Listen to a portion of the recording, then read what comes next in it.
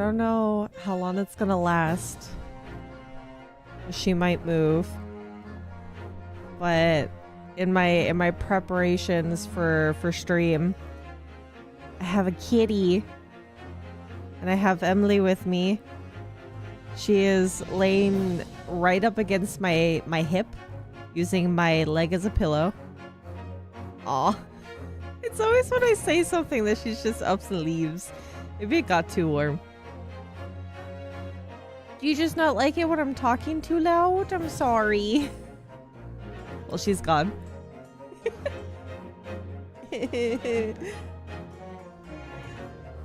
Emily.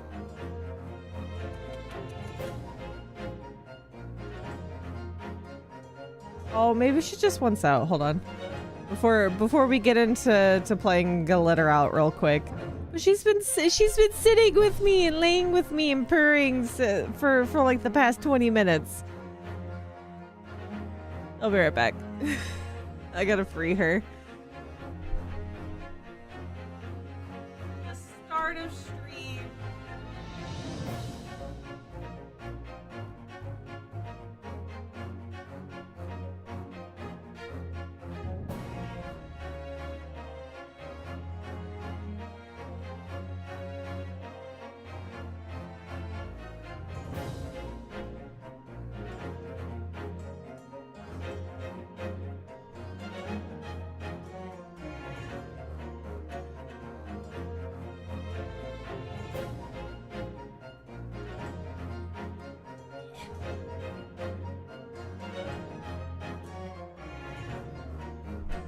Grandma might be doing a lot of adjusting today due to the fact that I gardened yesterday.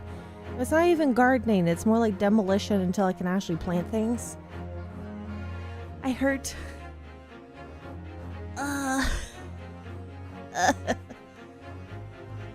Everything is sore. I had to pull out bush weeds.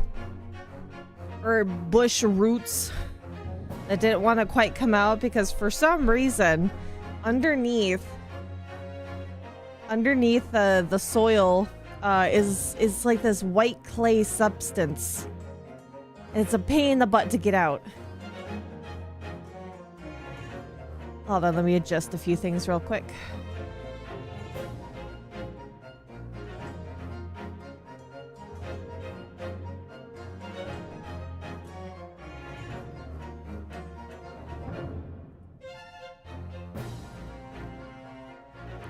Okay.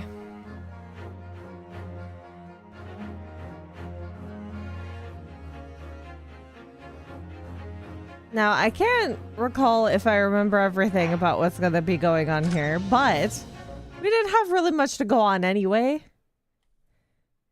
Because we couldn't interview the other witnesses. We have very little bits of evidence.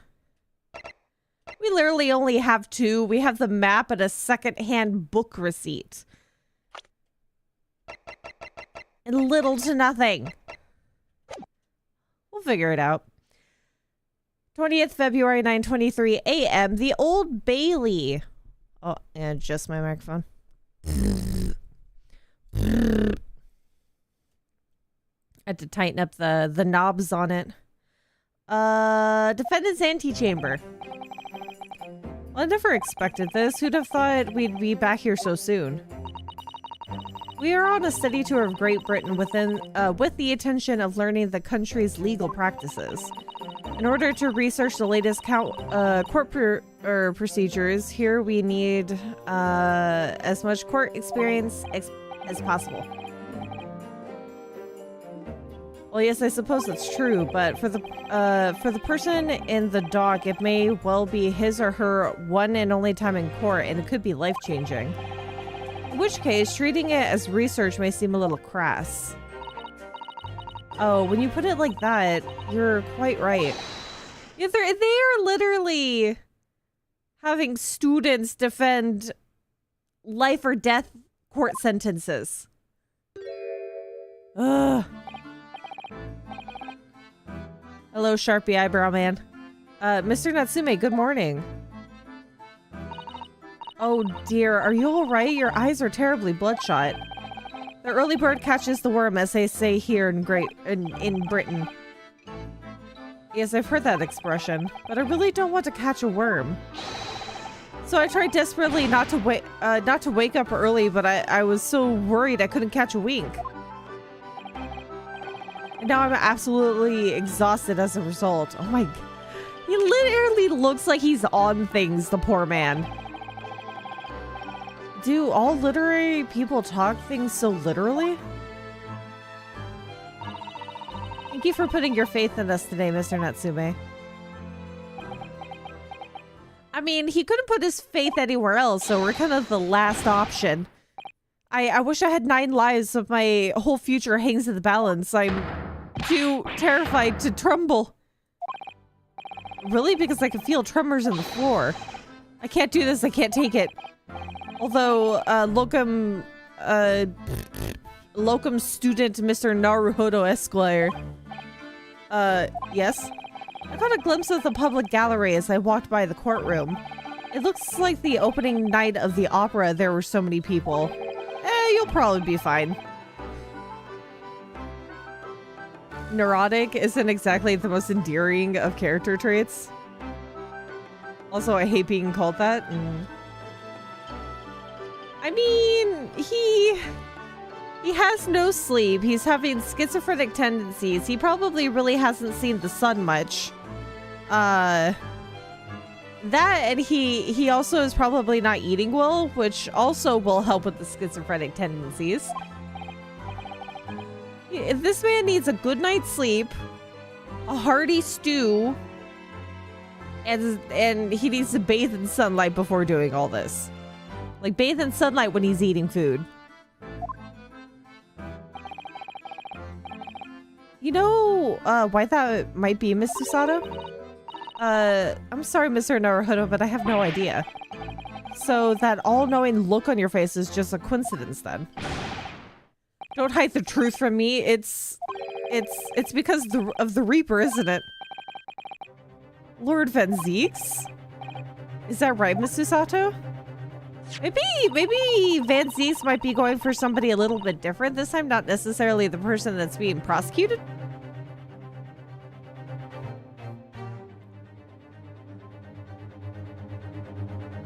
Hi, Dio. Lord Van Zeeks is on the front page of everyone. Oh, I purchased as many different newspapers as I could find this morning, and yes, Lord Van Zeeks is on the front page of everyone. So I knew it. Sometime after the prosecutor was dubbed the Reaper of the Bailey. He stopped appearing in court, it seems. It's been several years now, in fact, until the day before yesterday. So he wasn't called that when he was actively... What did he do beforehand that got him the name of Reaper of the Bailey? Yes, Inspector Gregson told us something similar, didn't he?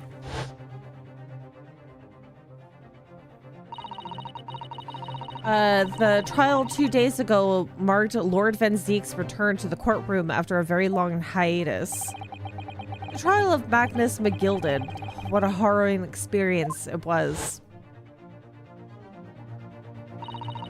I believe that appearance made even greater waves here at the capital than today's.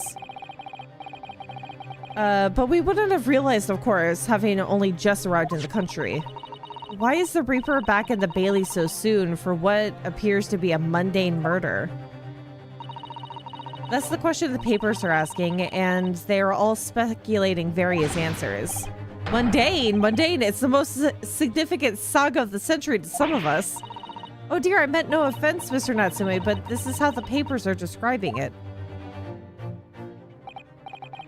Well, at least, lest we also forget the fact that it could spark an international incident. Obviously, the reappearance of this infamous prosecutor has caught people's attention. But there is another blatant similarity with the trial of 2 days ago. Yes, I agree. Locum student Mr. Naruhodo Esquire, it's you. Me? Well, I suppose that's true. Sometimes it is you who stands against the legendary prosecutor. It can only mean that you're friends with the Reaper. Didn't we just say we got into the country a few days ago? How are we friends? Please, I don't rub shoulders with Deathbringers. I'm afraid that there's only one other explanation. It can only be another example, Mr. Naruhodo, of your uncommon bad luck. Thanks for that. Oh, this is just my luck. Why must I be represented by a man with such frail fortune? By the least lucky lawyer alive.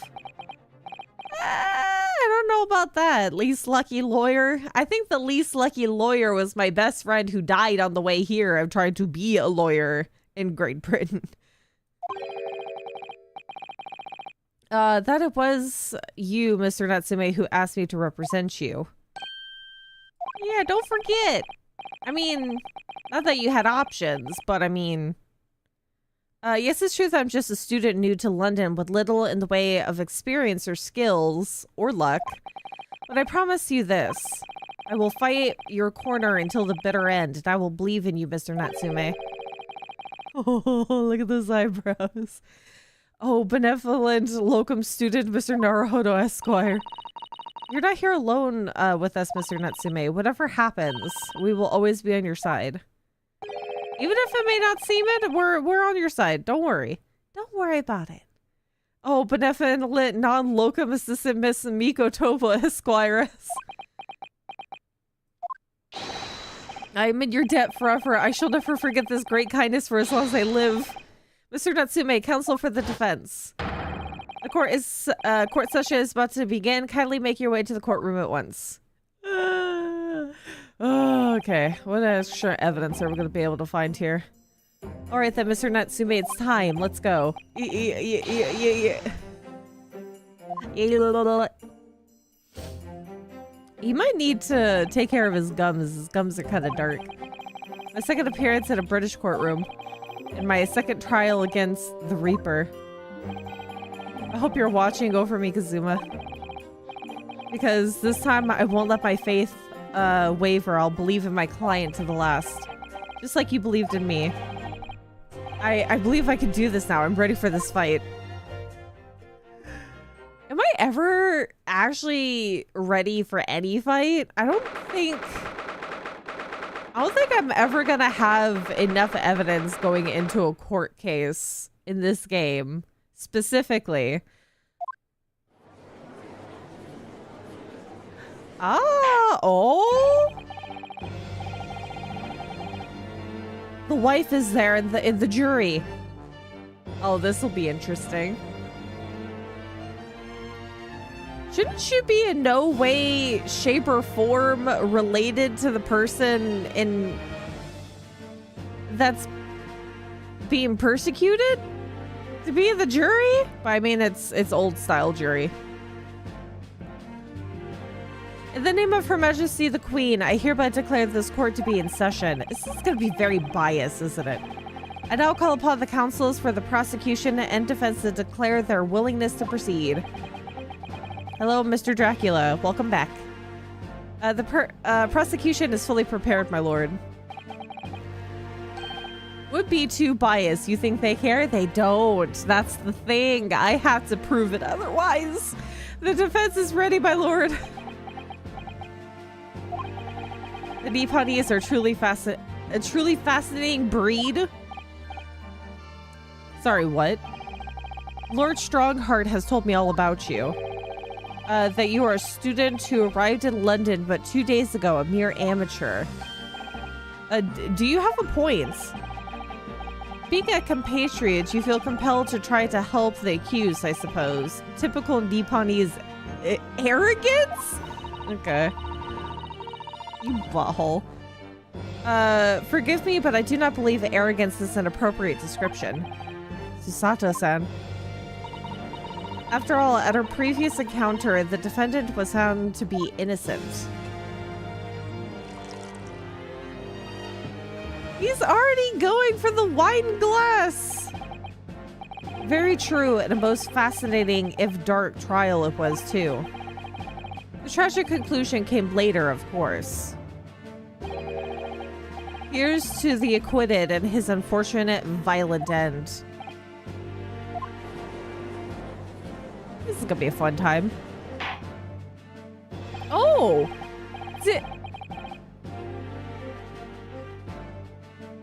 I don't like this. They have one of the witnesses from the previous case of the jury.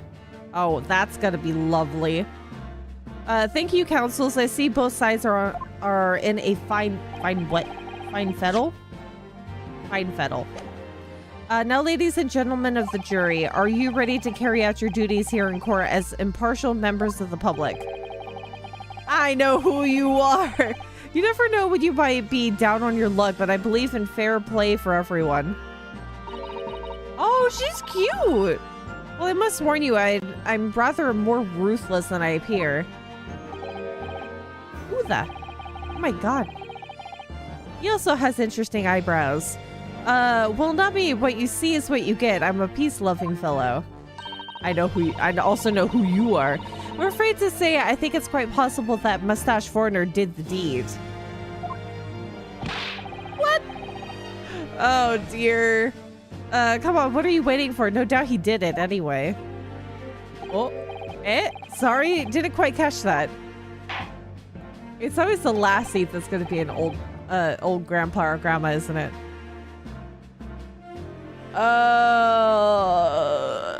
This is gonna be stressful. Very well, let's proceed. Your opening statement, if you please, Lord Van Zeeks. Very recently, Great Britain signed an alliance with a rising power in the Far East. The accused in the dock today is a student from that same land, a certain Mr. Soseki Natsume. And while our country has extended this foreign student the warmest of welcomes,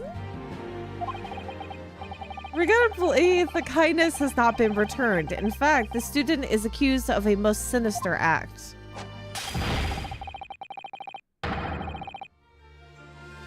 There goes the first cup.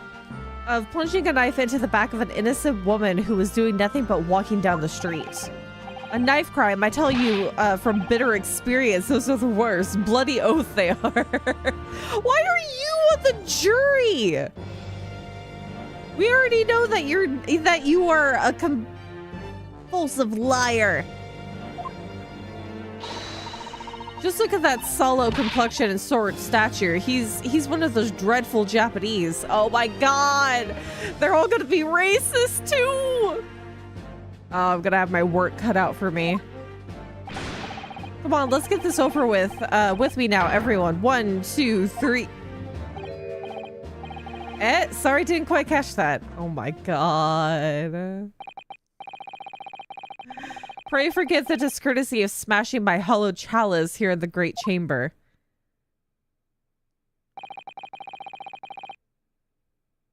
I'm gonna hate this. This is gonna suck. Allow me to call the first witness to the stand. Very well, bailiff, lead the inspector in, please. Inspector? I hope you brought enough fish and chips for the court. Your name and occupation, please. Yes, sir. Tobias Gregson, Detective Inspector at Scotland Yard. Would you please summarize the events of the case for the court, Inspector? Oh my goodness, we now get to see a good look at their face.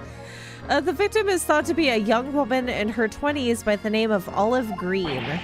I beg your pardon, Inspector. Thought to be.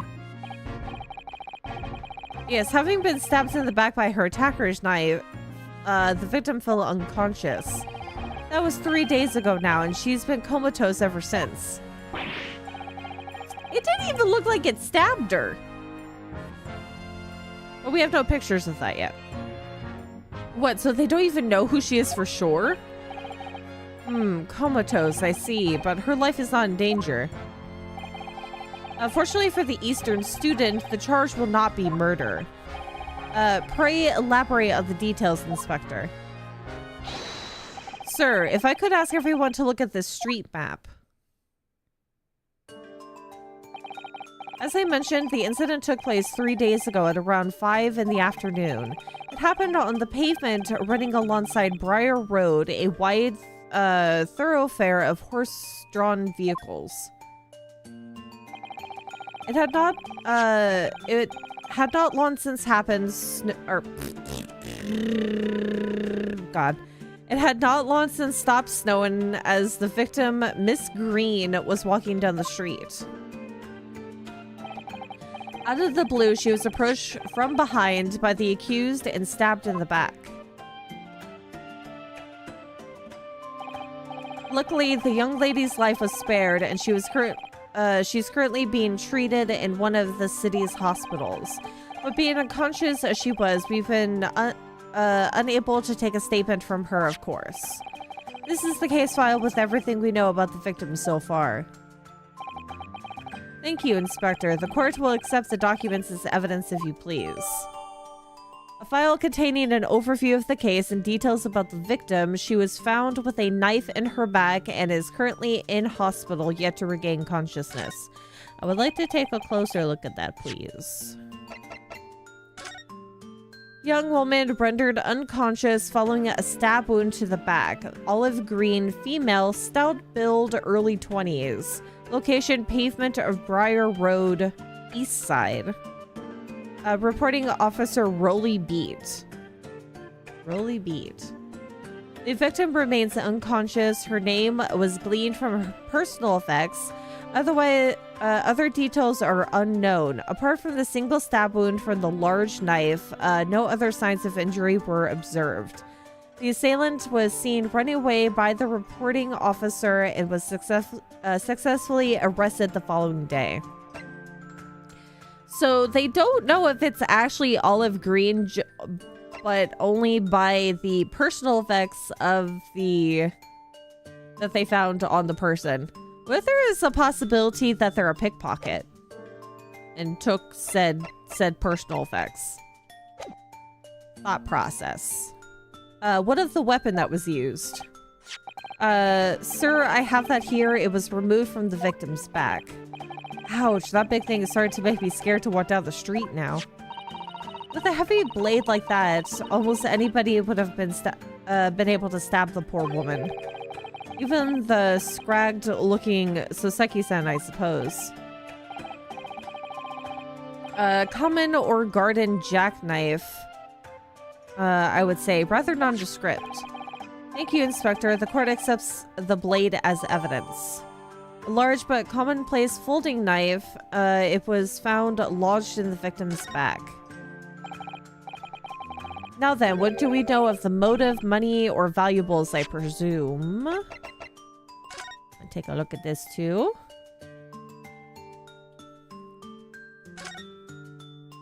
I would like to unfold the knife. Oh, the...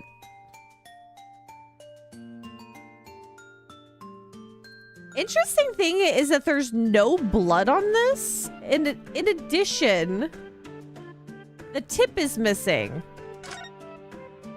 What the heck did it stab into?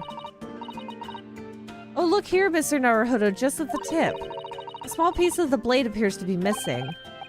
You're right. Well spotted, Miss Susato. I wonder what could have happened to it. Yes, you don't think it could still be lodged in the victim, do you? Oh dear, I do hope not. That sounds terribly painful. Usually knives would be covered in blood, yes?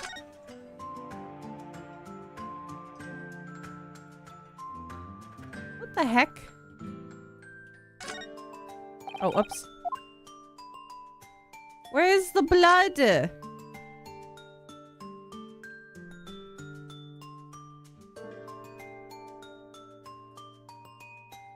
Not if they cleaned it before presenting it as evidence. I wouldn't want it to be cleaned, though. Because if they cleaned it... But maybe... I don't know. They don't do fingerprints at this time frame, do they?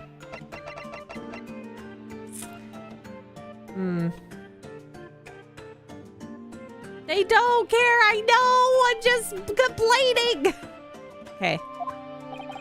I can complain. From what we can tell by looking at the woman's possessions, it seems like she was a poor student herself. Hard to imagine that she would have had anything much worth pinching, my lord. I see. Well, in that case, we are looking at some deep-seated resentment towards the victim. Don't you yell at me! I'm allowed to complain. I've been thrust upon this situation. I have little to go on. There is nobody that is willing to help me because I'm Japanese. And everybody's racist on the jury. You think I have the means to go through this smoothly?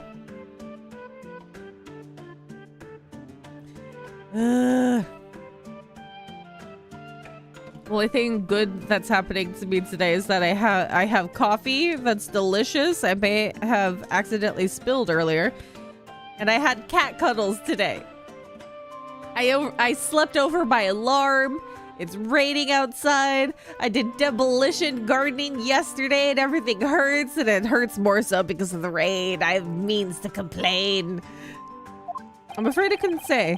Apart from visiting secondhand bookshops, the defendant, Mr. Natsume, doesn't appear to get out much. At this moment in time, we haven't been able to establish any sort of connection between him and the victim. Also, is there a time frame? Yeah, 4:45. And the attack happened at what time? Said 5 o'clock?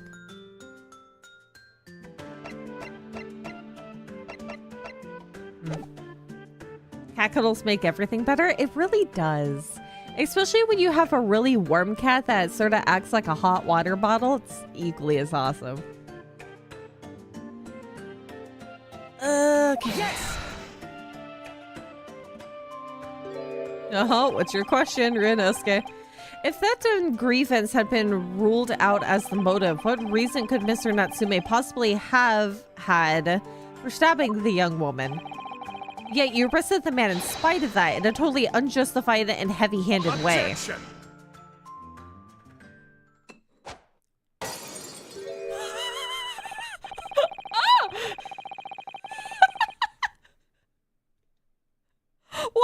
Why was that so delicate yet so violent at the same time? He threw the wine bottle into the audience! Sir! Oh my god! Pray forgive the discourtesy of flinging a freshly uncorked bottle into the public gallery. Sir, how much money do you have?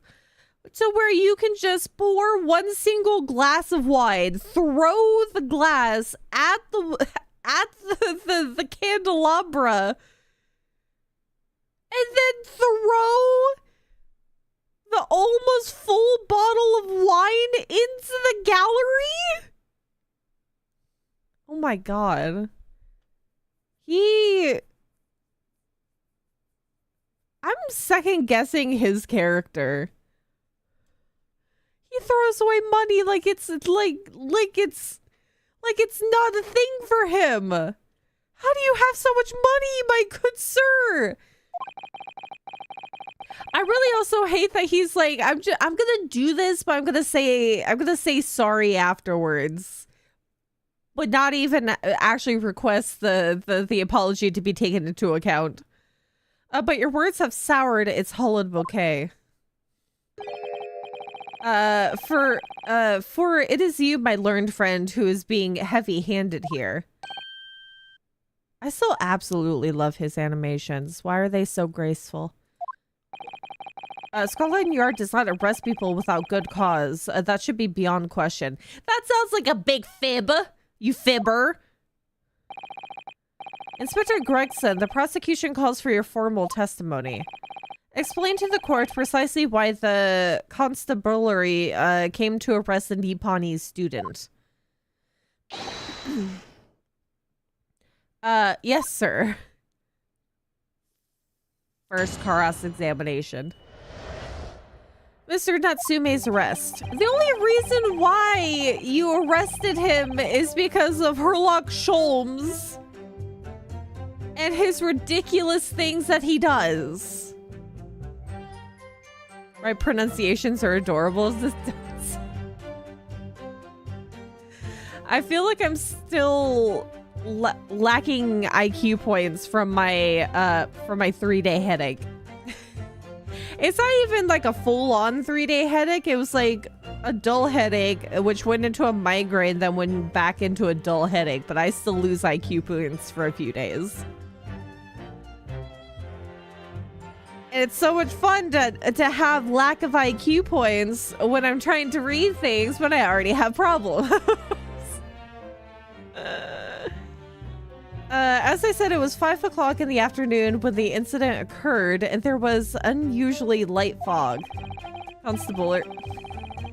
Is that not how you pronounce it? Constabler? It's like when you said Kazuma. And like kazoo.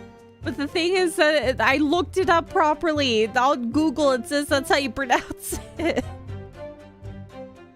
It's like how one of my friends is very much in love with the way that I say butthole.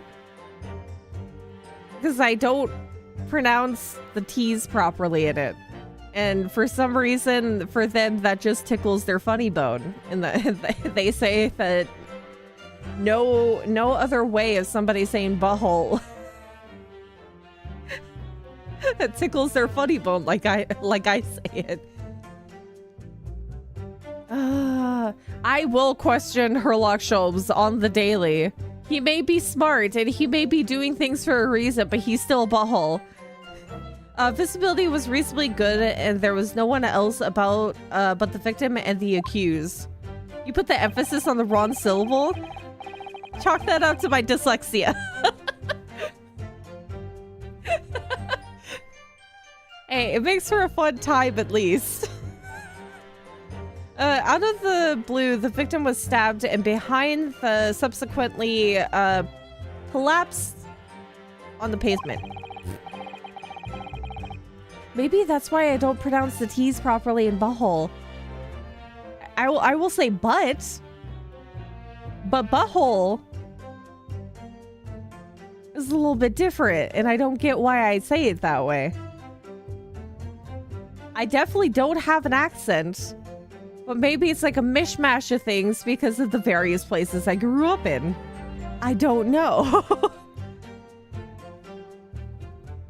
It could also be a combination of whatever accents I've heard over the years and dyslexia. Need to get on a call with you muted and only unmute when you need something properly pronounced. Chalk it up to me not giving a sack of monkey poop. No, I didn't even say that. You definitely have an accent, just hard to place. That is the thing, that I don't think it's any specific accent. Because there are certain words I'll say specifically, like croissant. Because croissant feels weird to me. But that's because I grew up with Mama Faye saying croissant instead of croissant. And it's those little things. I don't know. The accused ran off, scattering his belongings all over the floor. Those being a number of old books he had just bought. He was on the way home from a bookshop, it seems. It was just a matter of working out who the books belonged to, and we found the bloke to arrest him. Old books, you say? Yes, my lord. I have a photograph here of the scene of the crime taken immediately after the incident. Yes, good. Give it to me. Give me. See, what's weird is that there's absolutely no blood whatsoever. The blood would be seeping into the clothing. That's so odd. Are you wearing a suit or... Like, what's on your back? Is it the corset? Did the corset help you? Yes, I could clearly see the books to which you are referring. I will take that photographic print as evidence, please, Inspector. A photograph of the scene taken by a policeman just after the incident occurred. A large knife can be seen thrust into the victim's back. UD ponies are a spineless breed, too cowardly to admit defeat. You threw full bottles of wine into the gallery. I don't want to hear about it. Yeah, that's so odd. Also, the conveniently moved out of the way snow. Pristine books. Olive green. There's gonna be something about that knife. Maybe there was no blood on it in the first place, so they didn't even have to clean the blade. Do you actually think that they would actually clean off the blade or be too lazy to do so?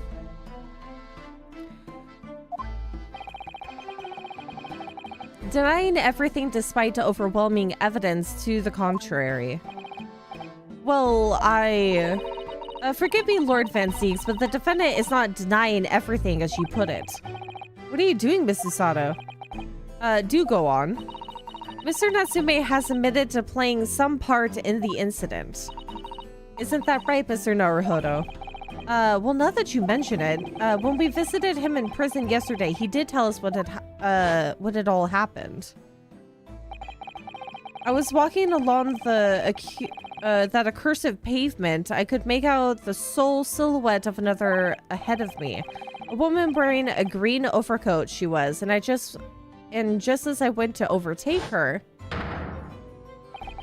she suddenly let out a little scream and collapsed onto the cold, hard slabs of stone at my feet. I was terrified. I had to get away from there. What if she's a scammer? That could also be another thing. So I ran as fast as my legs would carry me to my accursed lodgings. A green overcoat. Well, that's exactly what the woman in the print is wearing.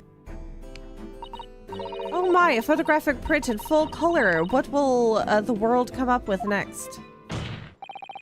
The defendant has done nothing more than admit he fled the scene of a terrifying incident. That does not mean that he is guilty of the heinous crime of stabbing the woman in the back.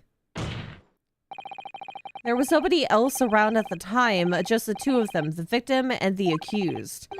In other words, there is nobody else who could have possibly have stabbed the woman. A fact that the accused concedes.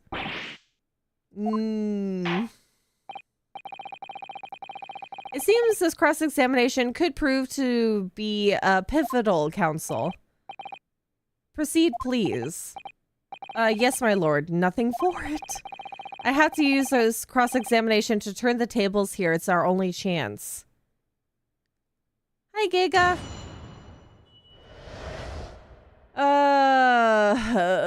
Okay. Time to press. Unusually light fog. A light fog, you say? Well, light for London. You could see the opposite side of the street for once. Not much further, though. That's light, is it? Around these parts, yes. Not something I'd expect a Japanese fellow like you to know, of course. Well, of course, because I don't live here. I've read that London is famous for its fog, but in my country, people usually imagine that gives the city a rather beautiful appearance. How quaint. Yes, well, it's not something us Londoners tend to romanticize, as I expect you can appreciate. I see. At this time of year, the fog causes a large number of accidents, especially when it's heavy. Sometimes you can't even see your own hand at the end of your arm. That's thick. Indeed, the other day I was very nearly trampled by horses before I could see the carriage they were pulling. Wouldn't the logical solution be to not run carriages when the fog is that thick? Like Silent Hill fog? Susato said that I should definitely remember to stop, look, and listen. However, on the day that it concerns us, the fog was somewhat lighter than usual. A fact no doubt lamented by the accused.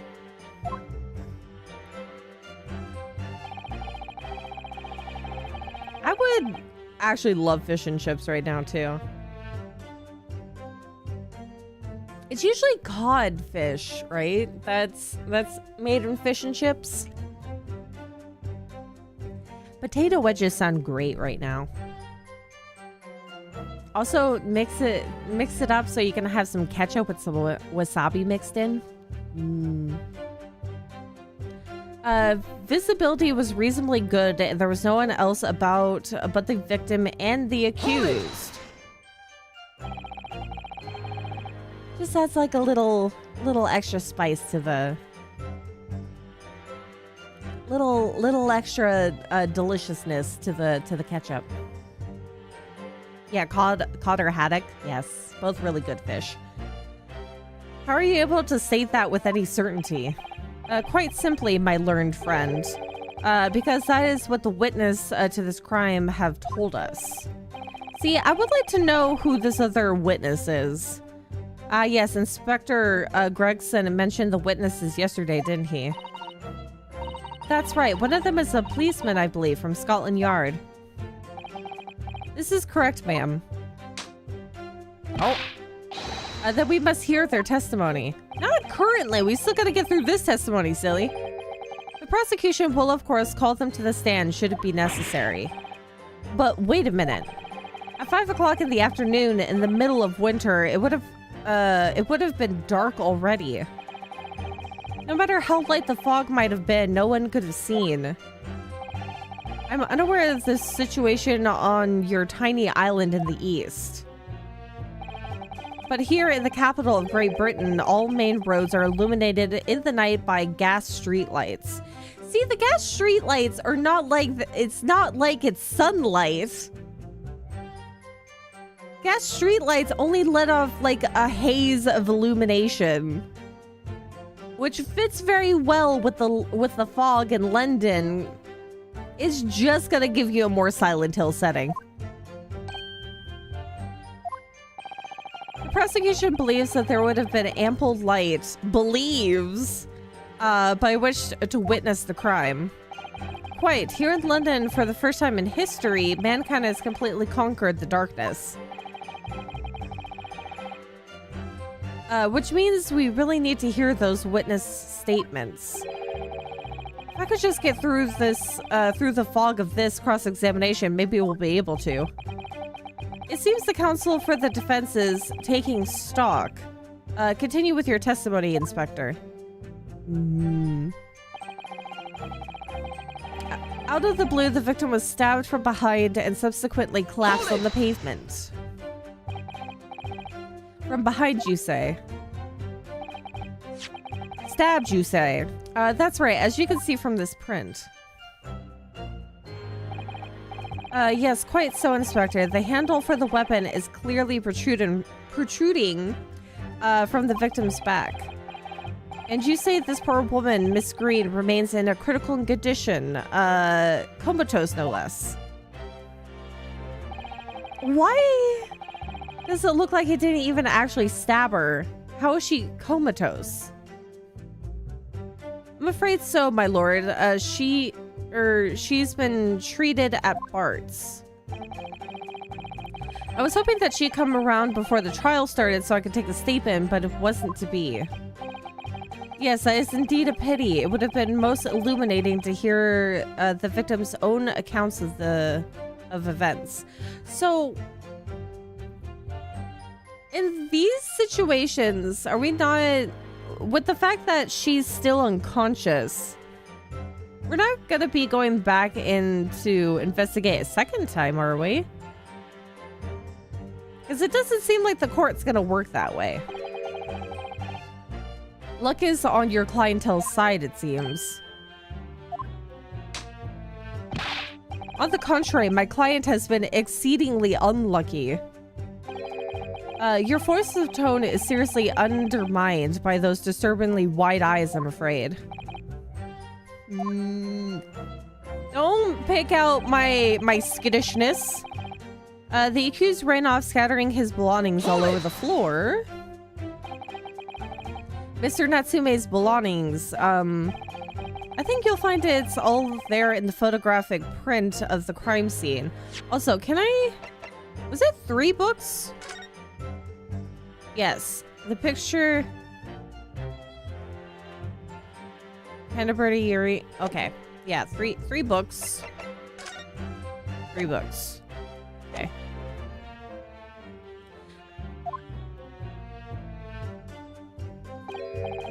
Yes, the 3 books on the floor. That's right, my lord. Second-hand books, they were irreparably damaged after falling in the snow, of course. Can you tell me the names, the titles of those books? Are they the same as the receipt? The accused could easily have carried all 3 books in one hand, which means his other hand would have been free to wield a knife, for example. He's very clever, isn't he? What do you mean? It made it extremely hard for you to assert that Mr. Natsume had his hands full with his books. He's managed to close the one avenue of escape we might have had before we even knew it was there. You mean to say that the defendant was holding his belongings as he thrust the knife into the woman's back? That must be what happened, my lord, yes. Sorry, excuse me. Those being a number of books he just bought, he was on his way home from the bookshop, it seems. I would like to know the title of said books. The defendant apparently visits a second-hand bookshop on a daily basis. Yes, so I understand. A shop full of old English literature. I commend the accused on the lofty subject matter of his scholarly attention. Scholarly? The bloke's room was stacked full to the ceiling with those musty old books. Can you tell us more about the bookshop in question, please, Inspector? Well, if I must, I'll have to ask you to look at the street map again, I'm afraid. Oh yes, please point it out. So he's not even going like a block down the road. Interesting. The closest second-hand bookshop to the accused lodgings is this place here, Bourbon Books. Is that the same as...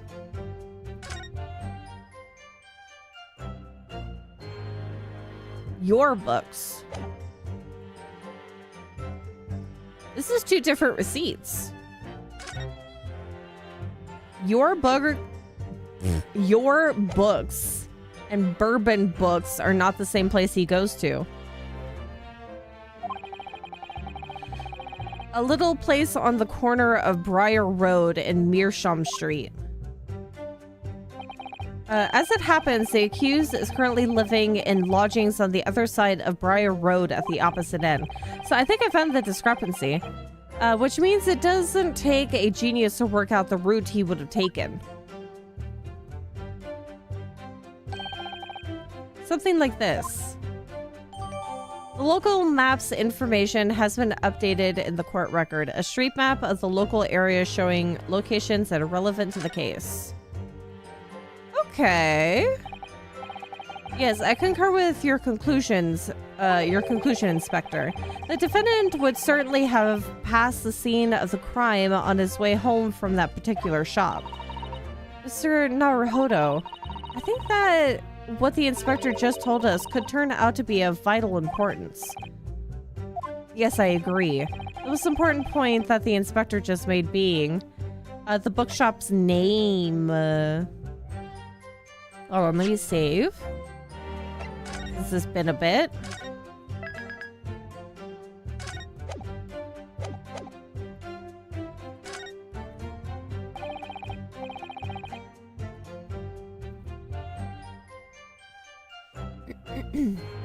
Inspector Greg said, "May I ask you a favor?" What?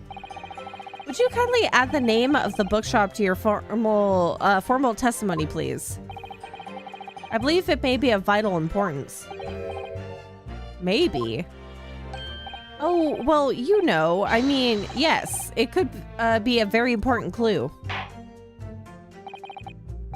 Very well, not that I can see it being of any great significance, but please revise your testimony accordingly, Inspector. This man looks like he has no teeth. That's weird. Where's your teeth go? Could the man be any more sardonic? Sardonic? See, there's his teeth. Why does teeth disappear at that moment? Okay, I don't think that I even have to press the last one.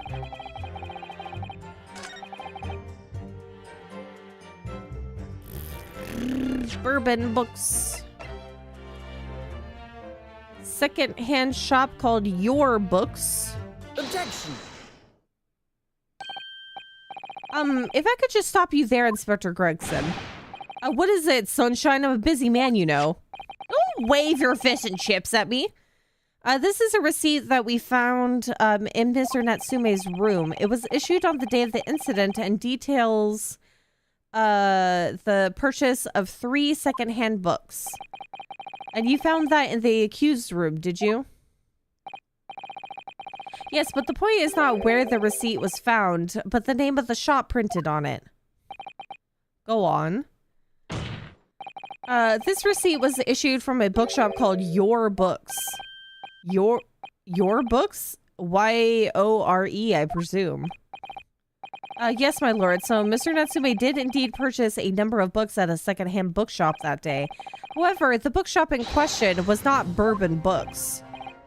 What? Inspector, do you know of this other bookshop?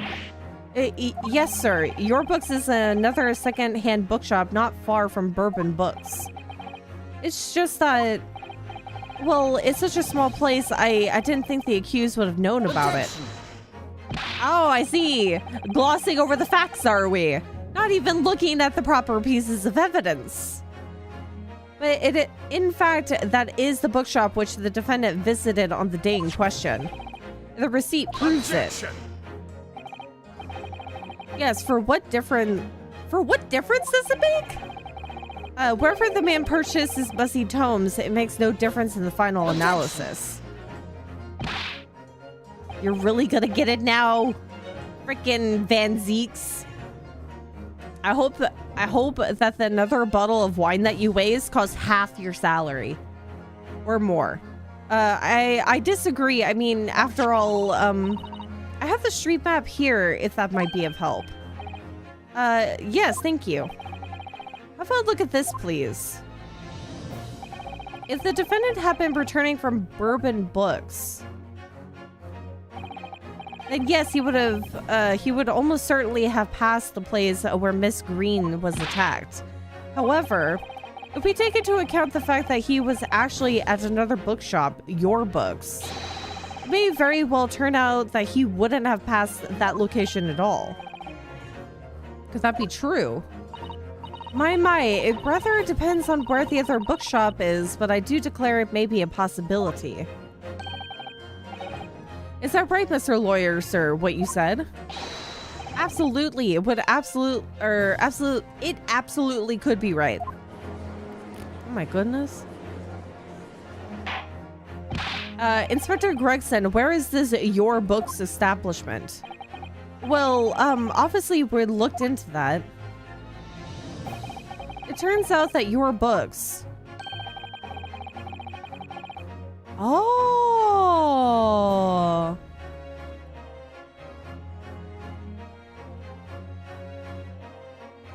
Interesting. Okay. Is just here on the next corner of Meerschaum Street going east. The location's map information has been updated in the court record. So if the thing happened around that side, you could have walked the opposite way.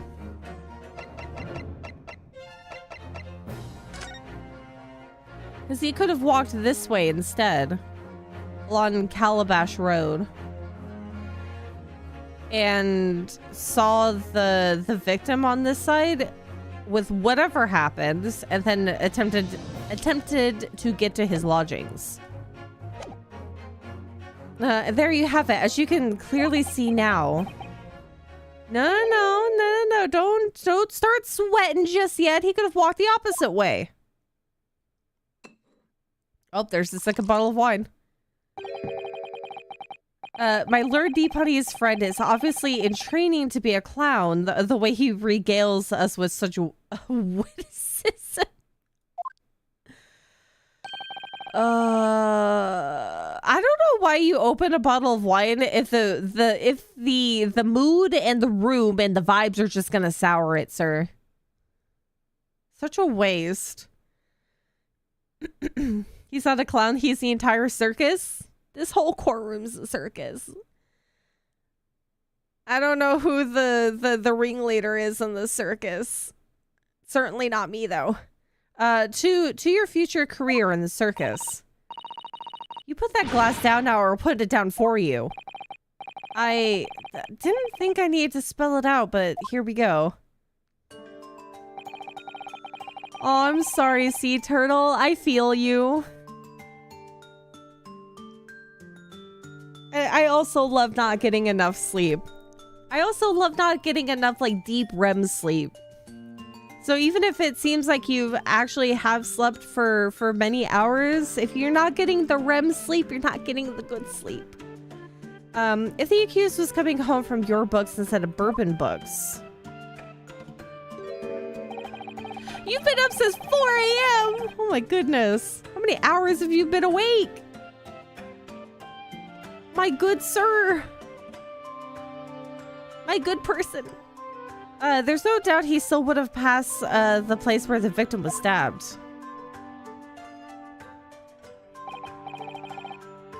Yes, thank you, Inspector. Has nobody considered the possibility that he walked the opposite route? Allow me to reiterate from my learned, if somewhat slow Nipponese friend. Stop being mean to me! Oh, he broke it this time! Oh my god! Is that why you have such thick gloves? Did you spray like a water sealant on those gloves? There's no wine on there! Wherever the man purchased his musty tomes, it makes no difference in the final analysis.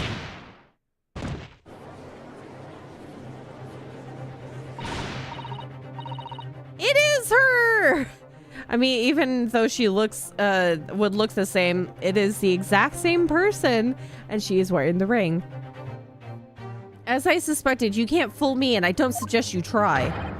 What did I say, eh? I've had enough of this now. I beg your pardon, terribly sorry, but would you mind repeating that? Why are you on the jury? They chose this jury specifically for me. Mr. Naruhodo, we mustn't give up. What do you mean? If the prosecution's assertion is correct, the members of the jury may very well decide that Mr. Natsume is guilty. She's absolutely right. We must consider the assertion just put forward by the prosecution very, very carefully. They claim Soseki-san must have passed the location of the incident on his way home from your books, but... yeah, we can totally raise an objection.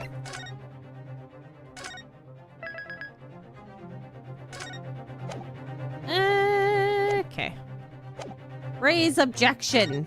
What if he went the other way? I know that he may have walked in still the general vicinity, but if he walked the other way and she was stabbed on the other side, that means he didn't stab her. The assertion just made by the prosecution is fundamentally flawed. Explain yourself, counsel. Yes, my lord. You can see what I mean on this map. When returning from your books' lodgings, Mr. Natsume could have followed the route suggested by the prosecution. However, this isn't the only conceivable route to take between the two places. If the defendant used these streets, look what happens. He arrives back at his lodgings without passing the location where the victim was attacked. Talking back to a clown is a fool's errand. A fool, pittance of a fool, fools? Of course, however, I feel compelled to point that out. That route is what is commonly referred to as the long way around. And? On a cold winter's night, why would any man choose to take a longer route home? Well, the answer is extremely simple. He wouldn't. In other words, You're just going by common logic. You look at Mr. Natsume and tell me that he does common logic things on the daily. Common occurrences. Which I don't think he does, with the fact that he lives in a windowless room full of books, probably doesn't eat well. He's not making common logical choices for himself. Which is okay. That's also can be considered normal, but not by these people's normal. The accused took the obvious route back to his lodgings and is the obvious perpetrator of this crime. Yes, I've got it. Obviously, we must ask the man himself, ask Mr. Natsume which route he took home. I've already informed the court of the accused's response to such questioning. He claims he has no recollection. Well, I mean, he did go through a very traumatic event here. That's right. As I said, the bloke seems to spend his time outside wandering aimlessly from A to B. That day was no exception. He says he doesn't remember whether he was or remember where he was or which route he took home. God, my brain has to stop reading a line ahead. It's so annoying. I don't believe this.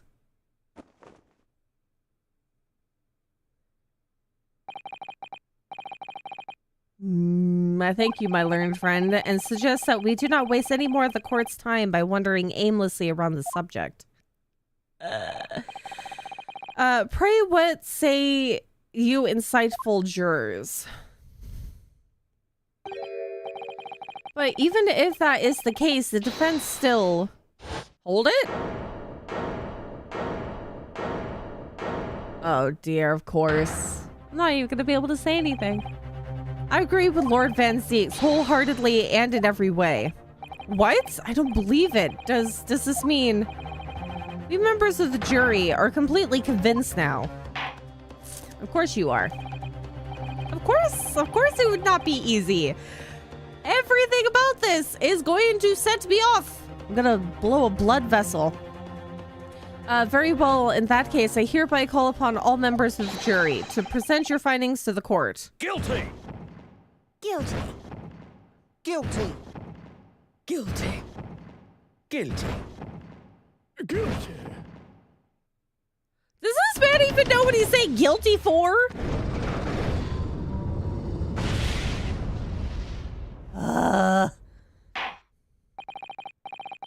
It appears the jury's leaning is unanimous.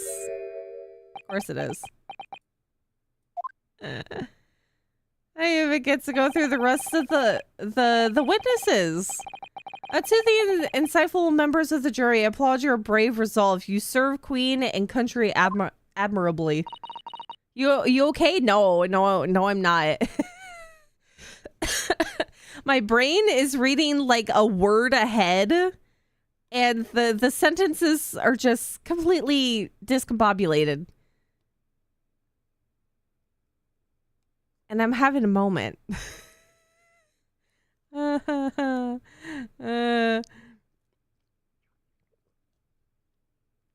gonna sit here for a moment, calm down, and finish my coffee. How are you guys doing today? It's rainy here. I'm both sleepy and uncomfortable at the same time.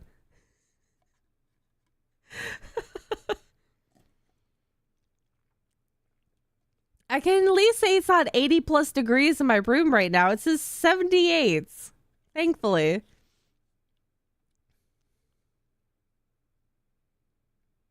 What do you mean you bought new glasses? Sunglasses?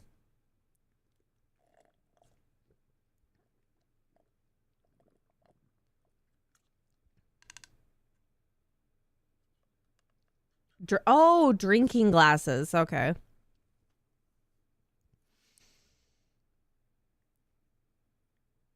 I hope they last a long time. Because I know lately I've had some glassware. I think it was from Target.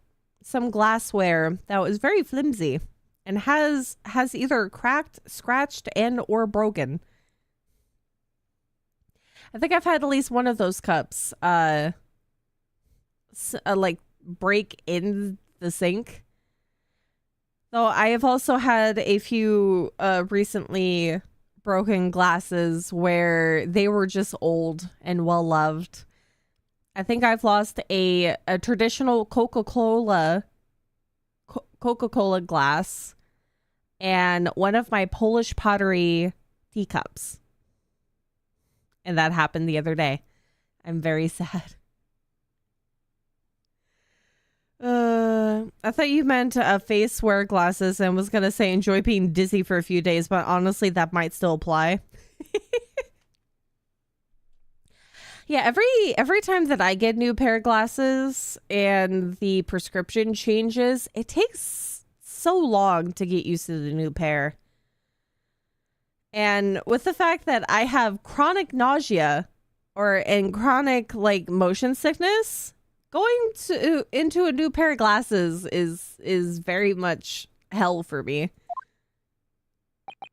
And I think at some point I'm gonna have to get new ones soon. The frames on this one are perfectly fine, but the lenses have been abused by my cat. Not great. No, not yet. This isn't over yet. I still have one last chance to sway the opinion of the jury. I have to tip the balance of those scales the other way. I have to turn this around. Somehow. Those are the eyes of Corey, not yet willing to give up and die. Deep breath, Ryunosuke. We could do this. So I presume you intend to wield your rights again in this trial. Rights of the defense written into antiquated British law that should have been buried long ago.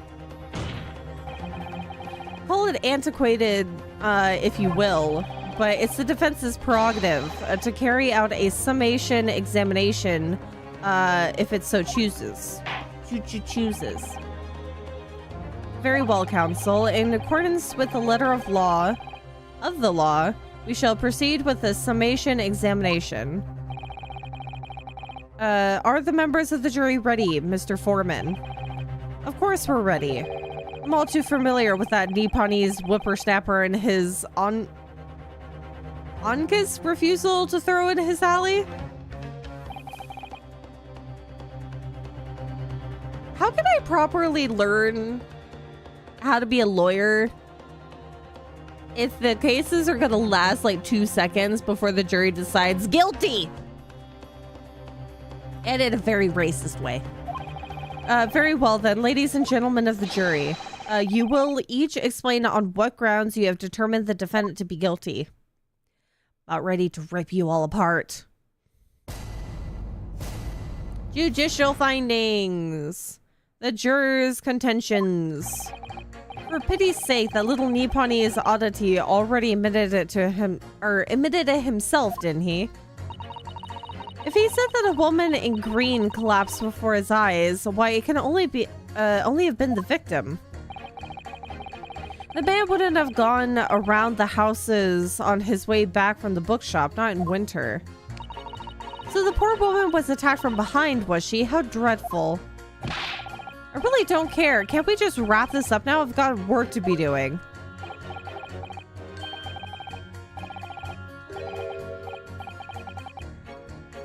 Yes, your books, yes, nice shop that. But bourbon books, no, not worth a visit. Huh? Sir, how are these reasonings? The fudge? With only minor expectations, the reasons for finding the defendant guilty are all too clear. No. When the stabbing occurred, the only two people at the scene were the victim and the accused. And the accused himself has admitted to seeing the victim and her green overcoat sink to the ground before his eyes.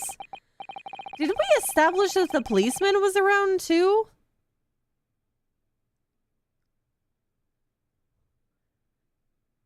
I think I feel like I chose a very good title for stream today. Furthermore, we have heard from the inspector that the defendant then fled the scene. I must say, I would have ample grounds to convict this man already. Oh dear, even the judge appears convinced of Mr. Natsume's guilt now. Why did he have to run away like that? And how are we supposed to believe in some phantom attacker that nobody could see? That is impossible. How can I possibly make a case for the defense? Mr. Naruhodo, this is no time for grumbling. If we want to force the trial to continue... yes, I know how to turn the tide. I must make the jurors change their minds. Well, 4 of them at least. Exactly. We have no choice but to forge forward. Where would we pit this? Okay, we're just gonna have to reread all of these.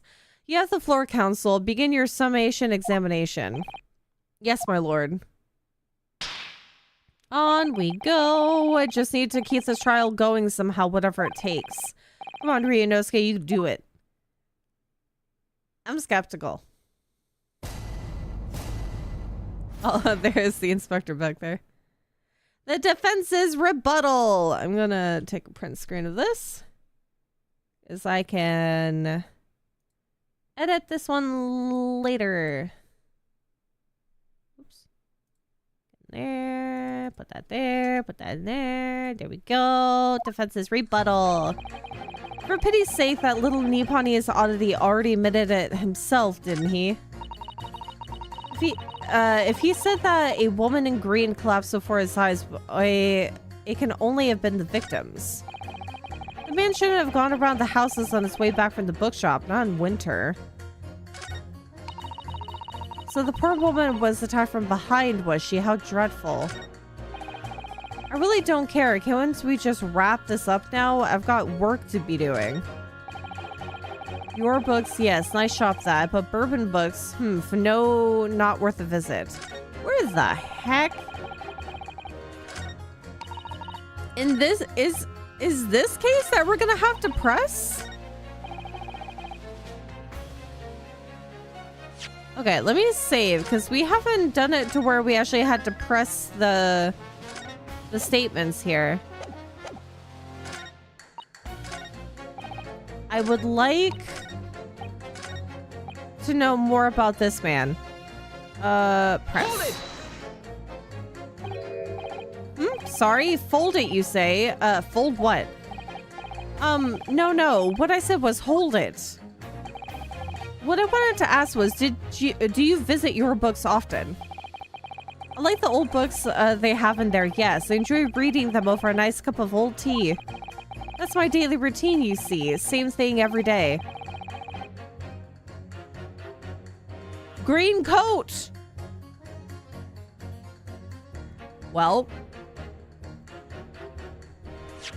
I think I see the bit here. That's my daily routine, you see. Same thing every day, including the day you're all talking about. And at the time, did you visit your books on the day in question?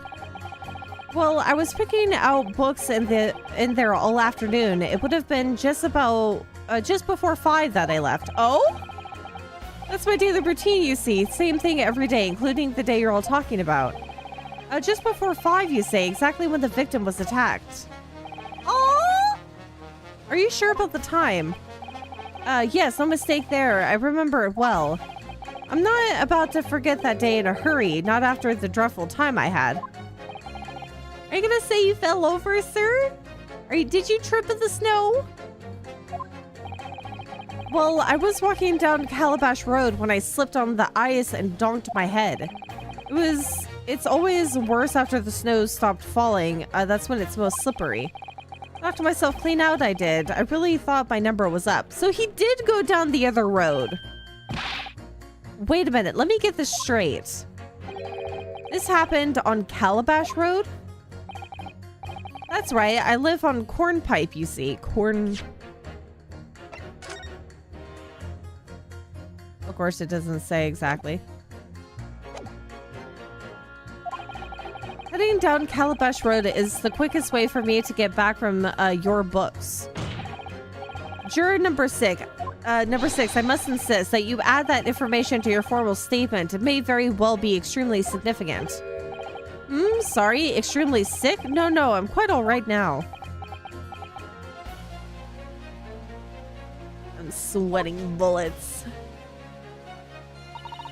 It sends a shiver down my spine to hear the members of the jury so convinced of Mr. Natsume's guilt.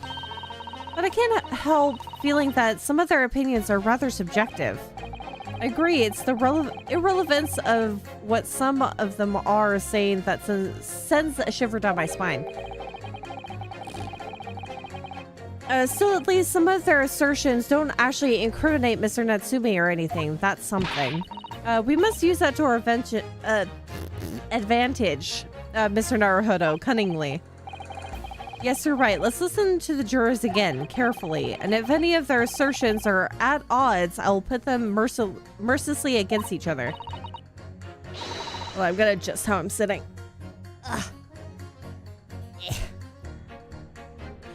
Don't hold back. Pit them all against each other. So, is that now an addition? I slipped over that evening myself on Calabash Road. I knocked myself clean out, you know. See, this is going to be used for something after.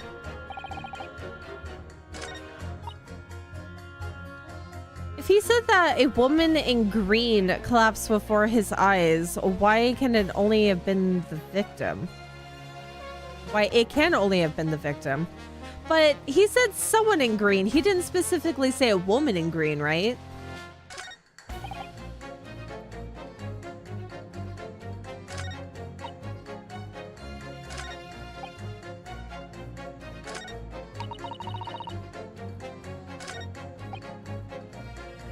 See, now do I press him?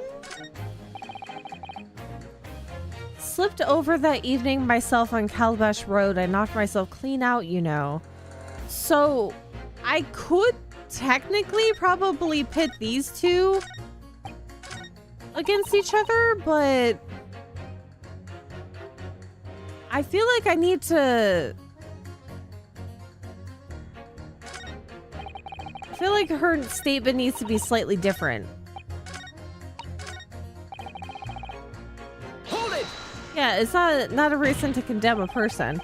A man's life is on the line here, sir. This will take as long as it takes. Don't get clever with me now, son. My life's on the line too, and so is my family's. The likes of you wouldn't understand, but a laborer like me can't afford to take time off. If I don't work, I don't eat, and neither do the wife and kids. Oh, I see. That must be very hard. I go to the union every morning to find out what needs doing. If you're late and the work's taken, it's tough. This time of year, there's water and gas supply pipes bursting left, right, and center. That's after cheap labor, or they're after cheap labor to get the roads dug up to fix it. It's a hard slog from dawn till dusk it is. So you were out digging up the roads on the day of the incident as well, were you? That's right. In fact, if I remember rightly, it was just around the corner from where it all happens, by that old bookshop it was. Another coincidence. That's right, Meerschaum Street it was. All of these are basically adjacent to this victim. I hate this jury. Meerschaum Street. On the map, Mr. Naruhodo, there are only 3 named streets. Juror number 5, I need you to add that information to your formal statement, please. What's the point in that? Can't we just get this business over with now? Please, sir, it's important. Okay. So maybe the reason why he couldn't have gone that way is because he was digging up that side of the street.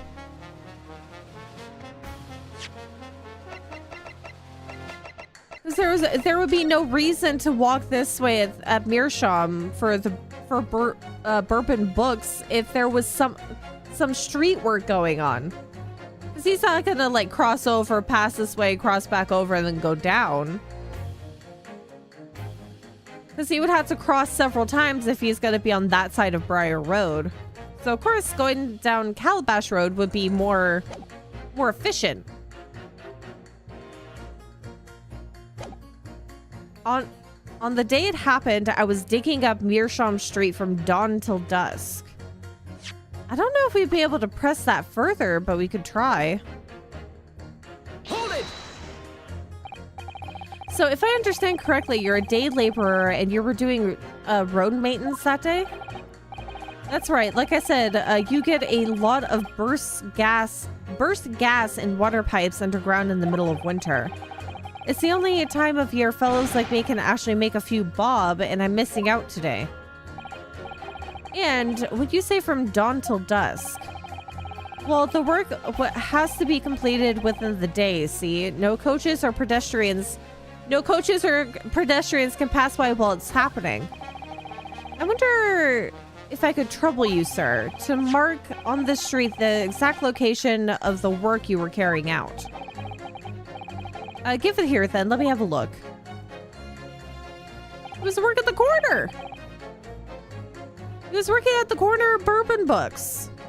Right, let's see then. Oh, he was basically, yep. For him to get to your books, he would have had that whole section. That works perfectly. It was a tidy dig, I can tell you. We had to get through all the drift of snow that had frozen solid.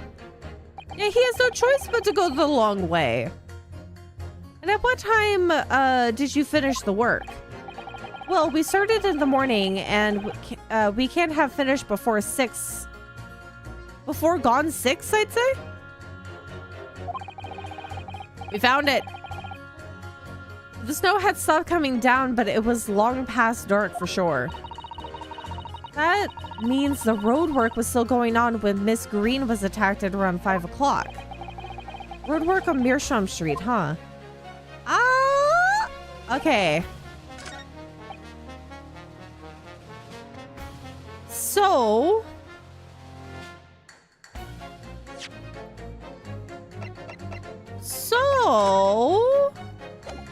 we can now pit this one up, juror number 5 with juror number 3. The man wouldn't have gone around the houses on his way back from the bookshop, not in winter. So we can say that because the road was completely blocked, we can pit those two and it will work out. Okay. Hits. The man wouldn't have gone around the houses on his way back from the bookshop, not in winter. And on the day it happened, I was digging up Meerschaum Street from dawn until dusk.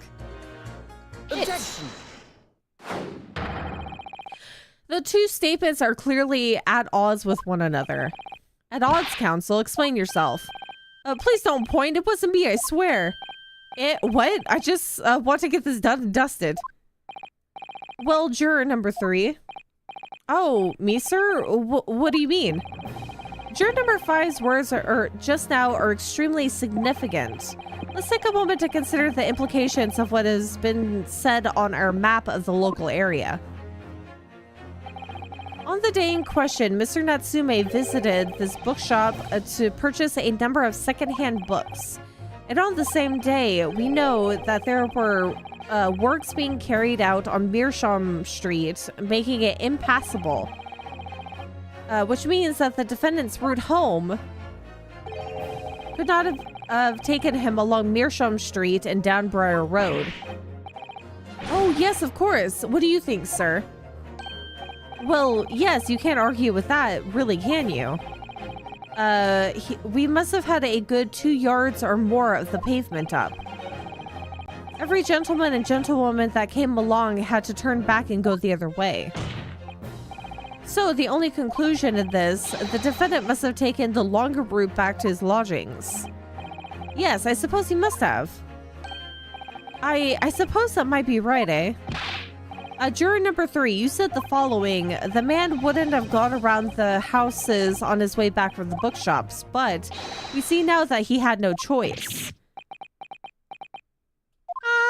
Contradictions! My lord, Mr. Judge, sir, if I may. Yes? I don't think in all good conscience that I can say the man's guilty now. That's 1.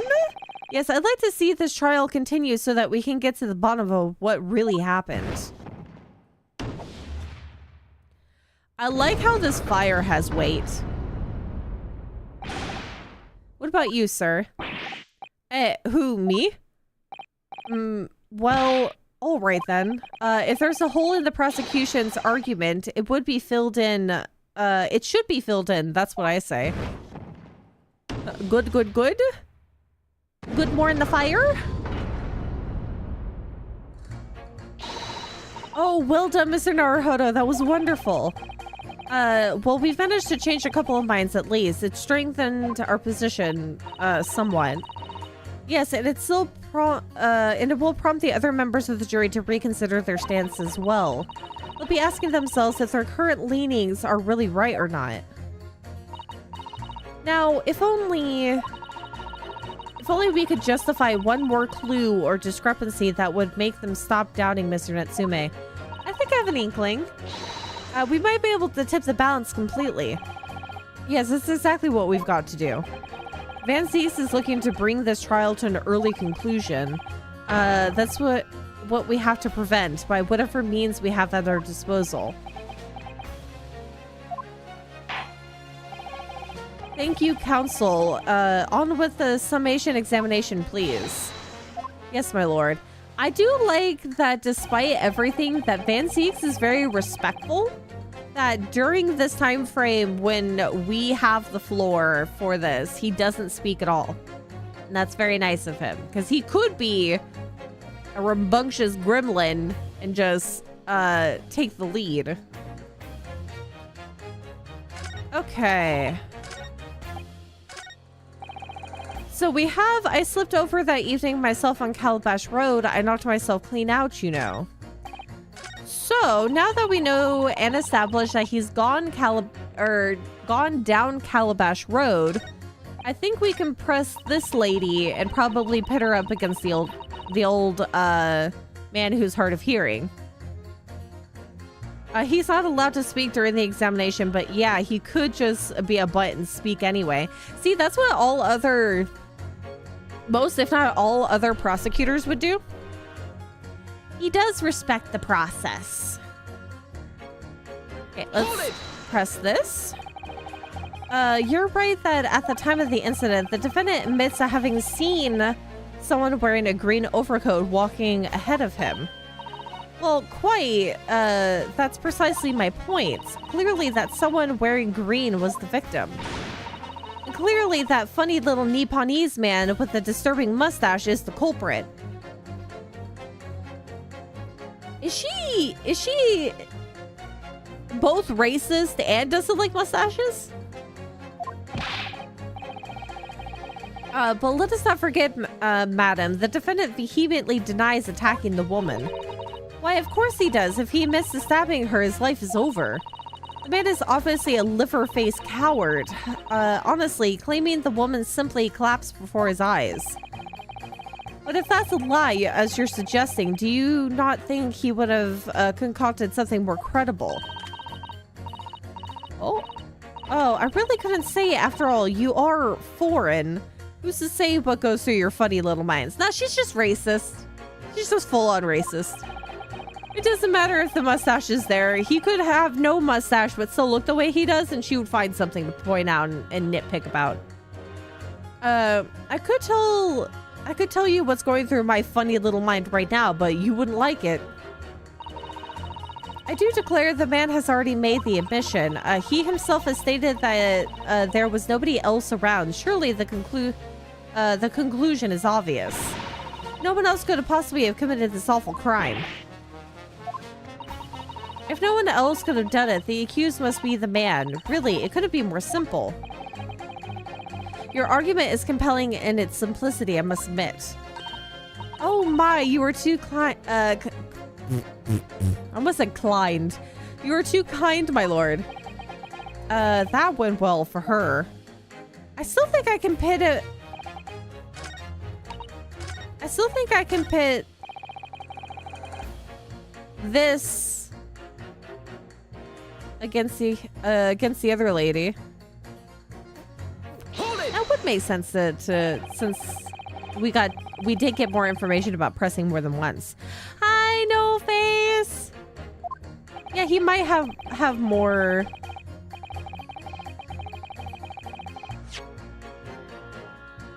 Okay, and that was around 5 o'clock, you say, the same time as the victim was attacked. I don't know anything about the girl who was stabbed, but my dinner is on the table at the same time every day. How goes the lawyering? We're having to we're having to baby the jury.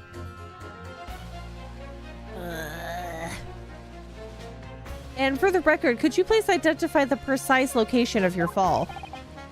Oh goodness, it was eons ago now. I'm not sure I can remember. It was 3 days ago. Try judging your memory, please. Very well, let me see. It was especially slippery around about... Ah yes, I remember now. It was just on the corner here. What happened to you then? Were you alright? Well, you don't get too many people down Calabash Road, you see. So there was no one around when I fell, no one around when I knocked myself out, no one around when I came to again, and no one around when I sneezed. So I picked myself up and went back to my nice, warm house where my grandchildren were waiting for me. A sad and lonely picture you paint, sir. You were fortunate to not have frozen to death. Yes, how lucky that he wasn't more seriously injured. True, it sounds like it was very nearly another hospital admission or worse. Yes, one more thing. Were you wearing the same green Oh! There you go. The same green overcoat in question. Absolutely, it's the only coat I have. It took until this morning to dry out properly. Good job, too, or I'd have nothing to wear here. So count your blessings, I say. Ho ho. Ho ho ho ho. I suppose we should... This gentleman certainly had a close shave there. You've changed 2 of the jurors' minds, Mr. Naruhodo. Yes, just 2 more to go. Deliver the finishing blow now. It's time to turn the tables here. I wish I knew how to do a Susato takedown. I suppose words will have to suffice for now. Suffice? Suffice. I think I might be able to put them up against each other now.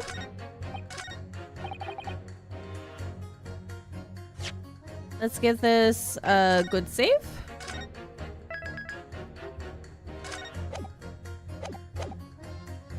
And let's see what happens. Those 2 statements clearly show a flaw in the juror's reasoning. A flaw? What are you talking about, counsel? Well, juror number 2, juror number 6. Whatever do you mean, sir? I think perhaps the old man didn't hear you. Unbelievable. It's not like I was loud or anything.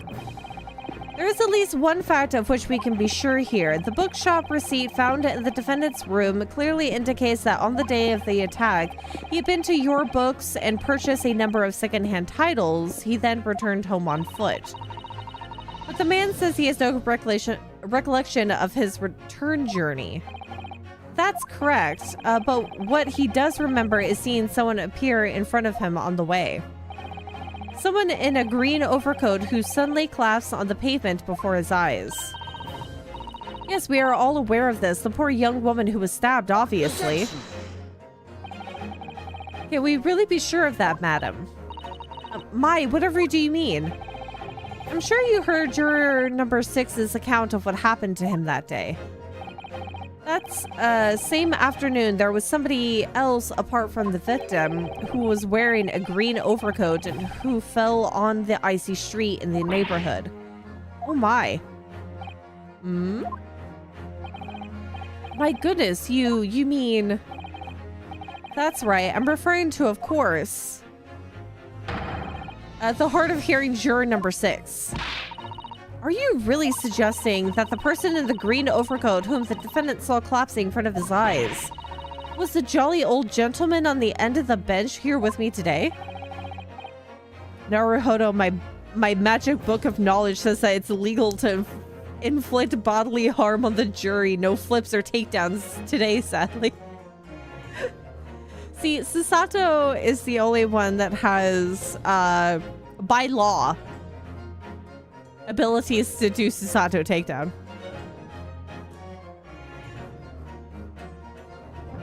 Yeah, they do share the same olive kind of shape, body shape, blueberry, if you will. This is entirely possible, yes. After all, the old man... Oh my god, No Face has a somewhat similar build to the victim. They did talk about their stature. Well, look at that. Oh my goodness me. Sorry, you need a pee? And crucially, we know precisely where the old man in the green overcoat fell. On Calabash Road. Therefore, if the person who Mr. Natsume saw collapsing in front of him was in fact juror number 6, it means the defendant must have taken the long route back to his lodgings. And if that's true, then clearly the crime scene on Briar Road where the woman was stabbed was not on his way home. If you do a Susato takedown without their approval, you get flipped 3 times as punishment. Honestly, probably several of these people I probably couldn't do the Susato takedown on. They will crush me. You idiot old man, if you hadn't been so daft to be roaming about there, we'd have boxed this off hours ago. He's blaming the old man. Oh my. It's not even about being guilty or being not guilty. They just don't want to be here. And really, what were you thinking wearing such a befuddling coat? What did you say to me? Is it a crime for the elderly to walk the streets these days? Is it a crime to slip on over on the ice? I love that he can't hear properly normally. But when somebody's insulting him, his ears are clear. Is it a crime to wake up with the latest styles and wear a beautiful green overcoat, is it? Ha. You gotta powder your face in anticipation of being wrong? My lord, I do hope it won't cause any convenience, but... Inconvenience? You'd like to change your leaning, I presume. I do declare that I would. I should like to call for a verdict of not guilty. Thank you. And I would too. What? Is it a crime to change your mind? Is it? No. Well, nah.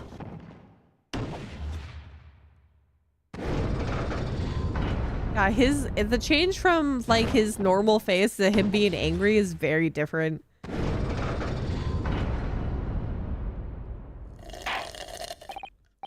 Oh, now I'm truly out of coffee. Well, that summation examination has concluded with a rather large shift in opinion. I almost said lather. The eyes 2, the nose 4, so the nose have it not guilty, they say. Which means we no longer have a consensus among the members of the jury. The trial will continue. Objection! Thank you for being so patient with me, Mr. Van Zeeks. Lord Van Zeeks, if you will. 2 cups. 2 cups, 1 wine bottle. Could it seem, churlish of me to drink from my hollow chalice moments after raising an objection?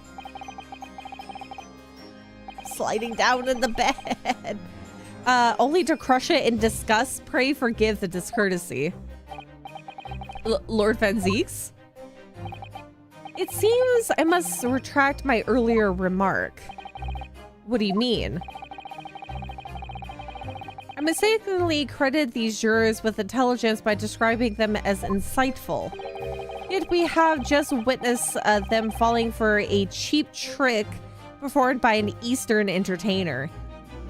Why is so mean to me? Eh? Whatever do you mean? I haven't tricked anyone. Everything I've said is the truth. Indeed, stalwart juror number 5 was undoubtedly repairing the road as he claims. I believe you said it was a good 2 yards of the pavement which you had excavated, sir.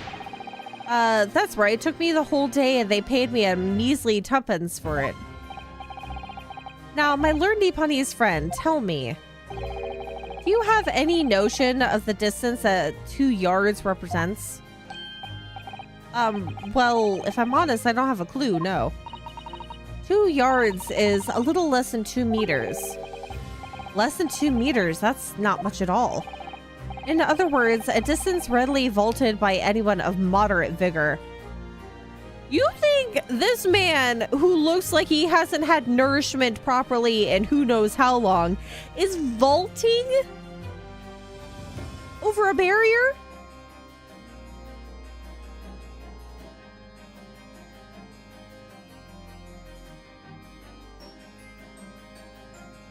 My good sir? Yeah, while holding 3 hefty books.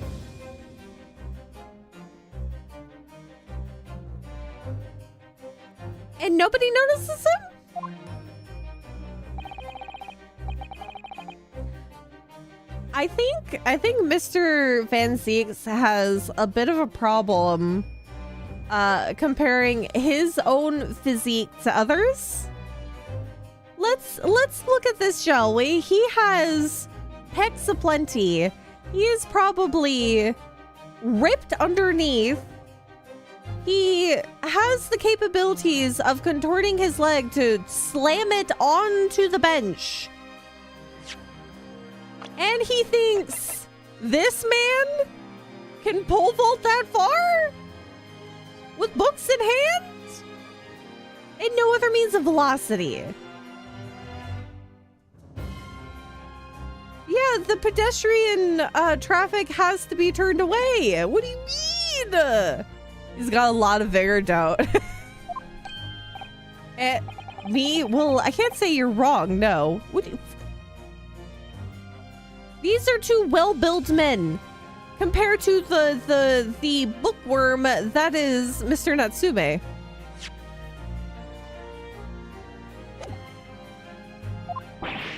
What? And did you perchance erect a sign to prevent pedestrians from passing the side of your work? I wouldn't dream of it. What a waste of time. No coaches would have had a hope of passing anyway. We just turn any gentlefolk back when they came. Kids just jump over right over us all the time. Those are children! With the vigor of 1,000 gremlins! You...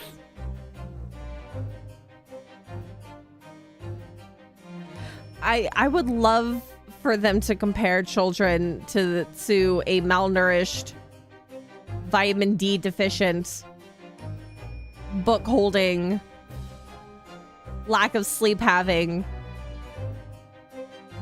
man who is how old again? He's 33. He's not pole vaulting over anything. Vigor of 1,000 gremlins. You tell me I'm wrong.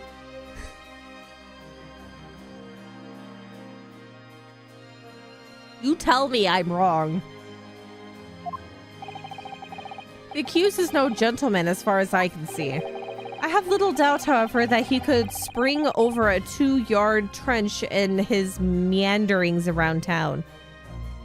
Little doubt?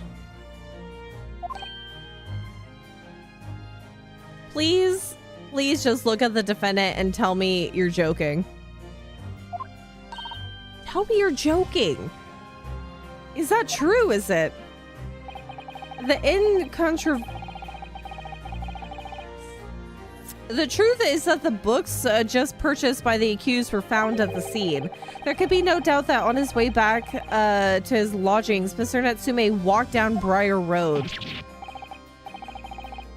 Let's watch the banker do it first. Crushed in a single sentence. And, old man. Cold man, you could talk. You say that at around 5 o'clock of the day in question, you slipped and fell on Calabash Road. Pray, was there a suspicion-looking Nipponese behind you at the time? Do you think he's gonna be looking around when you're taking a slip on the ice? He got knocked out! Where... See, he is taking advantage of the fact that the jury is not very much high in IQ. Intelligence, if you will. Every single sentence he's saying is so stupid, but of course they're gonna be like, oh, it's gospel, he's right. They're rubbing what is not even half a brain cell together with a quarter of a brain cell. I can't say as I remember. You don't remember? Of course he passed out, you stupid. How about a wager, my learned friend? You say it was this old man that the accused saw, but I would lay 1,000 to 1 against you being able to prove it. Is there no... Is Susato the only intelligent person here? Lord Van Zeeks, explain yourself. My lord? If you had such a trenchant argument up your sleeve, why in the world did you not prefer it during the summation examination? I wanted to get this young foreign student the sightseeing experience he no doubt came for. I wanted him to see for himself how the opinion of the jury is so readily swayed. Do you think I don't already know this from the last time? You're just adding more fuel to the fire. But my hospitality has its limits, and they have been reached, I feel.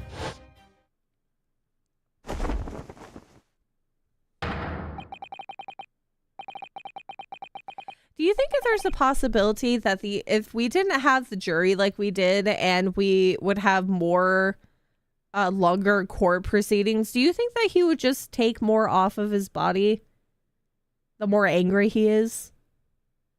Do you think that he would take off his jacket because he's getting a little too heated?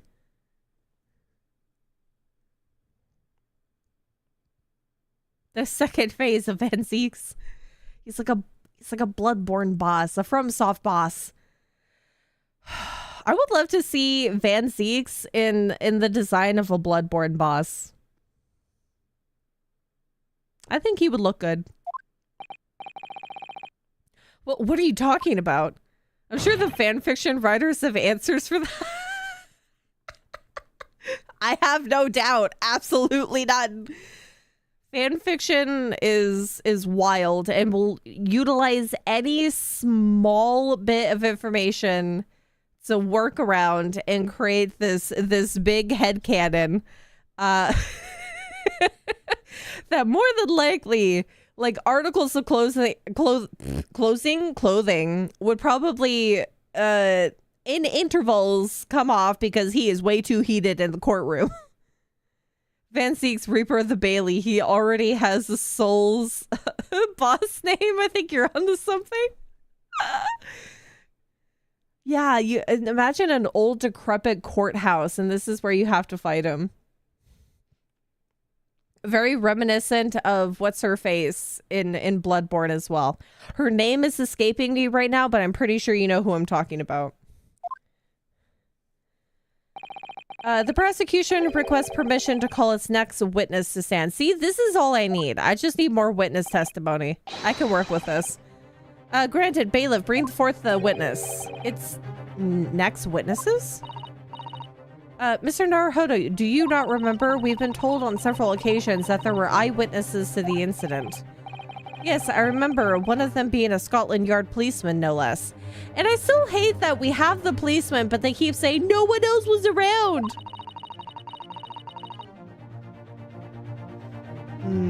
No, not millennia. Bloodborne. Attacks from the balance of justice. Main weapon is the scythe. It tosses wine bottles at you. Yes, the wine bottles poison. I like the idea. The wine bottles, there's not even filled with wine. It's literal blood. Like poisoned blood. Corrosive blood. All right, no matter who Van Zeeks brings to the stand as his witnesses, and no matter what they say, I believe in Soseki-san. I know he's innocent. And I'll keep believing to the very end until this battle is over. Here we go, second phase. Oh my god! Oh, they're cute! Witnesses, please state your names and occupations for the court. Oh my god, he's falling asleep and it looks like he's eating the strap of his helmet. Oh my god, they're so cute. They look straight out of a shoujo manga. Oh.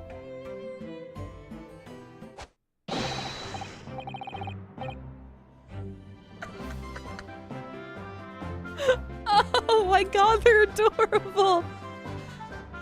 I think I'm gonna have a problem with this later, but did it sound like she like snapped his neck into place? Constable Rolly Beat, saw nothing to report on the street, saw. Oh, you are definitely sleep deprived. Are you sure that you saw what you saw? I'll be honest, they're definitely in the running for best witnesses in the entire game. Oh god, I can't wait.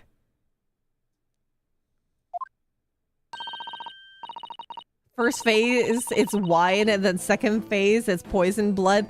I like that idea. Second phase. The wine itself gives you a debuff that kind of like messes with your vision as you're trying to fight the boss, but the next phase, the wine, it just turns into poisonous blood. And you're just, every time that you hit, you take like slow ticks of damage. The military guy with the baby is also up there. He was hilarious. And I'm Mrs. Beat. Patricia is my name. I'm proud to say I'm this young town hero's wife. Oh, I see how this is gonna go very quickly. What's the story here? Well, in truth, we've not been married long. In fact, we celebrated our first anniversary only the other day. I don't know if he's gonna... Is his wife gonna speak for him the entire time? And we're not actually gonna get, like, this proper statement going on here? This man is out. Get him a cup of coffee. No, it was your husband I was asking about. He seems tired. Hardly surprising. Whilst being on honorable occupation, patrolling the beat is the most demanding work in the world. Yeah, I'm sure I've heard that before, actually. Indeed, apart from rare days off, our gallant officers trudge some 20 miles a day, you know. They patrol boarding houses and pubs, collect taxes, survey the streets, check the meters are reading true. They're responsible for keeping the streets clean and lighting and extinguishing our street lights. Okay, so you want to tell me that this man who's half asleep really did light up those lamps? There are a number of items on that list that don't sound much like policing duties at all. I wouldn't just be falling asleep on my feet. I've collapsed a long time ago. But it goes without saying that a policeman's primary duty is the apprehension of criminals. Even when he's off duty, a constable is expected to investigate and resolve any crimes on his beat. But the London Bobby is a man of honor. And a man of slumber. On the day in question, This man and his wife were walking down Briar Road in the opposite direction. They witnessed the incident as it occurred. Is that not correct, Mr. and Mrs. Beat? That's right, sir. Isn't it, Rolly? He is dead to the world. Oh. Constable Roy Beat, sir. Nothing to report on the street, sir. This man saw nothing. What a great witness he's going to be. Very good. I'd like to hear your formal testimonies now. You will tell the court exactly what you saw in the afternoon of the incident. Yes, sir. Oh. Witness testimony! What the witnesses saw. It was our wedding anniversary and Rolly was taking me out for a meal. There was no time to change after work. Anyway, two silhouettes appeared out of the fog on the pavement in front of us. All of a sudden, one of them just collapsed on the floor, then the other scattered something before running off. We ran straight over, of course, and then went for help at a nearby police box. It was definitely that Japanese man in the dock. Rolly and I both saw him clear as day. I can't wait to pick apart where the lie is going to be here. Well, this is extremely compelling testimony, I must say. Oh dear, this policeman and his wife are claiming to have positively identified Mr. Natsume at the scene. If their testimony is true, the alternative course of events that you established in the summation examination will be quashed. It's death knell, in fact, because the alternative was never viable in the first place. I still don't like your reasoning for the reason why it's wrong. Nobody is as athletic as Van Zeeks. Not anybody in this courtroom. Maybe the pavement guy, but nah, no one else. What an unfortunate chancing, and on your wedding anniversary too. Oh, I know, but I still managed to go out for the evening with my man. I thank the Lord for that. Gosh, the life of a Lyndon Bobby sounds very hard indeed. Indeed, however, this cross-examination will be over in minutes. You may well have time to rest this afternoon. As much as I would like to let that happen, I'm definitely not going to let that happen. What do you mean by that? My learned friend, the witnesses saw the face of the man fleeing the scene. They are testifying under oath that it was without doubt the accused, Mr. Soseki Natsume. And one of these witnesses is a policeman, no less, so you appreciate the gravity of the situation, I'm sure. With how much work that they have to do, and the fact that this man is sleeping on his feet standing, I don't feel like anything that he could say could be credible. And I'm not even sure about the wife either, except that man's so tired his wife has to do all the talking. Enough preamble. Counsel for the defense. Commence the cross-examination, please. Save! God dang it.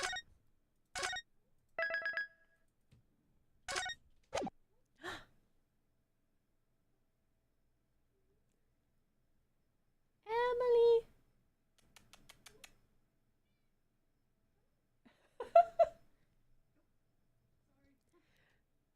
This cat wants attention, stays near the door, wants in, doesn't even come in when the door is open, and then proceeds to profusely meow her little brains out at the person opening the door.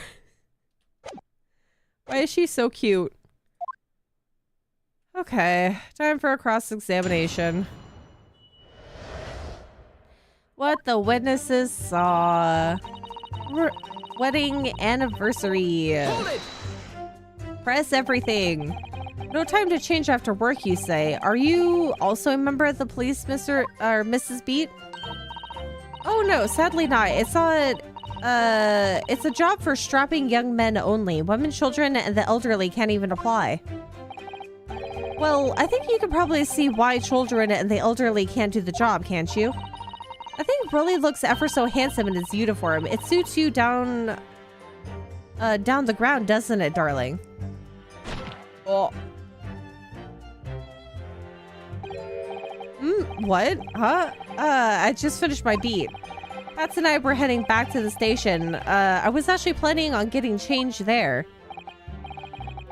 Is he talking to sleep? This is creepy. Oh, he's so tired.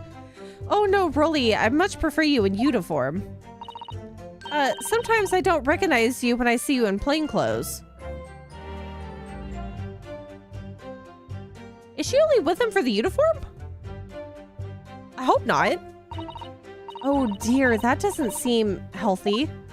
No, not at all. Kindly adhere to the point you were going for a meal after you finish your beat for the day, correct? That's right, Sa. Yes, although I was fit to drop, to be honest, after spending the whole day on my feet. But pleasing is my life, Sa, and as long as I'm the proud owner of this, I'll serve my city and my queen to the end. What's that now?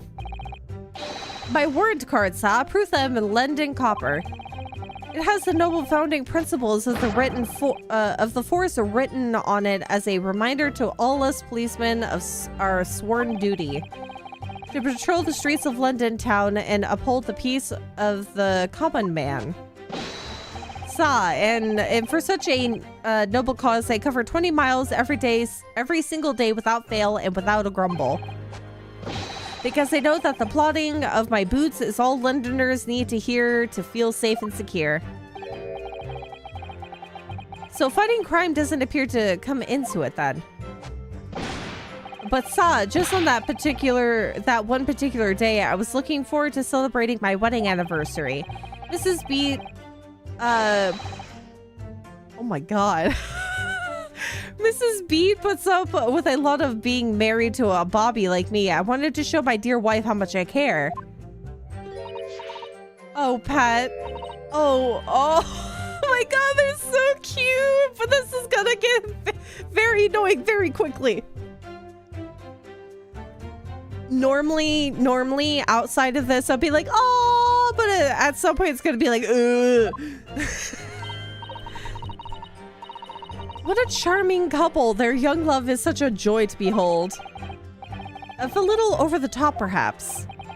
No. I'm actually glad that that's over the top, but the only thing that I don't like is her statement of saying, I barely recognize you in plain clothes. But that could still just be an innocent comment. Because he wears his police attire so much. And then kindly describe what happened next. Okay. Anyway, two silhouettes appeared out of the fog on the pavement in front of us. Two silhouettes. That's right. They were coming towards us, walking up Briar Road in the opposite direction.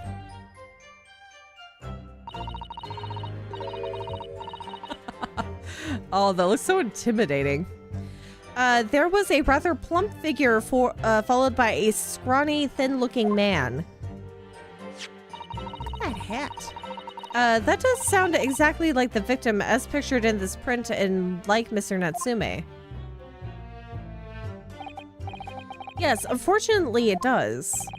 And you're certain that at the time there was nobody else nearby? Oh yes, quite certain. It was dark, but there are streetlights on Briar Road, you see. There was nobody else around at all. Isn't that right, my darling?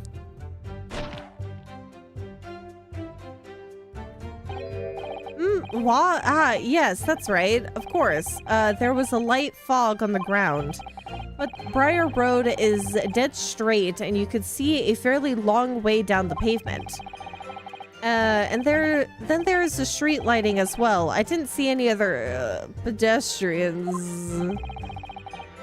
Before sleep takes a firm hold, your answer, please, Mr. Beat. Are you quite sure of what you just said? Yes, Sa. As the copper who spends all day every day keeping watch on the streets, I'd swear to it, Sa. I'm as sure as my love for Patricia is true. Oh, Pat. Oh, Rolly. What the? See, I told you. Count how many times this is gonna happen. We're at 2 so far. And they're still maintaining that there was no one else around other than the victim and the attacker. It's starting to seem like that must be really how it happened. Or how it really happened. It's beginning to seem like there's nowhere to run. Well, that didn't stop Mr. Natsume, did it? He fled the scene all too convincingly. Thank you. I believe we have a reasonably clear idea of the situation just before the incident now. What happened in the crucial moments that followed?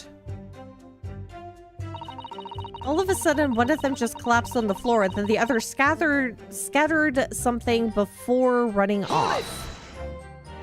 See, if he ran off, how were you able to see his front side? Which way was he running? Scattered something? What do you mean by that?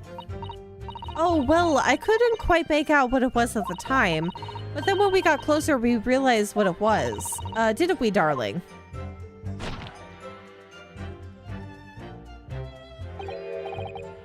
Yes, that's right. It was some old books. I see, old books. Yes, the culprit had dropped a number of them all around where the victim lay on the pavement. Indeed, as clearly pictured in this photographic print. That rotten Japanese man did that when he did the deed. Let's not forget that it remains to be established that the defendant was indeed the attacker. But we saw him. It was the man in the dock, without question, sir. The mustache, the hunchback, the cat-like eyes, the taut mouth, the snub nose, everything. Any more insults you want to throw in? Oh, that's right. He looked down at that poor defenseless woman with those terrifying, intense eyes. And then suddenly threw his books onto the pavement and ran away. I see. This is tough. They seem as though they're telling the truth here. May I remind the court that this unambiguous testimony comes from a policewoman and his wife. Why are you trying to solidify that? We already know. Shut up. Now please continue. Yes, sir. Yes, sir. We ran straight over and then went for help at the nearby police box. Was it your husband who went to fetch help? No, I went. I may not be a police officer myself, but I am the proud wife of one after all. Isn't that right, my darling? I'm surprised this man doesn't have back and neck problems. Yes, that's right. I asked Mrs. Beat to go. I was off duty by that point, but Bobby's never truly off duty, of course, so I felt obliged to stay and guard the scene. Very laudable, Mr. Beat. Preserving the scene of a crime is a task of considerable importance. That's why I sent Patricia, you see. I told her where to find the right police box. The right police box? Forgive my ignorance, but what do you mean by, what do you mean exactly by the right police box? Depends on a crime's location, you see, as to who deals with it. Where the woman was stabbed wasn't exactly on my beat. So I told Patricia the way to the police box for the beat. The incident fell under, so she could go and report it. I ran there as quickly as I could and asked for help from the Bobby on duty. There's nothing more potent than a young couple in love working together, you know. And thanks to your swift response, the case was quickly resolved. The actions of 2 model citizens. Oh, please, you're making us blush, isn't he, darling? Oh my god. I'm afraid at one point she's just gonna snap his neck doing that. Yes, what Patricia said, sir. Let's move on, shall we? Okay. It was definitely that Japanese man in the dark. Rolly and I both saw him as clear as day. But surely you wouldn't have been able to see his face by the light of the gas street lamps, would you? Oh! Oh my god! Stop it! He's just a poor scrawny boy! We absolutely could. As Londoners have exceptional eyesight, I'll have you know. Right. The light from the street lamps was more than enough, and my husband already told you that the fog was only light, didn't he? Yes, and what of the fog? We're famous for it across the globe, I believe, but it's an absolute menace to those of us who have to live with it, of course. Oh, it is. When it's thick, you can't even see the hand at the end of your own arm. That poor thing is definitely gonna have a snap neck by the end of this. Yes, all right, I take your point. Now, could you stop shaking your husband about? The constant fog makes our eyes very sharp, you see. See, I beg to differ about that. That's why we can tell you for sure and certain that it was that little Japanese man we saw. Can't we, darling? I don't like this. What? Yes, it was the accused and no mistake. The mustache, the hunchback, the cat-like eyes, the top mouth, the snub nose. Unmistakable, sir. As far as this couple's testimony is concerned, there can't be any question. It was Soseki-san that they saw running away from the scene of a crime. So that's it, is it? That's their entire testimony? What do you think, Mr. Naruhodo? Well, I hate to admit it, but on hearing the testimony, it really does seem as though Mr. and Mrs. Beat saw what they say they saw. Mr. Natsume running away from the scene on Briar Road that day. Yes, I feel the same. So, if that's true, where does it leave us? The members of the jury are sure to call for a guilty verdict after this testimony. Oh no, then what do we do? If Kazuma-sama were here, what are you trying to say? I think he would try to find a contradiction somewhere else within their testimony. What do you mean somewhere else? Their statement about seeing Mr. Natsume is unequivocal. Calling that into question won't help. But if you could identify some other part of their testimony which appears to contradict the facts, you might be able to distract or to discredit them to make the jury doubt if the pair's memory of that day is accurate. Oh, right. Put simply, we must focus on finding a discrepancy in the statement somewhere, somewhere? If we don't, I'm afraid the trial may reach an early and unfavorable conclusion. Why do I always seem to be so up against it? Because none of this is easy. Mr. Lawyer, sir, can I ask you something? Oh, yes, of course. What is it? Well, you keep asking us all these questions about everything we've told you, so... It seems like you don't believe our testimony, is that right? Is it? Well, out with it.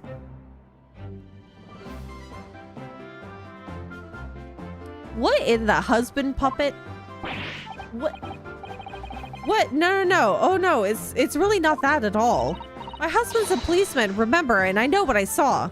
Oh, you're just hiding behind your husband's job description here. I remember every last detail, everything, like, oh, I know. What about the books the man dropped? Oh, are you about to discredit yourself, ma'am? If so, please tell me what the books were called. Please, too, tell me the title. I could tell you the names of every single one I could, every single one. And you dare to question how reliable my testimony is. Ma'am, if you do this yourself without me having to even do anything, no, it won't do at all. That Japanese lawyer has no idea what I'm capable of. Even if I decide to forgive him for insulting us, don't think for a minute that Raleigh will. I really didn't mean to cause offense. Please put your husband's fist down. Perhaps you would like the opportunity to supplement your testimony, Mrs. Beat. Might that appease you? Oh, thank you, my lord. That would settle things nicely. Wouldn't it, darling? Oh. I don't know. Get this man a chair so he's not falling over? I could even tell you the names of the 4 books he dropped at the scene. Yes, please do. Tell me. Tell me, what were these books called? Yes, we know that there were books dropped at the scene of the crime, you say. Those purchased by the accused at the nearby secondhand bookshop on the day in question. Wait, yeah, did she say 4? 4 books? Where's the 4th book, you goober?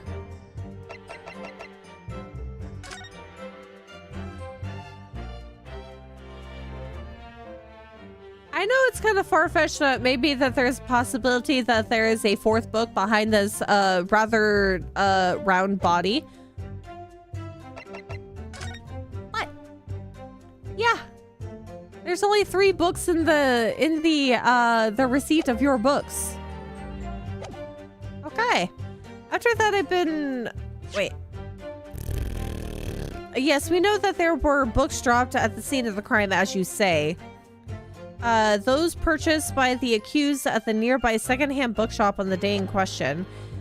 After I've been to the police box for help, I decided to have a good look over the area for good measure. I'm a proud policeman's wife, after all. I did it for Raleigh.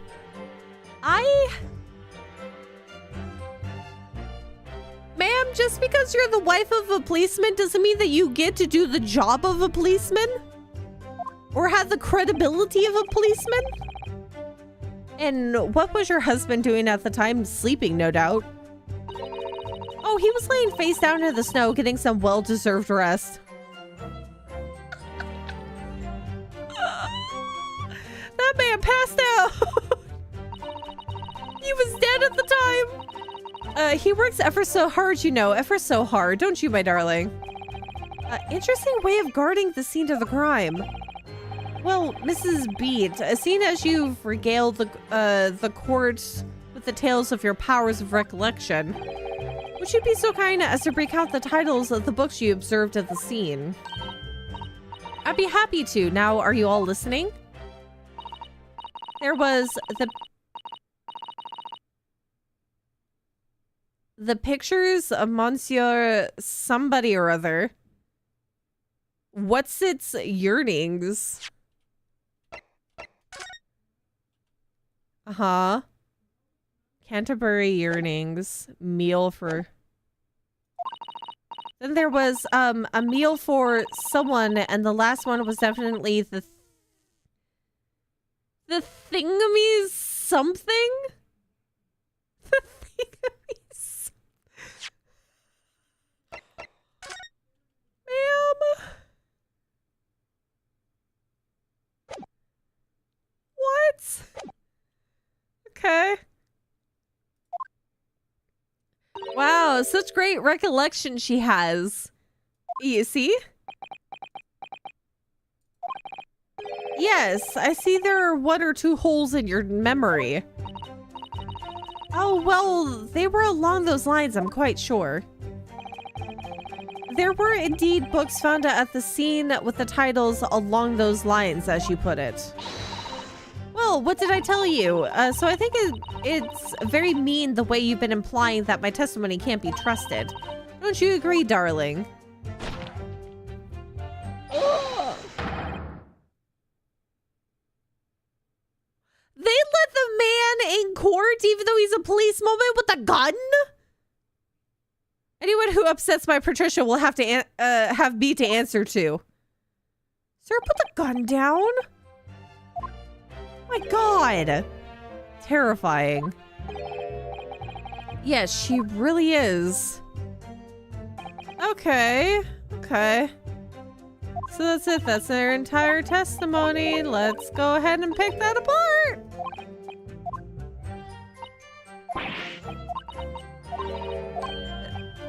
I'm so glad that they love each other, but I feel like this is probably not an entirely healthy relationship. Okay. Gotta go on to that last statement there. We're gonna talk about the 4 books. Give this a good old save real quick. And we're gonna present the receipt. Objection. So you're saying that there were 4 books. That's right, I remember all of them. The picture of Monsieur somebody, what's its yearnings, a meal for someone, and the thingamy is something. Oh, is that 4th book? I'm sorry, Mrs. Beat. But there is a fundamental flaw in that statement of yours. Oh no, what flaw? Simply that at the scene of the crime, there were only 3 books, not 4. What? This is the receipt from the bookshop where the defendant brought his books. Your books? Yes, and it details Mr. Natsume's purchases that day. But as you can see, only 3 books are listed. Only 3? But no, that can't be. I remember seeing them. There were 4 books, I tell you. 4 dirty old books. Oh, really? Have a good look at this photographic print of the scene of the crime. As you can clearly see from the evidence as well, there are only 3 books. Somebody at some point is going to say, oh, there was a 4th book behind her. But I just don't believe it. I saw them there. I swear I saw them. No, madam, I'm afraid your powers of observation cannot be relied upon. So it cannot be denied that though you say it was the defendant you saw, you could very well be mistaken. Oh no. Objection. What is this? What is it? Oh. Yeah, what's your objection, sir? Was there a 4th book behind the body in the book bag, maybe? It's plainly evidence that it was your powers of deduction that cannot be relied upon, my learned Nipponese friend. What? Oh, here's our 4th glass. What cannot be denied is that these 2 witnesses saw the accused running from the scene, a fact that you know very well you have no hope of disproving. So you've striven to avert attention from that by dint of some inconsequential discrepancies. Would that be fair? He sees right through me. Sir, you just need to bullcrap with confidence. If you sweat like this, people are going to think that nothing you say is true. But your plan has somewhat recoiled against you. What are you talking about? It's quite simple. Let me explain with a toast. To the policeman's wife and her entirely accurate testimony in every aspect. Oh? You see, the matter is not up for debate. At the scene on Briar Road, a total of 4 books were most definitely found. Uh-huh. Nobody likes to tell me these things, of course, because I have to learn last minute. But what about the photographic print? It only shows 3 books. Quite right. Only 3 can be seen in that print. That print? You mean to say you have more? Oh, don't say that you don't have more. Allow me to present another one that shows the victim's hands. Ugh.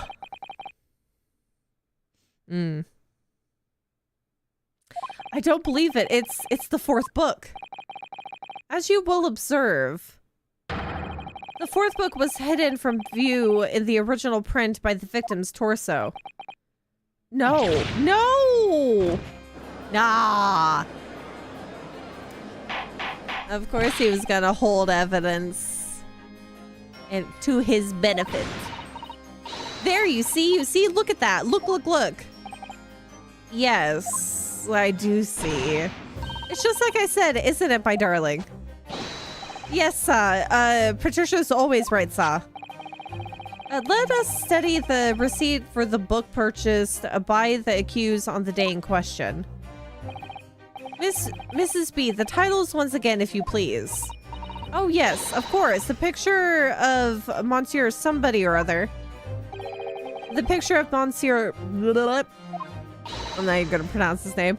What's it? Yearnings, because I can't remember the pronunciation. I looked up yesterday? No, not yesterday. The day before. The other day? Canterbury Yearnings. A meal for someone. Meal for Gaborio? Yes. As the court has just heard, the witness remembers the book titles flawlessly, save for a few minor details. Mrs. Beat's power of recollection can only be described as exceptional. Did you hear that, Rolly? The gentleman paid me a compliment. Yes, flawless. Patricia is flawless. But there are only 3 books on the receipt, and Mrs. Beat mentioned 4. There's nothing surprising about that. Clearly, the 4th book is that which is shown in the photographic print. I'm sorry, counsel, but does that not seem odd? Why should the 4th book be omitted from the receipt? It's not odd at all, my lord.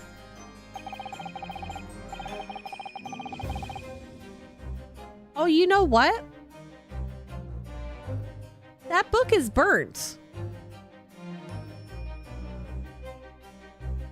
Is this from the personal belongings of the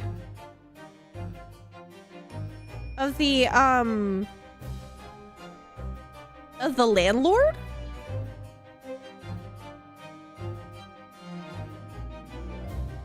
The 4th book was found in the victim's clutches. In other words, it belongs to the victim. The victim was holding her own book? I wonder what became of that 4th book. Obviously, it wasn't overlooked by the investigating officers at Scotland Yard. Alyssa, Deepawnee's friend, bought it really secondhand. Yeah, the landlord said that he did lose some books, and several of them were burnt. I don't remember what he said what he did with them, though. Oh! What was it she said that the book was called? Hold on.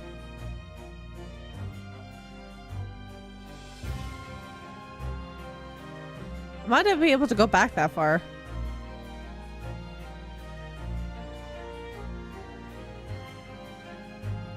Nope. Lion's Pride doesn't sound like the other book the girl said. Hi, Bob. Hello, hello. Ah.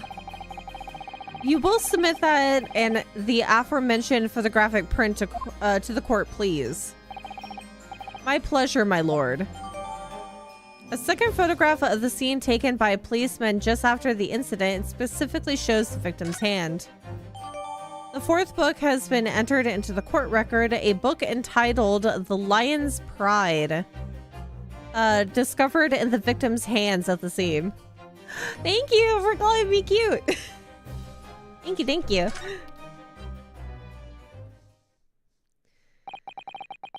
Hold on, I want to take a closer look at this.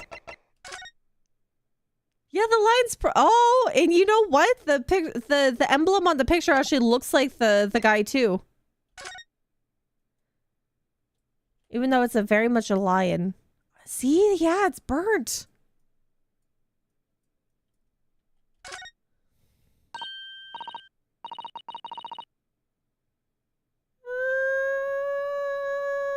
Look at this. The book has been badly burnt. You're right. You'd never be able to read it in this state, especially not the latter pages. What a terrible waste. Judging from the scorched edges of the paper, I think the damage must have occurred very recently. A book recently damaged by fire. Why does that seem to raise a red flag with me? A book entitled The Lion's Pride, discovered in the victim's hand at the scene. The back cover is badly burnt.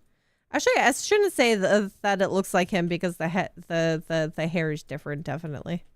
Can I do anything else with this book?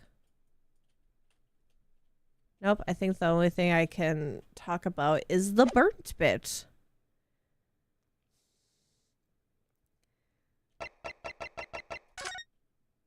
That's so interesting. Why is this the case?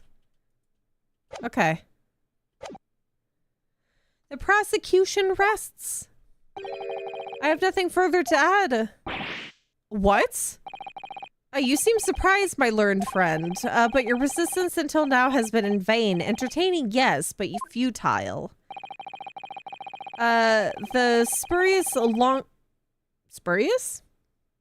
Longer route to the accused's lodgings that you tried to establish in your summation examination, and the attempted discrediting of the witness's powers of recollection in your cross-examination. Futile? I walked right into this, didn't I? You see, everything we've said is true. Isn't that right, my darling? I know that it's his last name, but she surely lives up to the last name. Yes, Pat. Bury me, Pat. So perhaps the ladies and gentlemen of the jury would like to reconsider their positions. Should the court waste any more time on this Nipponese travesty? Or is the decision you have to make all too apparent already? You have all heard of the witnesses and seen all of the evidence. This trial has run its course. Mr. Naruhodo, I'm afraid that we are in a terribly precarious position. I know, but if I fight back in the wrong way now, I could very well just make matters worse. Think, Ryunosuke, think. What do you do now? See, I hate these raised objections and wait for whatever. Because if I do wait, are they going to say that the victim woke up and we need to bring them in for questioning? But the thing is, it probably would be best to just raise an objection. What the heck do I raise an objection with? The burnt book?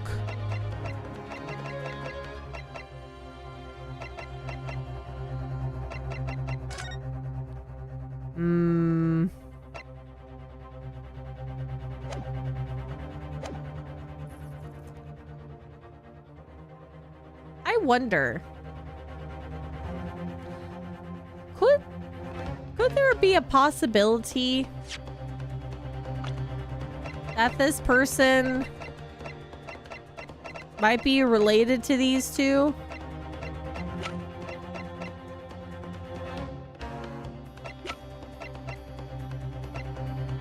It might not be because the eye color is different and the fact that one of them... Actually, we don't know what his original hair color is, do we?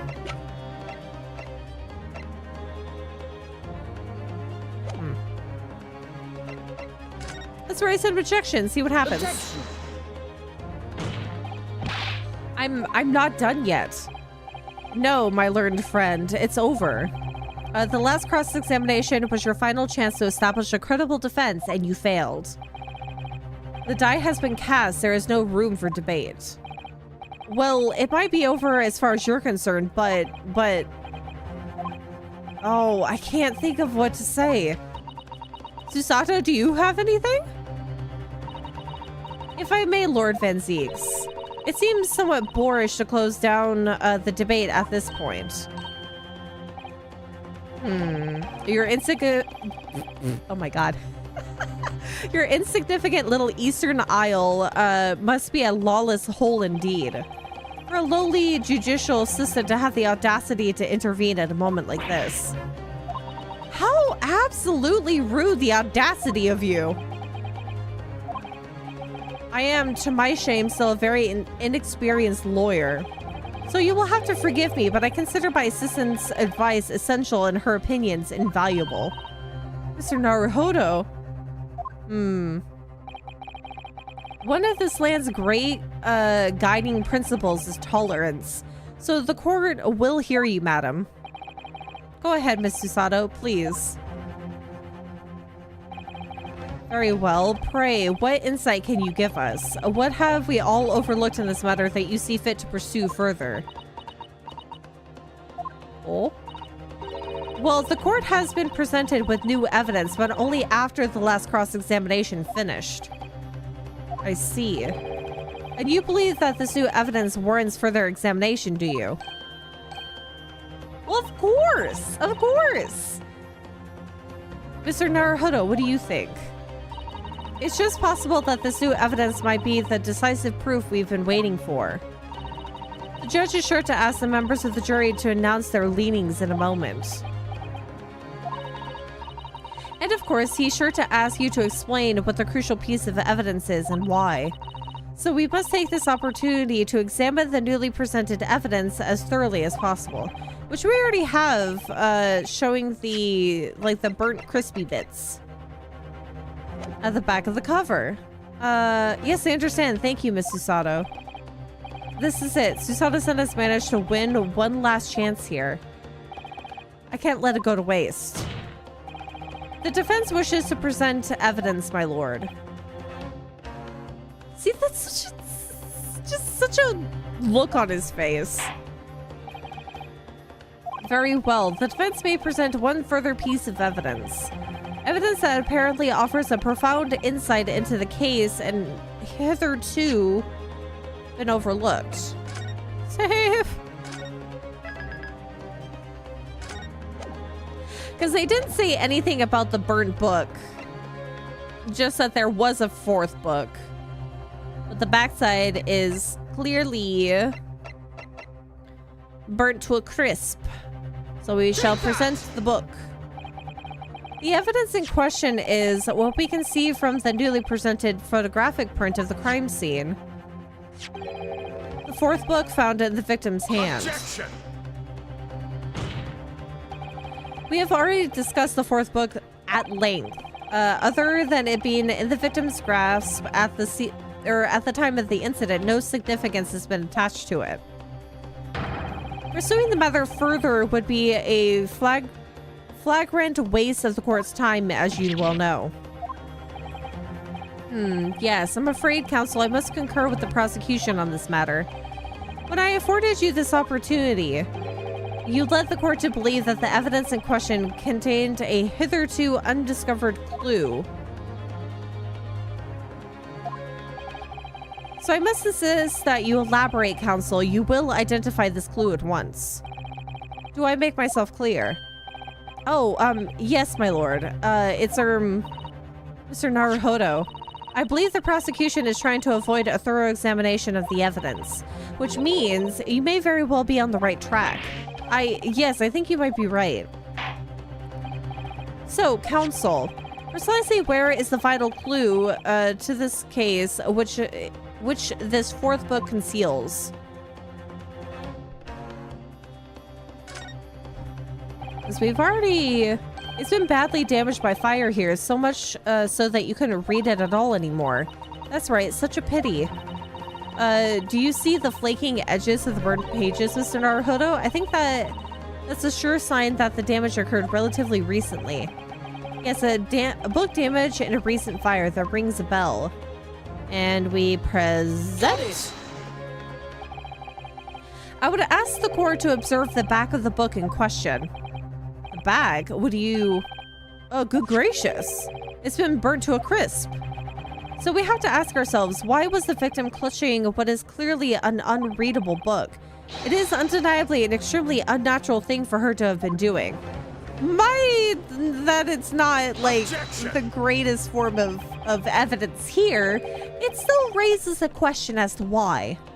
And naturally, you say, what if it my Nipponi's friend? Oh. Were I to concede the point, if it bears no relation to the case, there is nothing to discuss. So should you wish to assert that this fire damage is some veiled clue as to what happened that day? Pray, do enlighten us all. What truth does this charred book hide? A charred book. There's just one possibility here, which I can't quite bring myself to rule out. It's an outside chance, certainly, but worth a try. Alright, I'll explain my theory. Don't keep us waiting any longer than, Counsel. Explain this theory of yours. What are you suggesting that you can ascertain from the fire damage this sorry tome has suffered?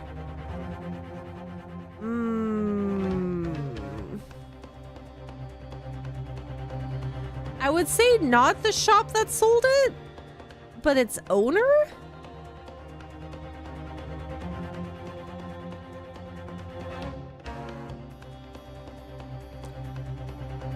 But who owned it? Of course, I think I remember who owned it. Yeah, because we can establish that the lion bit that we talked about before with what's his face? Our moon hair shaped friend Jean Garadeb, who is the landlord for Mr. Natsume.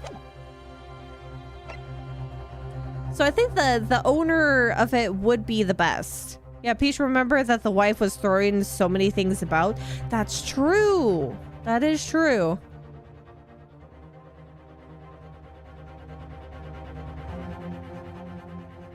I wonder if it would be interesting if the book flew out the window during the fight. Who's to say a knife wouldn't have gone with it?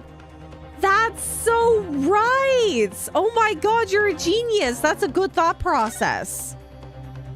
Could this have all been an accident? My lord, the burn on the back of this book reveals a startling truth about the book's owner. I beg your pardon, but we already know who the book belongs to. The victim was gripping it in her hand as she fell to the floor. After all, it's obviously hers. The question of how this book came to be in the victim's hands has yet to be answered. However, as to the question of who the book really belongs to and where it originated, the defense has very credible answers. Good gracious, how can you possibly?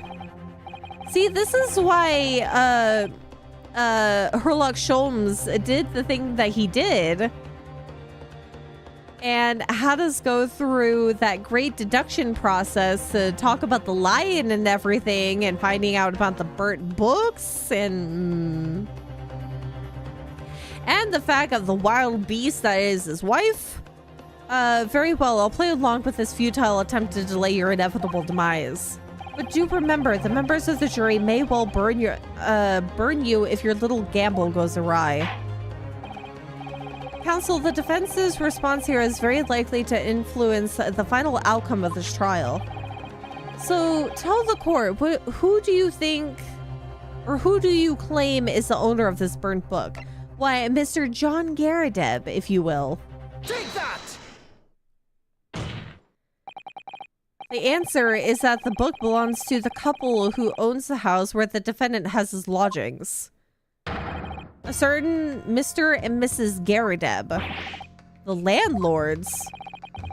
And whether this is some extraordinary coincidence or some kind of fate at work, I don't know, but of all the people in London, one of the 6 chosen for jury duty in this courtroom today is none other than Mrs. Garadeb herself. Oh my goodness, me? I think you must be mistaken, sir. I'm not Mr. Garadeb's wife. I'm his maid. Things would be so much easier if you would just drop the pretense. All right then, how about a simple question for you? Have you ever seen this book in Mr. Garadeb's house? I would never presume to know all of the books he keeps, sir. Objection! Yeah, this is outlandish behavior. This woman is the accused's landlady, you say? You implicate this hard-working member of the public. You besmirch her without a shred of evidence. Your actions are unforgivable. This is not mere conjecture. The defense happens to know that on the day in question, at almost exactly the same time as the victim was stabbed on the pavement below, Another incident was taking place in the room on the top floor of Mr. and Mrs. Garrideb's house. Yeah, I love his poses so much. Smooth animation. I will never stop gushing over the animation and the 3D models in this game. So good. So good. What of this incident council? A fire, my lord. Afraid to say it was. Happened in the blink of an eye, you know. The whole place filled with smoke. Couldn't see a bally thing. Didn't take long for the fire to spread, of course. The bally furniture started going up as well. Worst of it, I lost my favorite book. Called The Lion's Pride. I forgot that little detail. But I remembered the fire and everything. Also, this pose right here. Look at that. He definitely looks like one of your typical villains or JoJo posing, or it's just so good. And the fact that he looks the way that he does really adds emphasis to the pose. He's totally a FromSoft boss. So cool. By Jove, the very same title that the subject of this debate. That's the subject of this debate? Oh, dear me. I'm waiting for him to slap his leg on the table. This is risible. All you've told the court is that a book by the same man was involved in a fire. In which case, it would be reasonable to assume that it was burned to ashes. It's entirely unreasonable to infer that it magically removed itself from the scene of the crime. I'm not done yet with the incidents that happened this day. There was also a slight domestic dispute. Perhaps it would make more sense if I told you that the case of the fire was marital discord. Without going into details, it appears that Mrs. Garrideb was considerably enraged. Apparently, she continued to attack Mr. Garrideb even amid the flames. Oh, how awful. I can't even imagine being so horrid to the one you love. Can you, Rolly? That grab of the very lovingly wrapped around scarf makes me beg to differ, but I'm not gonna question what's going on here since I don't know the full details. Absolutely not, Sa. My Patricia would never raise a finger against me, Sa.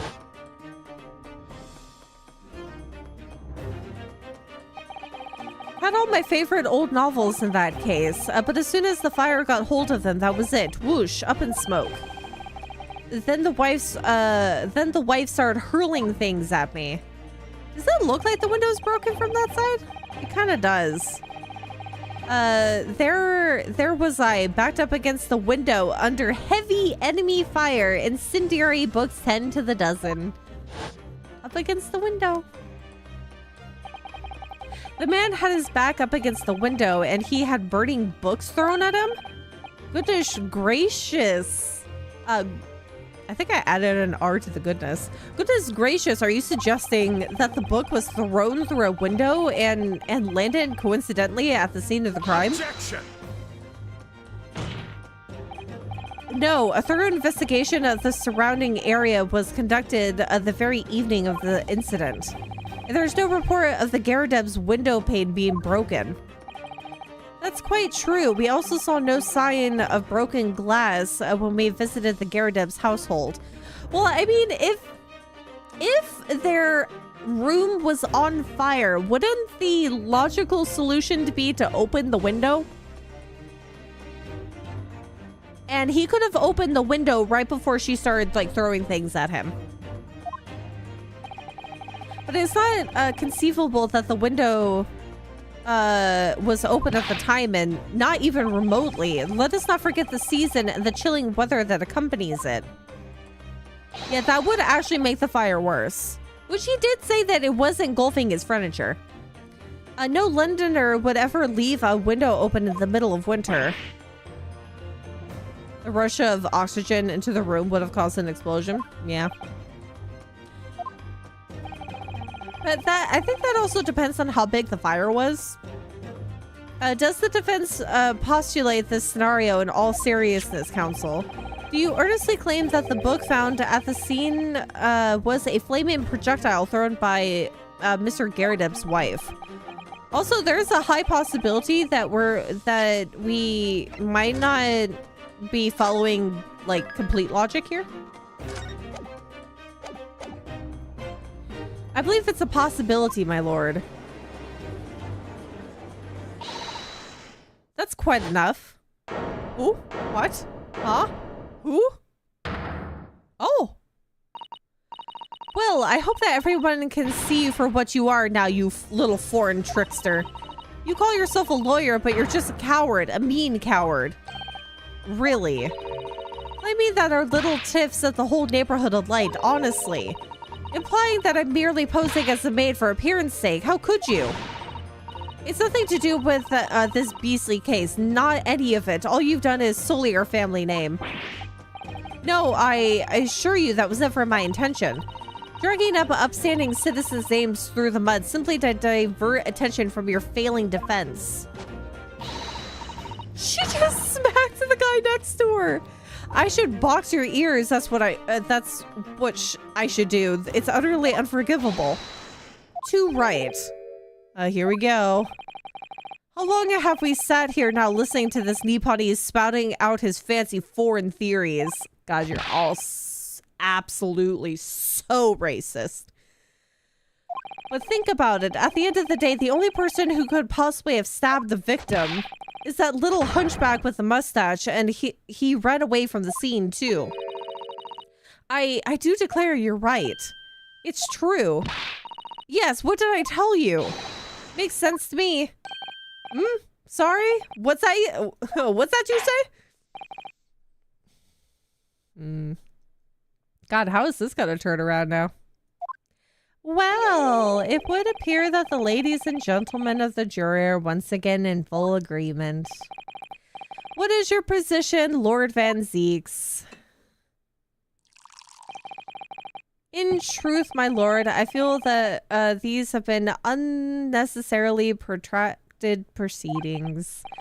But then, one must always exercise patience in order to savor the best vintage.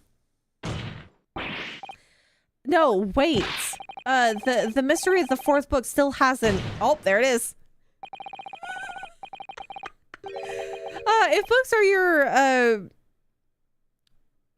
oh god. Predilection? Leg. I'm sorry, I got distracted by the leg. Predilection? Predilection? My learned friends, study them on your own time.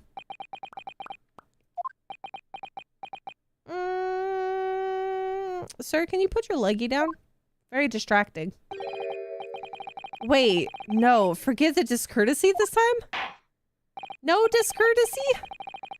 In that case, ladies and gentlemen of the jury, you will now state your individual decisions regarding the defendant's culpability for the court to hear. Guilty! Of course. Guilty. Guilty. Guilty. Guilty. Guilty. I mean, I don't know what I'm supposed to do with this. I'm sure that I'm not allowed to do this more than once. I don't think that I have the means to. Thank you for that unambiguous response. That's twice now. It's over. Mr. Naruhodo, don't give up. Miss Susato, have you forgotten? The battle isn't over yet.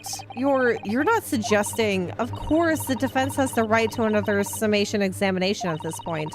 You could still convince the jurors to change their minds. You could have one more chance. Does it stipulate I could do this more than once? My lord, the defense asked to exercise this right to a summation examination. I guess. You believe you still have tricks up your sleeve? I don't intend to trick anybody. I intend to uncover the truth. This is no time to be downcast. As long as there's a chance, I have to stay strong. Oh my god. This is actually a pretty long case. We are at 3 hours in. I think it would probably be a good time to stop here. And we'll pick this up again tomorrow. Oh, it's a really chunky case. This is the third case, right? Hold on. I want to see. Let me see. The Great Ace Attorney. Clouded Kokoro. Time to beat.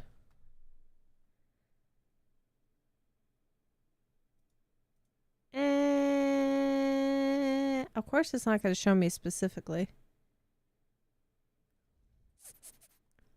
No, you can't say no more.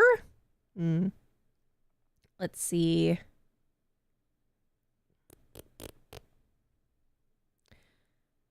It says 5 hours and 42 minutes. I've gone well above that. Let's see.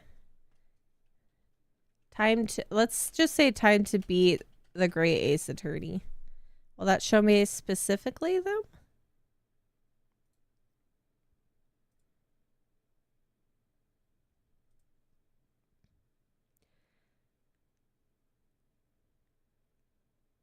Oh, no, this is the longer case. So it says the adventure of the clouded Kokoro is 6 hours and 45 minutes. God, how many have I done so far of this one? How many streams? We've done a few already.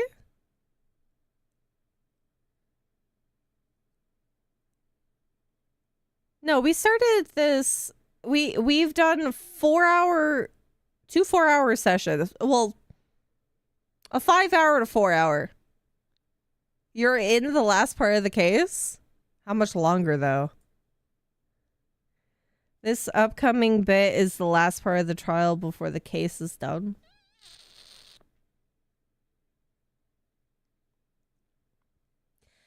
You know what? I guess we could try to finish it then. If this is like the absolute last bit.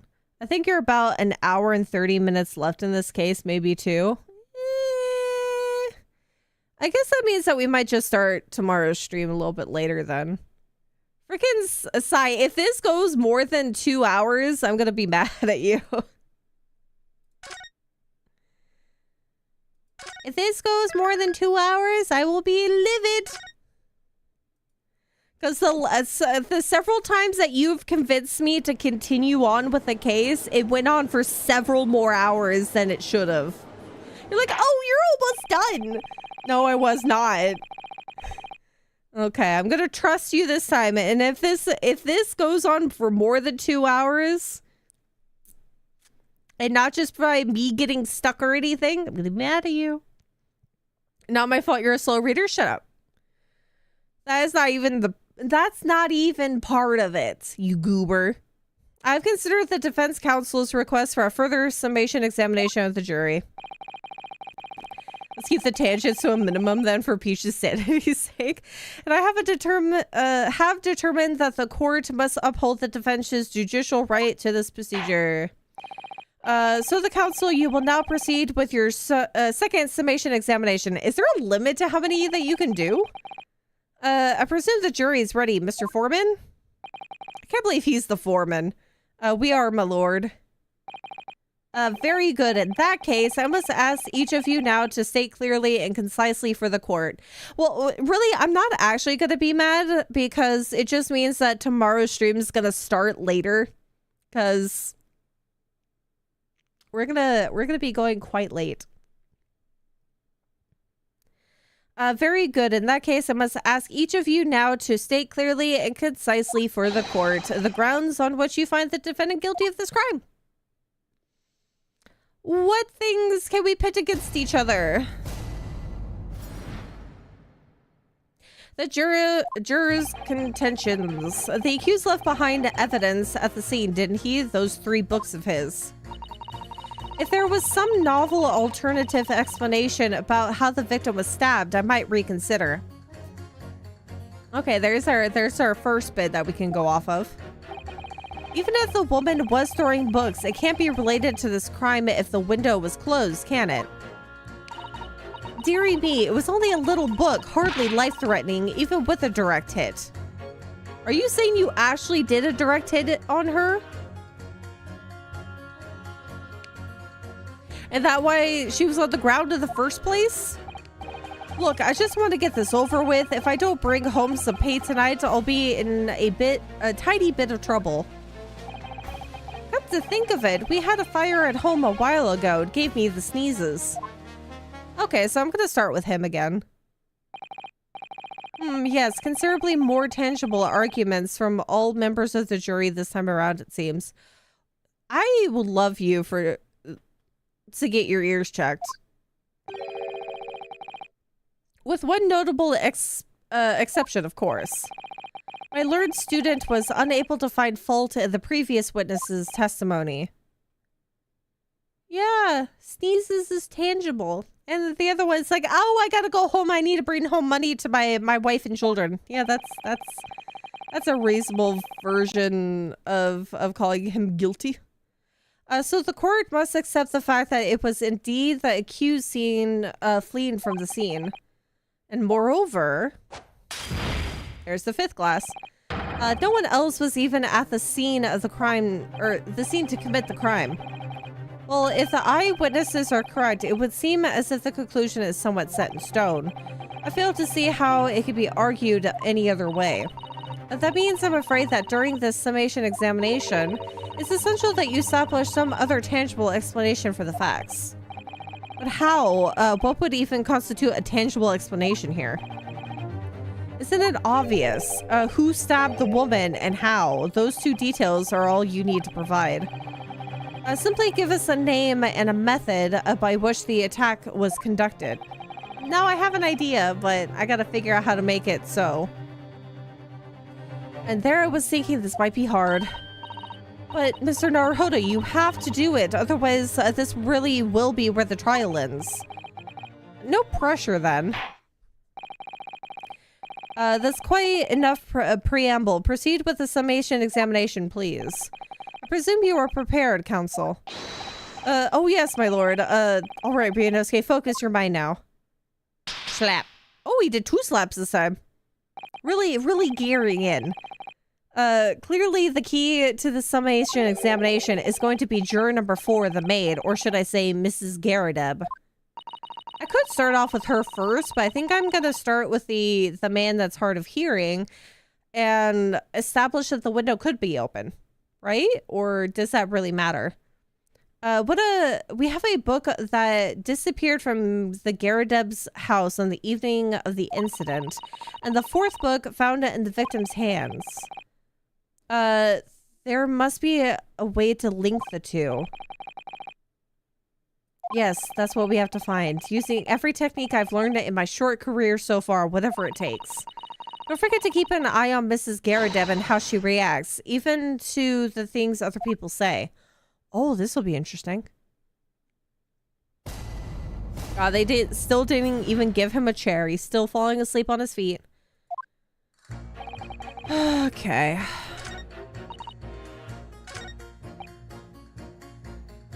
Even if the woman was throwing books, it can't be related to this crime if the window was closed, can it?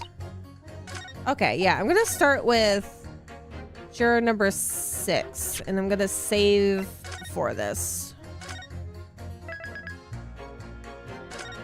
Okay. Hold it! Press.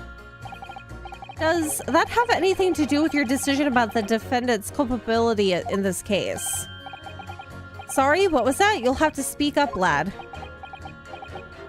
Oh, we get to do the same thing with cross-examinations. Could you tell us more about that fire?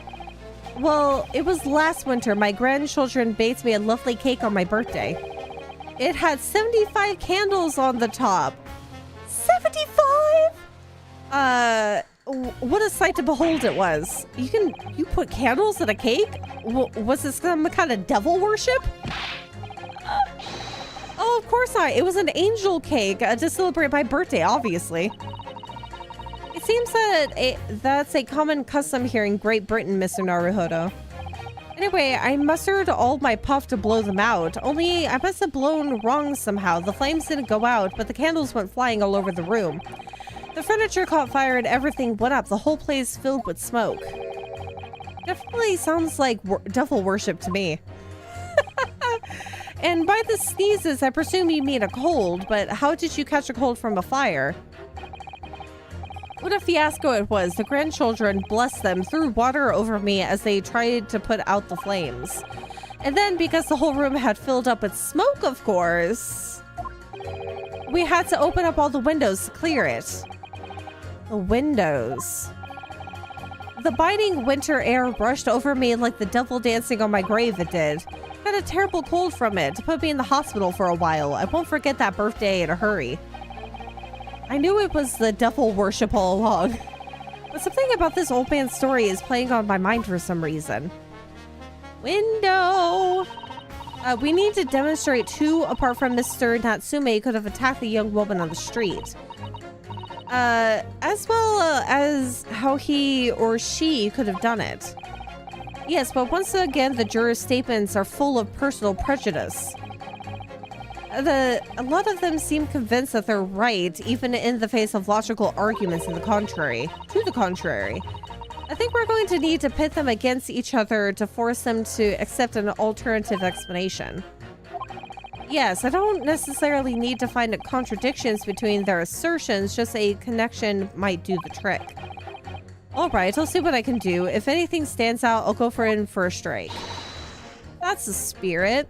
So since the statement didn't actually change, can I still put those two against each other? Oh, there we go. It did change. Winter house fires are dire. You have to open the windows to clear the smoke. That's when the chill gets you see. Okay, so now I can press those two. Even if the woman was throwing books, it can't be related to this crime if the window is closed. So let's see. These two juror statements clearly contradict one another. They do? How exactly, counsel? Don't point at me again. I told you it wasn't me. I love that it's the same two I have to pit against each other. What's that you say? Speak up, lad. Speak up. Juror number 3, do you see? Oh, me. See what, sir? Do you remember juror number 6's account of his birthday celebrations last year? It seems despite being a Londoner, he once opened his windows in the middle of winter. Well, yes, of course, because it was an emergency. I mean, obviously, if the room was filled with smoke from a fire, then you'd be mad not to open the... Oh! Exactly. On the day in question, at the time of the incident, there was a fire in the Garadeb's household. Mr. Garadeb had the following to say about it. The whole place filled with smoke. Oh my. Oh my hat. Oh. Oh my gosh, she's drinking tea. Oh, she's drinking the tea. Excuse me. She drinks tea in anxiety-ridden anticipation. Juror number 4, do you have something to say about that? Mrs. Garadeb. Oh, dearie me. What is the meaning of this? How dare you imply that I'm hiding who I really am? It's imperative that you confirm something for the court, so please, it's time to drop the pretense now.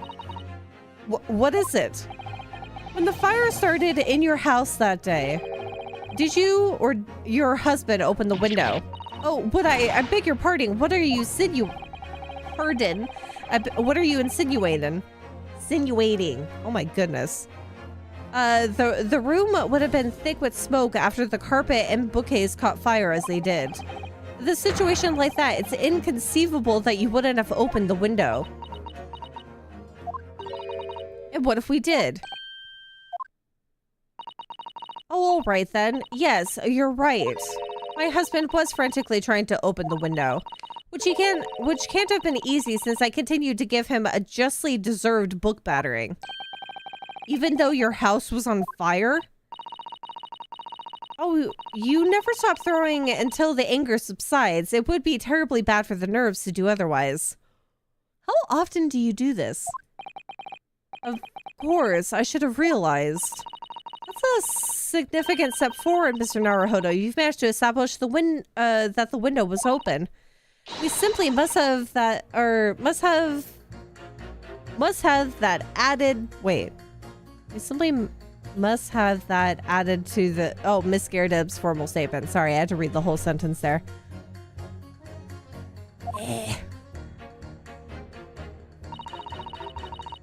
Now that you mention it, yes, the window was open at the time. I'd clearly forgotten, but it's true.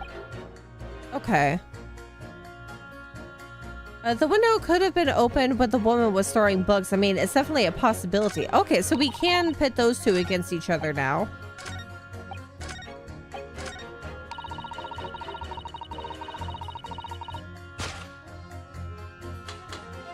Objection. The two statements clearly contradict each other. Oh. I'm sorry, but as foreman of the jury, I have to object. That's complete nonsense. What?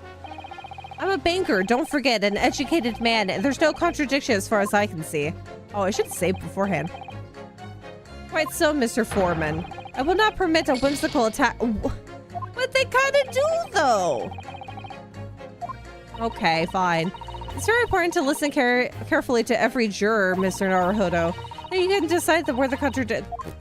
Okay, I'm sorry. My apologies. I can't pin. Okay. Save. I guess because I established differently, you can't. I guess it's the way this statement is said.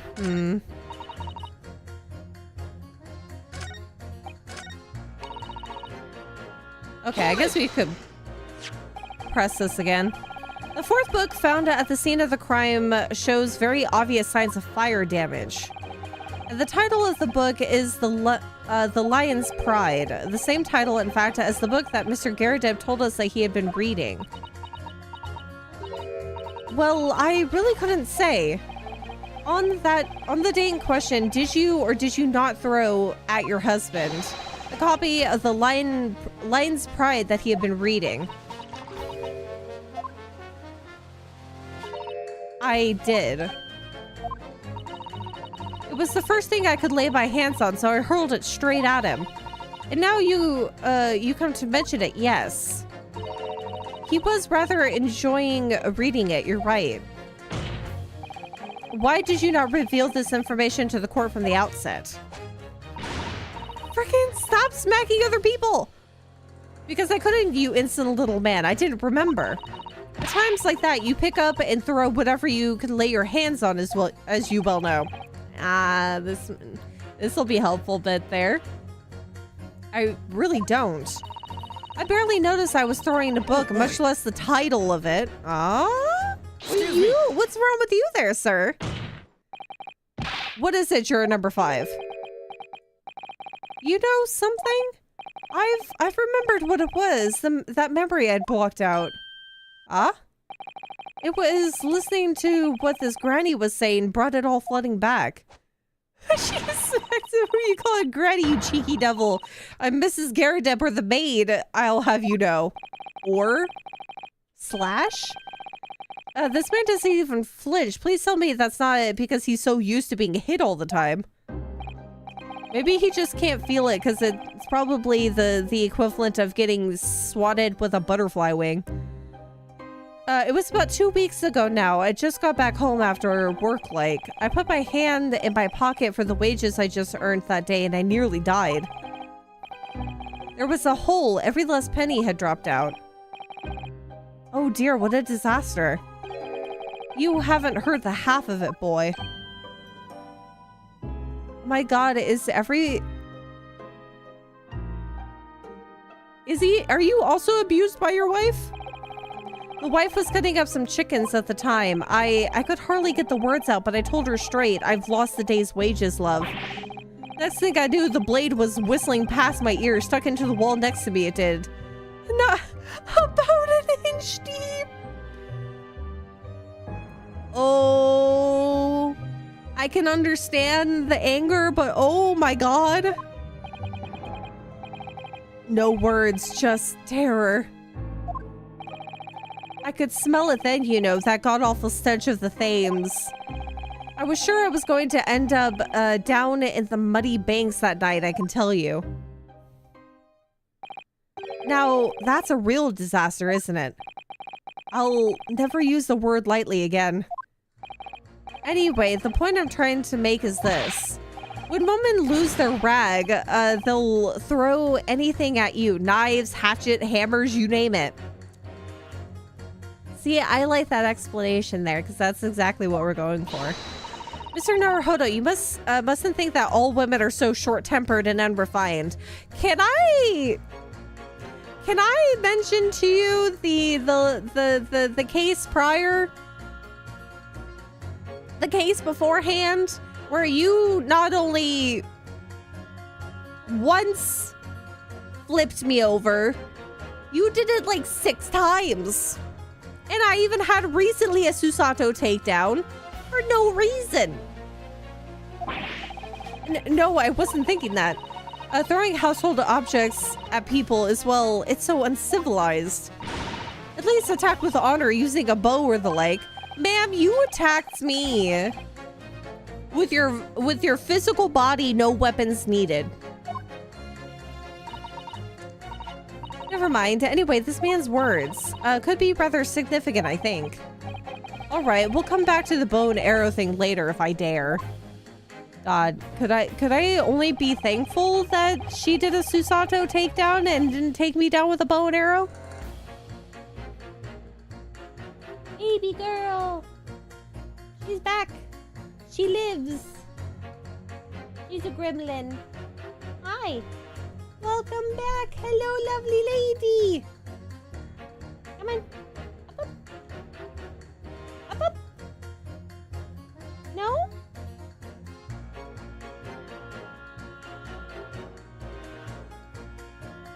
Up, up. There you go. Yeah, I'll just how I'm sitting for you. There you go. Hello, baby girl. I have Kitty. Kitty on the bed. I rub your belly. Oh my goodness. Okay. A woman in rage will hurl almost anything at you. The kitchen knife really brought that home to me. So I could put them against this. If there was some novel alternative explanation about how the victim was stabbed, I might reconsider. So could we put those two together?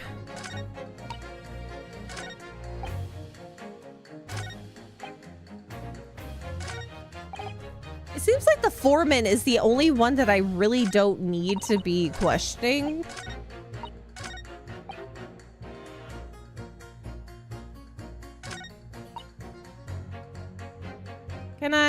Can I press this? So you might be willing to change your decision, you mean? Oh my, such a delight on your face, but I'm afraid I shan't be swayed by emotion. So you say. Despite what you may think of me, I'm a very modern metropolitan rational woman. That's great.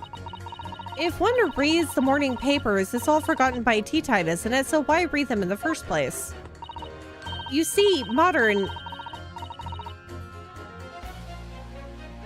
Which means you don't know what's going on in the general vicinity of yourself, ma'am.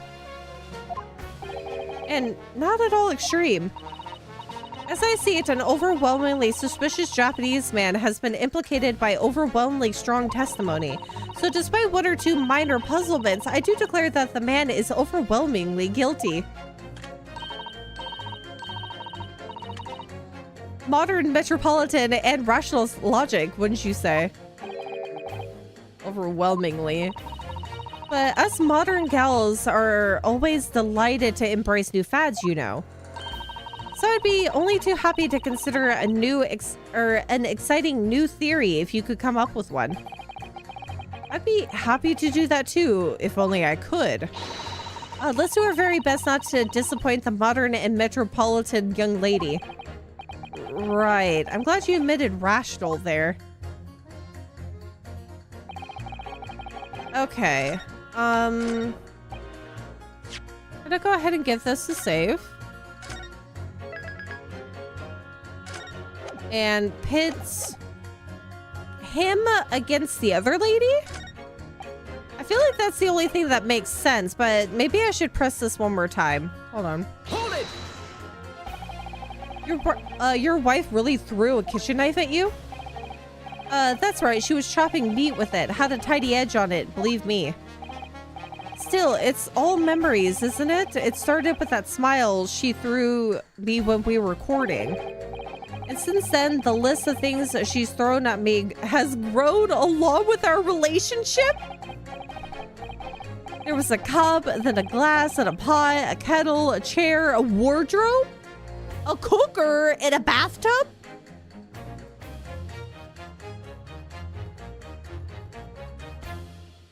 Oh. I don't think their relationship is healthy either. It started out with a kid. What are you doing?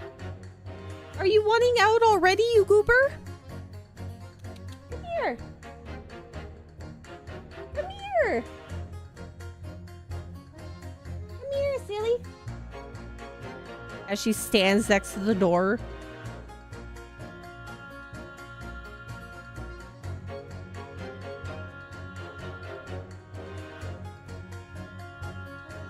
One sec as I text the person who probably is the one that let her in.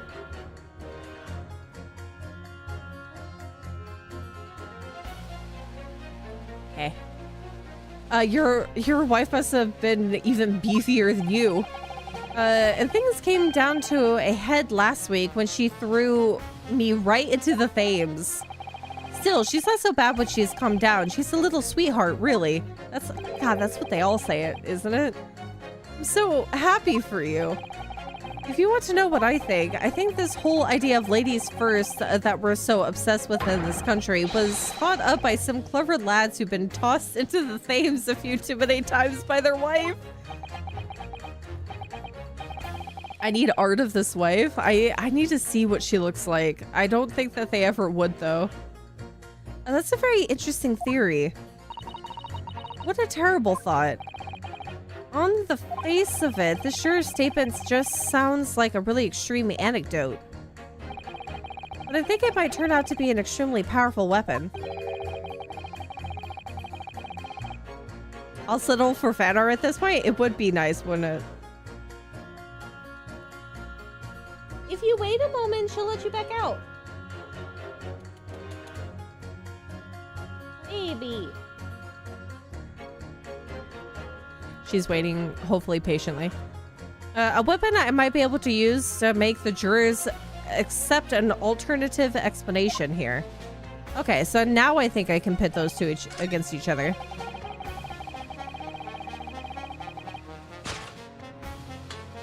Objection. Okay. These two statements clearly have a deep, significant connection. Good grief, you mean they don't contradict each other? Explain, counsel, at once. God, she rushed out so quickly. Juror number 2, do you think perhaps that this could be one such novel alternative? They're never named, aw. Oh my, whatever do you mean? An alternative explanation as to how the victim was stabbed in the back. What are you talking about? We demonstrated that the fourth book, The Lion's Pride, that was found at the scene of the crime, originated in Mr. Garadeb's room at the top floor of his house. Therefore, it's equally possible that some other object besides the book would have found its way from the Garadeb household to the street below. What's that now? After all, Mrs. Garadeb could have thrown any number of different objects at her husband. Isn't that right, juror number 4? What are you insinuating now, you little beanpole? I'm beginning to think that ever since the true origins of this book came to light, perhaps she had a feeling that this might be what happened. Now you listen here, you Eastern Gala? As the foreman of this jury, I demand a straight answer. You give us this yarn about some other object making its way out of the house, but what? What was it? I mean, at the state of the house, I could say any number of things. I could say a fork, I could say a spoon, I could say a knife, I could say a very specific knife. A plate? Cakes? The kettle? I'm really taking a big gamble here. That was a bold accusation to make, but I haven't any real evidence to back it up. But I'm certain that at the very least, this warrants further investigation. All right, Mr. Foreman, I'll try to explain the defense's theory. The other object that found its way from the Garadeb's household to the scene of the crime was the jackknife. Take that! Juror number 4, Mrs. Garadeb. Well, what now? I must apologize in advance for this. But I need you to confirm something else for the court. This knife. Have you ever seen this knife before? Good Lord, Counsel, what on earth are you doing? That's the weapon that was lodged in the victim's back, man. Oh...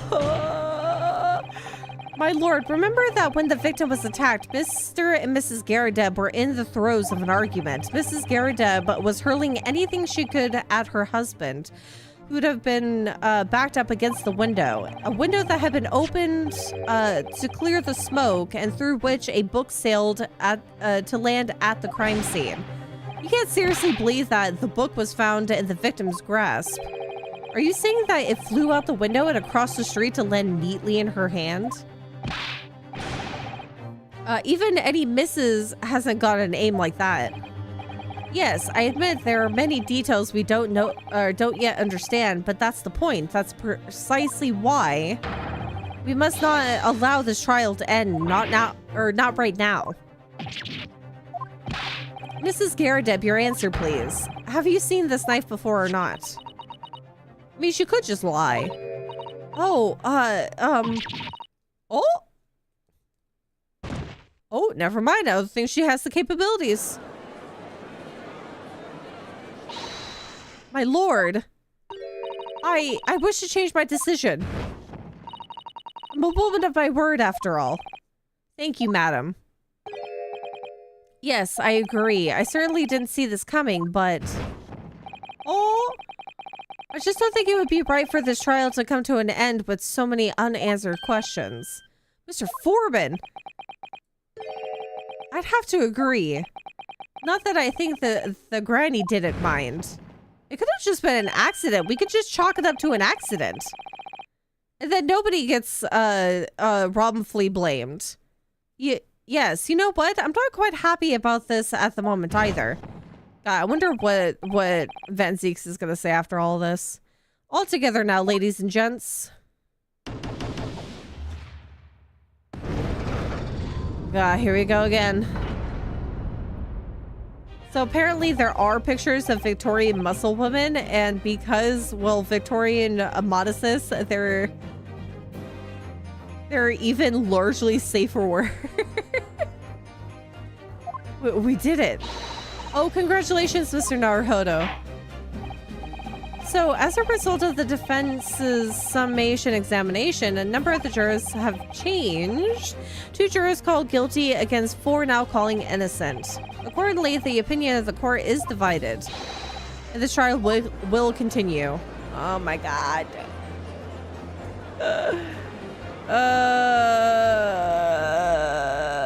Are we done yet?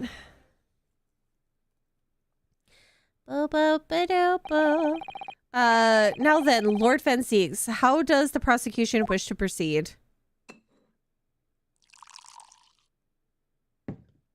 I feel like that wine bottle should be empty.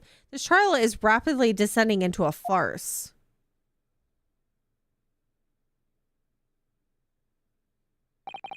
Like a corked wine, the first few sips are bitter enough. 6th cup. 7th cup? But what follows is so repugnant. It's good for nothing. It's good for nothing save the gutter. If I may, Lord Van Zeeks, the defense has just put forward a credible alternative explanation for what happens. Credible? Is that your considered opinion, Mr. Foreman?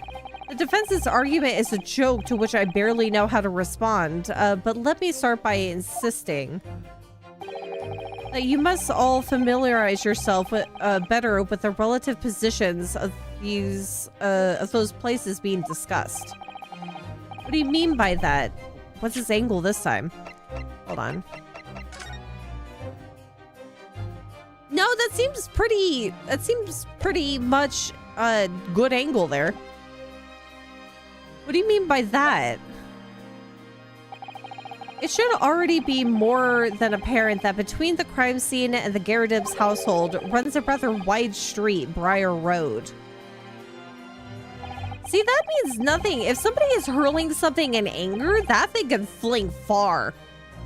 Which means the distance from the Garridibs house to the scene is some, yes, 15 yards. Let me see, 15 yards. That's around 14 meters. 14 meters? Oh, that's a little further than I imagined. And as you ladies and gentlemen of the jury rightfully noted as having pretentious significance, the fourth book was found in the victim's clutches. In other words, the smoldering book wantonly hurled by the lady of the house traveled some 15 yards. To land at the opposite side of the road, nearly between the collapsed victim's fingers and thumb. Is that your final conclusion, my learned and deluded friend? We could also talk about that the knife is missing the tip. And did the jackknife follow a near identical trajectory to plunge into the middle of the victim's back? This fantasy is somewhat stretching the notion of having a bad day for the victim, I think. I think what actually happened is that the book took her out and the knife just kind of followed through in the aftermath after she had already fallen to the ground, unconscious due to the book. The fantasy is somewhat stretching the notion of having a bad day for the victim, I think. Even those pathetic serialized detective stories have more believable plots. Why are you always so quickly to think that he has the upper hand? There's nothing I can say to that. That prosecutor loves the sound of his own voice. Yeah, but then how is she holding it? Who's to say somebody didn't put the book in her hand? I mean, all of these are plausible hearsay theories. If it beamed her in the noggin and knocked it out, she wouldn't be holding it. That is true, but people can mess with evidence all the time. Who's to say they didn't? Serialized detective stories are pathetic, are they? How dare he? Maybe let's pick our battles here? My lord, might I be allowed to speak? As judicial assistant, you may speak for the defense. Yes, go ahead. The prosecution may consider the idea a fantasy, but what the defense has postulated was believable enough to persuade the jury to change its leaning. And as such, the court has a duty to explore this alternative explanation as thoroughly as possible.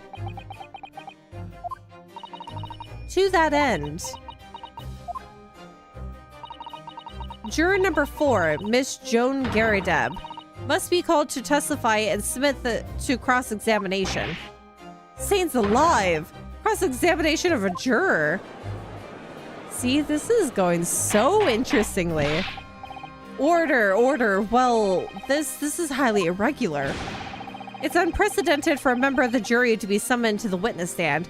But I mean, isn't it also kind of a ass backwards kind of way that you have somebody who's related to like the in general like populace of the or not necessarily the witnesses and everything, but the victim, because they belong in the same building, because they work and are married for the landlord. Objection. Oh, there goes the second bottle. And unnecessary. Lord Van Zeeks. There are already witnesses in the stand whose testimony the defense may further cross-examine. If my learned friend's farcical theory has any truth in it, then both a burning book and a jackknife must have flown through the sky before this couple's eyes.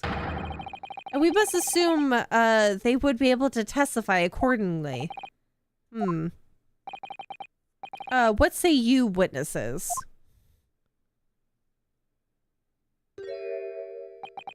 Oh, really? Have you been listening at all? Yes, Constable Raleigh Beat reporting for duty, sir.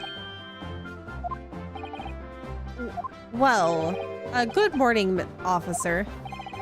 Sorry for dozing until now, sir. I haven't slept for a month on account of a villain who's appeared on my beat, sir. A month? I don't know how credible this testimony is going to be. Just letting you know so you don't get angry at me, you're 2 testimonies away from being done with this case. 2 testimonies? Okay. Are you saying after this testimony it's 2, or this is one of the 2? They are so heroic, these London bobbies. Patricia, my darling, I've been neglecting you, but no more. This is one of the 2? Okay. Oh, Broly, my hero, you make me swoon. Okay, so it's probably gonna go longer than you think it is. Very well, I hereby reject the defense's request. Oh. And order the witnesses in the stand to testify again. State forthwith before the court any details pertaining to the defendant's alternative explanation of events. Yes, sir. This is gonna go great for me. This is gonna be a lot of back and forth. This case has nothing to do with Mr. and Mrs. Garrideb's, Mr. and Mrs. Garrideb. Believe me, a London Bobby is good for his word. You see, sir, the windows on the top floor of the Garrideb house are topped hinge casements. What? Obviously, if anything had been thrown out the window, we would have seen it. I believe the scene to go and... I did leave the scene to go and fetch help, but my trusty Rolly was there to make sure nothing was disturbed. I didn't take my eyes off of the crime scene for a moment, nothing strange to report on the front, Didn't she say that he was face first in the snow taking a good old nap?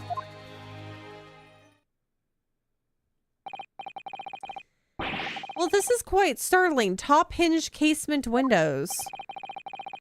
That detail was not in the police report, Constable. Yes, I'm sorry about that. I must have been a little drowsy. You cannot excuse your sins with drowsiness every time, Constable. This man hasn't slept for a month and you say you can't excuse his sins? You need to hire more people. No, sir. Sorry, but what exactly is a top hinged casement window? Is he gonna say it's gonna be bricked up? If so, that's a lie. You cannot excuse your ignorance with such trite remarks, my learned friend. I've been in London for how many days? And I don't know your ways? You butthole. Of course, sorry. I found it, Mr. Naruhodo. Cast your mind back to the windows in Mr. and Mrs. Garrideb's room. Alright, I'll try. Top hinge? Oh. Okay, I see. So the window opens in order to allow air to circulate inside the house. Oh, I see what you mean. That's gonna throw... I feel like that's gonna throw this off. As it's a top hinged casement window, it swings open along the upper edge, you see. I'm glad you rectified your ignorance. A casement window's most prominent feature is its stay, a metal bar which prevents the window from being opened beyond a certain amount. It prevents it opening? This is all news to me. Absolutely correct, sir.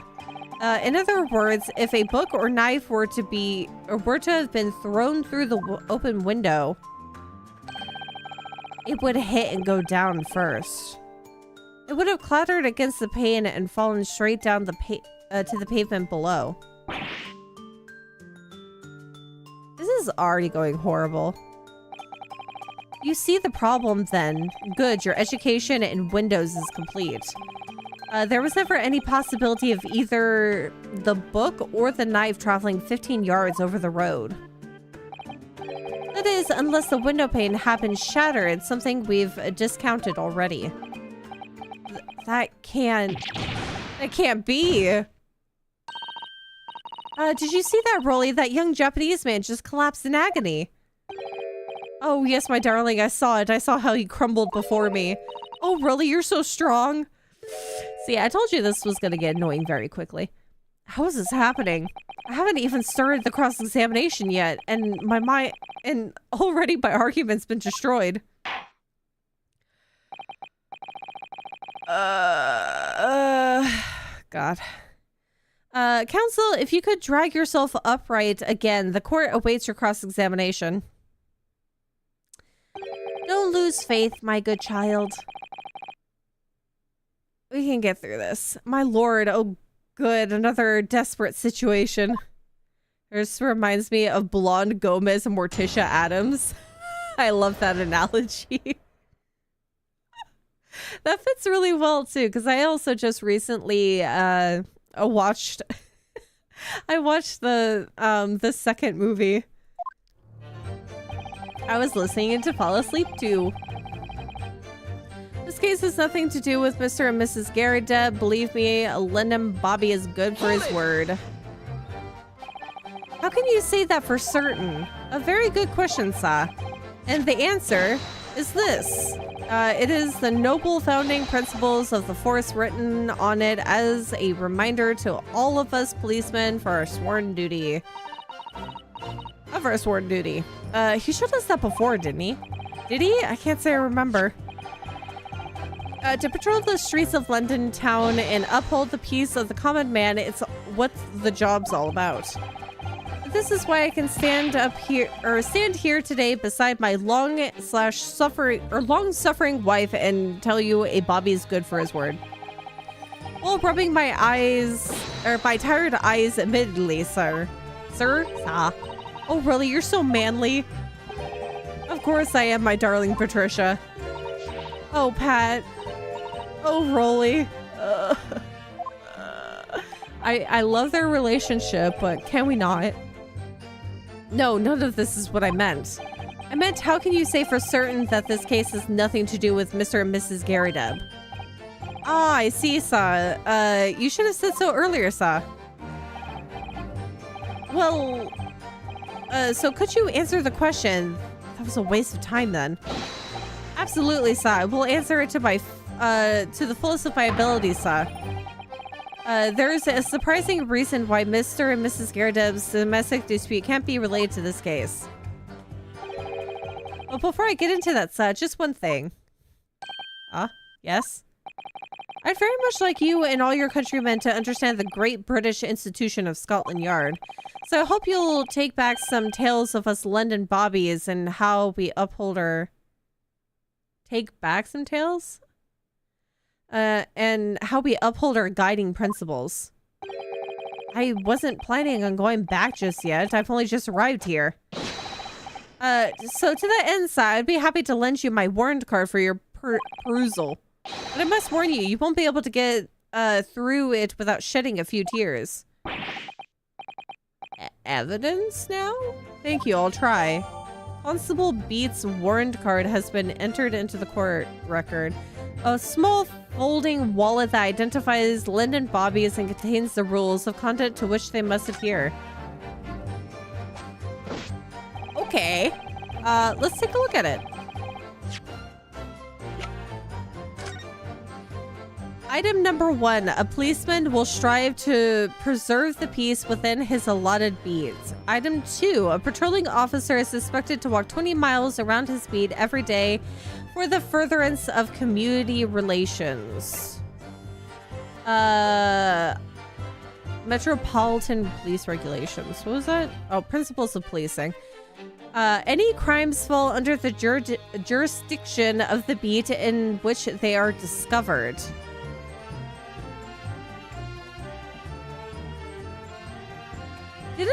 Didn't he say that that they had to go to the police box to report it to the person that is on that beat, as it wasn't under his jurisdiction? But it says any crime falls under the jurisdiction of the beat in which they are discovered. Am I reading that wrong or understanding that wrong? When a crime is discovered on his beat, a policeman must assist with the initial investigations and help detectives. I might just be understanding that wrong. Because he wasn't working at the time, but they say that they're always working. So if it wasn't in his beat, he wouldn't be liable to help with the investigation. Okay.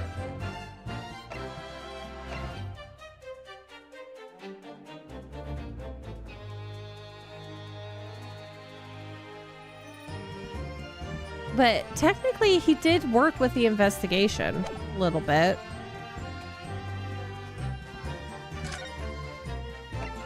So to figure something about this that is going to help in the long run.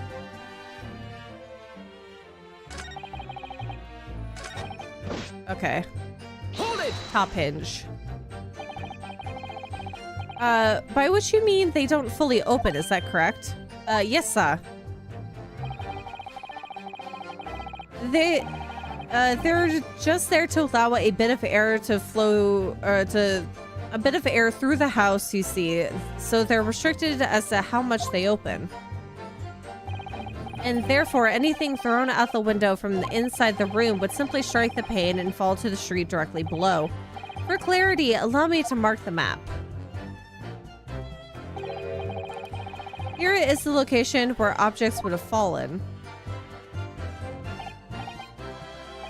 Yes, directly opposite the scene of the crime on the other side of the rather wide road. Would it have been so hard for somebody to mention this top hinge casement thing before? Well, I have another question for you, Constable. And what would that be, sir? How do you even know? Why would you have any idea what sort of window Mr. and Mrs. Gerdeb's house is furnished with? Ah, well, sir, that's very simple. You see, I helped with the investigation yesterday. Okay.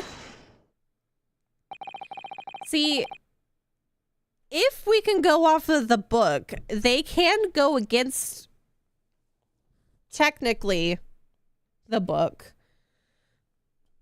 If he's not the person that is in charge of that beat, that he's not obligated to help, but still could help, I think. But if he's following the thing to a T, he probably wouldn't, but he did anyway. Do you have something to add, Mrs. Beat? Sorry? You look, well, delighted. Is there some particular reason for that? Oh, I was just remembering, that's all. We really were so lucky. Lucky? What do you mean? What's your question, Sai? Well, of course I feel terrible for the poor woman who was attacked. Don't misunderstand me, please. But we were just so lucky it didn't happen on Raleigh's beat. It was so close, you see. Yeah, where does Raleigh's jurisdiction end? That is a good question.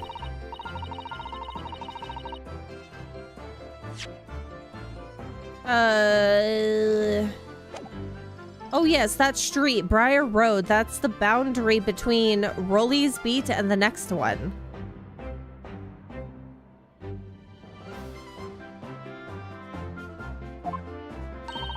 Isn't that right, my love? Oh.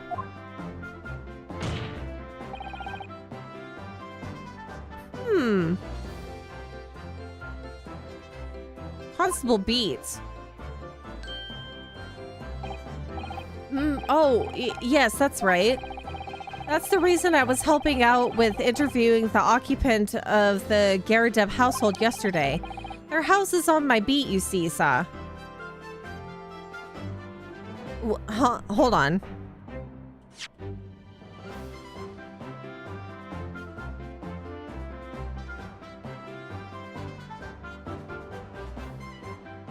What?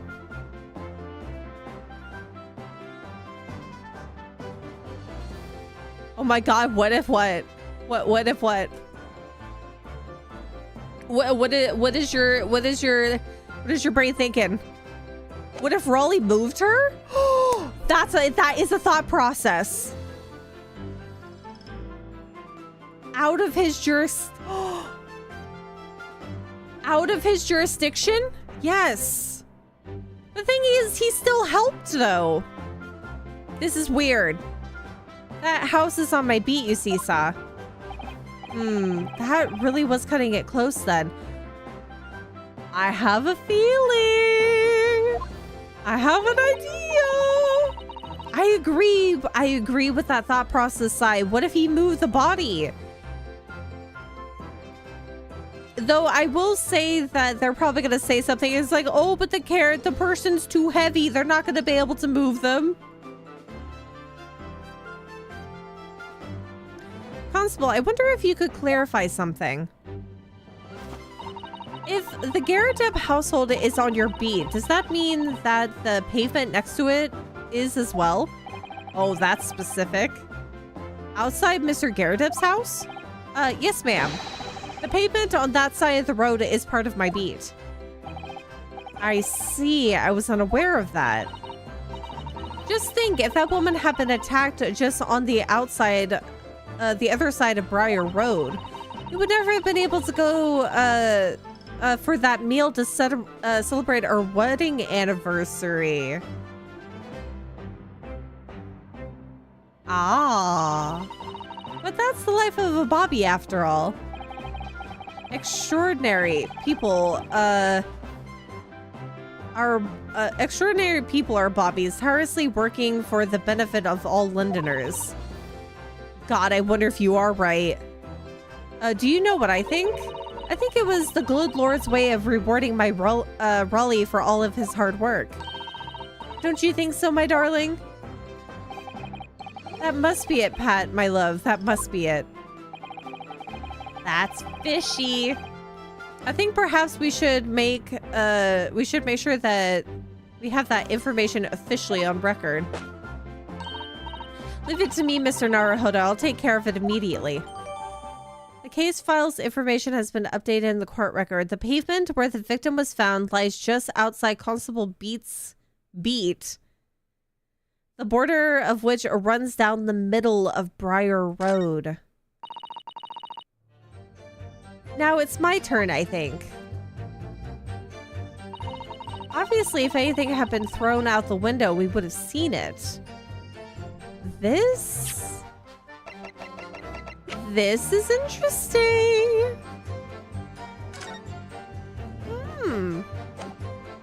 Okay. Let me go back.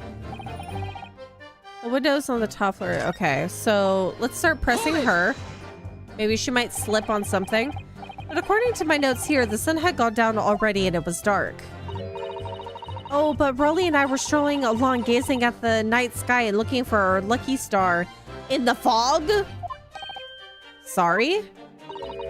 The star that will guide us to eternal happiness. Can't it guide you to the answer to the... or guide you to answer the question? If a flaming book had cut across the sky in front of us, it would have been lit up like a shooting star.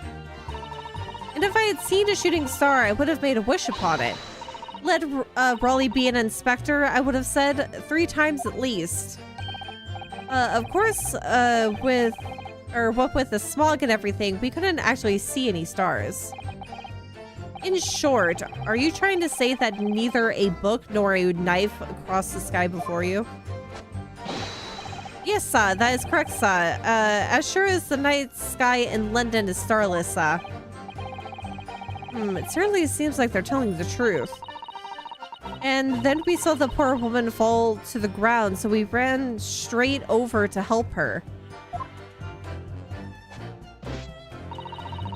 I did leave the scene to go and fetch help, but my trusty Raleigh was there to make sure nothing was disturbed. Hold it! Yes, you said that you went to a nearby police box to fetch another officer, is that right? That's right, yes. If it had been on Raleigh's beat, I would have known exactly where I was going, of course. Don't feel bad, my love. You can't be expected to know the location of every police box on every beat. So, Raleigh told me the way, only I sort of got a little lost on the way. Tertia, my darling, that's why I love you. Your terrible sense of direction is bewitching to me. Oh, Pat. Oh, Raleigh. Ah. Oh, please. So I suppose I was gone for about 15 minutes. But like I said, my Raleigh was on the scene, at the scene the whole time, making sure nothing was disturbed. Or was doing the disturbing. I was off duty at the time, of course, but a true Bobby is never really off duty, sir. I didn't take my eye off the crime scene for one moment, sir. Nothing strange to report on that front, sir. Hold it! Nothing to report. That's correct, sir. I had my eyes wide open the entire time. Never looked away for a second. No one else approached the scene and nothing was removed from it. I can swear to that on the yard's honor, sir. So you say. Really, that seems a little strange. Beg your pardon, sir? Strange, sir. It seems altogether regular to me. This burnt copy of the Lion's Pride was originally in the Garrideb's household, so the question remains, how did it find its way into the hands of the victim?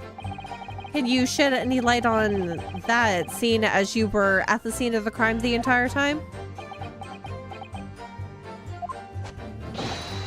Aha! Could it be a different copy, sir? One that just happened to be burnt as well? That's such a statement. Even if that were possible, why would the victim have been gripping a book like that in her hand? As we can see from the photographic print, she had a bag over her shoulder. Well, sir, the book was in the lady's hands from the moment we arrived at the scene. Is that so? There's something about this statement that's not sitting right with me. The two mysteries of how that knife ended up in her bag and how the book ended up in her hand. I think he did move the body, because if she threw the knife at the window and the book at the window, they would have fallen straight down. The knife could have also had hit the window, so it took the tip off. So it wouldn't have been as bad of a hit to the lady, because I think probably the book fell first, which took her out, and then the knife fell down. More than likely. Can I ask you something, please, Mr. Lawyer, sir? Are you gonna question me again? I'm the one who's supposed to be asking questions. Oh, yes, of course. What is it? You're doubting us, aren't you? I can tell. Wasn't really, I mean, what's she doing? Oh, she's just trying to appeal in her shoujo eyes anime-like way. Please, just because I'm a woman doesn't make my testimony any less valuable. You might just see me as the wife of a policeman, but I'm a woman of my word, I am. I see what game you're playing here. I really don't remember ever suggesting that I doubted you. No excuses, I don't want to hear it. My voice will be heard. My lord, you'll let me speak, won't you? She is a, she's an interesting person. Yes, Mrs. Beat, I will allow you to supplement your testimony if you so desire. Sometimes the path of least resistance is the sage one. That was a very loud mutter. I heard that. That Japanese man thinks a policeman's wife's word counts for nothing, does he? So she's just painting me in a bad light for no reason. Well, watch out, sir. I might let you get away with something like that, but my Rolly won't. Duly noted, Mrs. Beat. Please, I humbly ask you to continue. What could she possibly be about to say, I wonder? I don't know, something that may or may not help me? I know what I saw. My eyes never let me down. My sense of direction is a little off sometimes, though. Hold it! Okay. Mrs. Beat, nobody is questioning what you told us. I saw it. I did. That evening, I saw it clearly. The little Eastern man with the whiskers and the funny curved back slinking away from the scene. Do you have to say it this way? And I know what I didn't see as well. I didn't see any flaming books or knives flying through the sky. See, it doesn't even have to fly through the sky. It just has to drop down. All very clear. You also mentioned something about having a poor sense of direction. Oh, yes. Well, that's a little embarrassing, really. I've always ended up at the wrong place when I've made arrangements to meet Rolly. He gets ever so cross. Excuse me. What is this? Constable Beat, is there a problem? No, I think he was counting on her lack of direction. No, sir, no problem, sir. Did your wife's remarks just now bring something to mind, perhaps? Oh, well, in a way, sir, yes, sir. I was just remembering that the same thing happened this evening is all. You mean Mrs. Beats, lost her way on the night of the incident? Well, you see, I sent her to find a police box in the next beat over from mine. But she was gone a fair bit longer than what I was expecting. I thought she'd be back inside 10 minutes, but my darling was gone a good 15. Oh, Rolly, you're such a tease. But the reason I was so long was because of the bouquet, silly. The bouquet?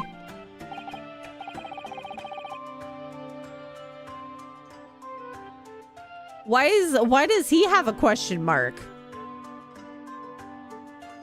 Sorry, what bouquet are you talking about? Oh, it was a present for our wedding anniversary. Really so romantic. I saved up for it with farthings and halfpennies he found in the gutter while doing his rounds. Yes, how romantic. I'd forgotten all about it until just now. Had you, my darling? Oh. Oh, yes. But that was just between us. No talking about it to anyone else, darling. You have to promise.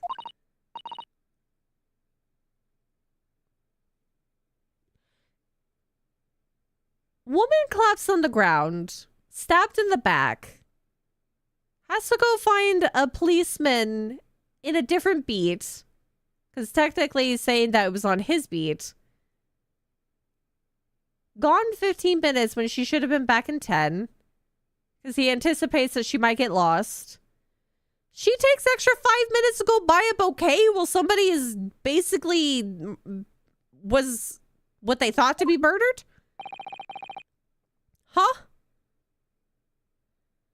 What was that all about? Constable Beat looks very obviously troubled during that exchange. I'm afraid that can't offer any useful insight. Or I can't offer any useful insight, Mr. Naruhodo. But I'm quite sure of one thing. We have to ask Mrs. Beat about the bouquet. Mrs. Beat, this bouquet you just mentioned, I'd like you to add details about it to your testimony, please. Oh, really? Yes, I'd love to.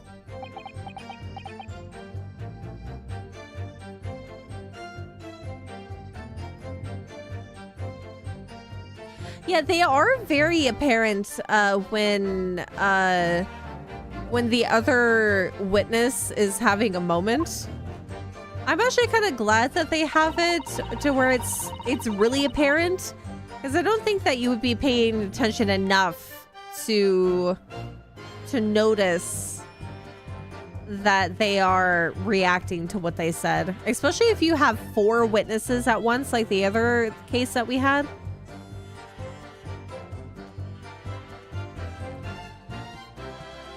And I would have to be, if there's like a small interval of when they're doing their, oh my God, I remember something, or oh my God, stop talking about that, you're going to reveal something, it would be very hard to notice.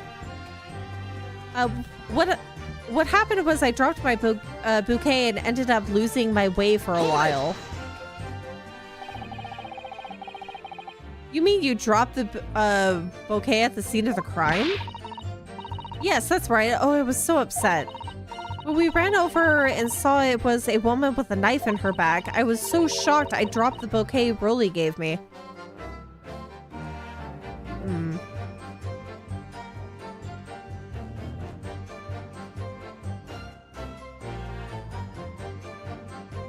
I mean, it's still kind of a mechanic. Well, no, it is a mechanic because they don't have this in other Ace Attorney games, so it's unique to this one. And it's as, I wouldn't say flamboyant's the right word. It's outrageous, like everything in Ace Attorney games.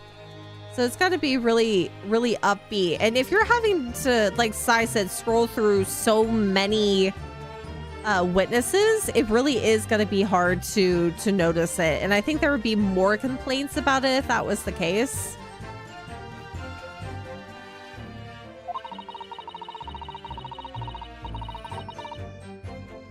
See, with 2 witnesses, you can pay attention to the other guy while she's talking. But 4? If someone reacts all the way on the other side of the bench, it's going to be difficult. Especially with it, with as rarely as it comes up, not even every testimony. It's also important because it shows that person B knows this info, not person A. And they only just realized or became concerned. Exactly. I feel that. Actually, like I said, that's the reason why I like the way that they have this mechanic set up. It was in a dark spot where the streetlights weren't casting any light, so I didn't notice at first.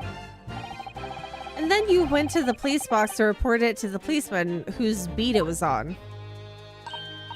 Yes, and I came back to the scene together with the other constable, you see. That's when I spotted my bouquet again, but the funny thing it was when I went to pick it up.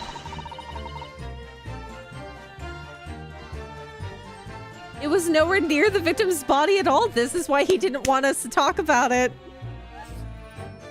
He moved the body! In case you need reminding, Mrs. B, the victim is not deceased. I was all flustered for a moment before I heard a voice calling me from the other side of the road. Your husband, presumably. That's right, silly me, I'd gone over to the wrong side of the street. Although I'm going to blame the bouquet this time. I can't think of how it got there, I really can't. Oh my God. So the bouquet somehow moved from one side of Briar Road to the opposite. Curious indeed. Isn't it? But the worst of it is I forgot to pick up the bouquet up again when we left the scene. That beautiful rose Polly gave me. That beautiful rose Rolly bought me with that change from the gutter he spent so long collecting. By bouquet, do you perhaps mean this sorry solitary rose? Oh, yes, that's it. That's the bouquet Rolly bought me for our anniversary with old bits of change he found in the gutter. Maybe just call it a rose? Tell us, Lord Fenzies, where did you come by the flower? According to the report by the police officer in charge of the crime scene investigation, it was found on the edge of the pavement in front of the Garrideb's household. My God, Sai, you got it. In front of the Garrideb's house. Although it wasn't noticed until the morning as it lay there, as it lay where the street lamps cast no light. It was believed to be of no relevance to the case since it was found on the opposite side of the thoroughfare.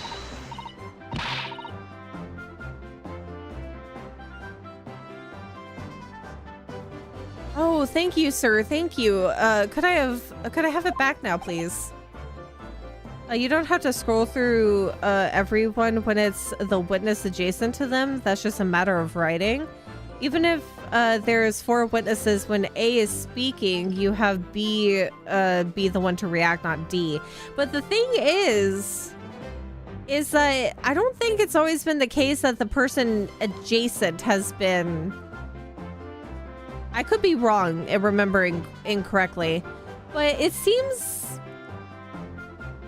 like if they want to make the mechanic that much more difficult and more of an interactive thing, I would not have the person next to, at least all the time, I would not have the person next to them be the one to react. Just to make it more interesting. But with the way that they have the camera set up and everything, it makes more sense to be as over the top as possible.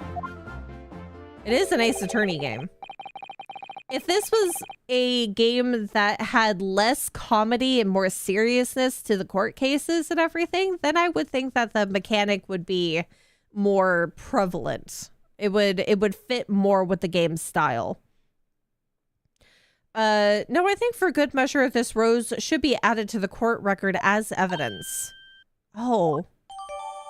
A present for Patricia Beat from her husband, Broly. The shock of seeing the stabbed victim caused Mrs. Beat to drop the rose where she stood.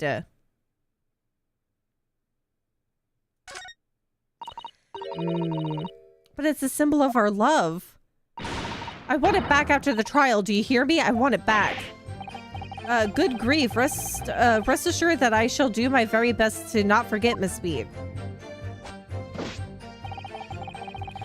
I didn't take my eyes off of the crime scene for one moment, sir. Nothing strange to report from that, sir. Okay, so we're gonna press this too. That's correct, sir. I had my eyes wide open the entire time, never looked away for a second. No one else approached the scene and nothing was removed from it. I can swear to that on the yard's honor. Wait, did I already do this one? That's a little strange. Beg your pardon, sir. Strange, sir? Seems altogether yeah, I did this one. This is how we got to the bouquet.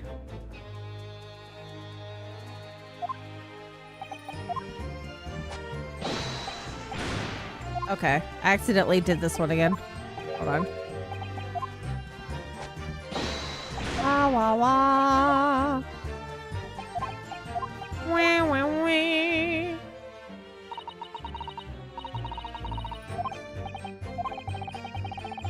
Beep, beep, beep.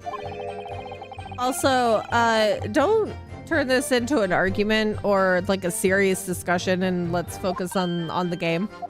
By the way.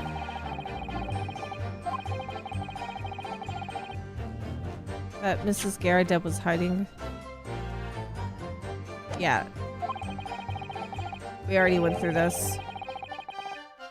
It's clear that someone else has been hiding something from us as well. I think I may already be armed with everything I need to strike a decisive blow here. This time it's going to expose the whole truth about this mysterious affair. And we passed an hour mark! Hasn't been 2 yet, though. Is Sai ready to pay for their crimes? Okay.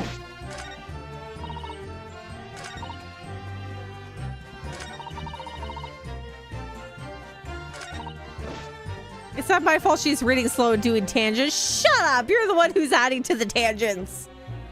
Let's see. This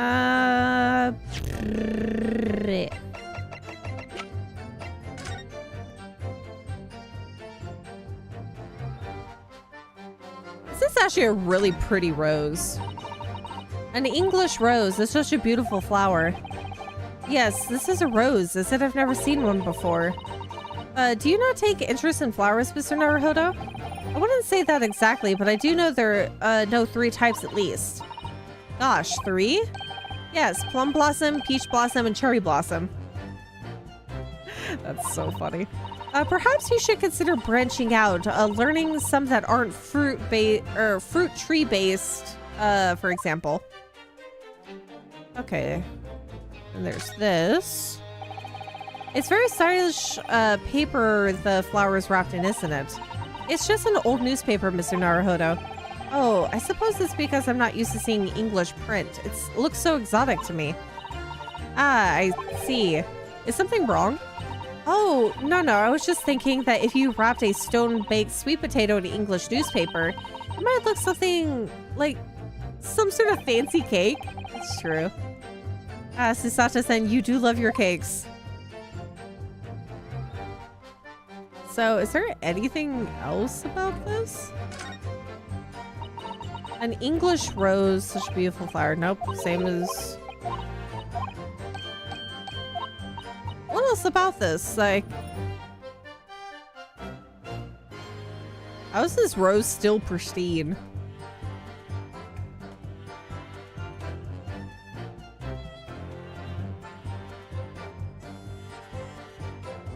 Is there nothing else I can look at on this?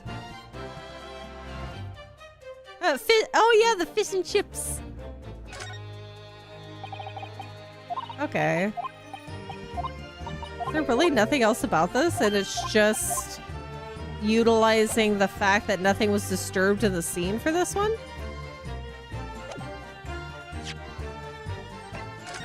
Save.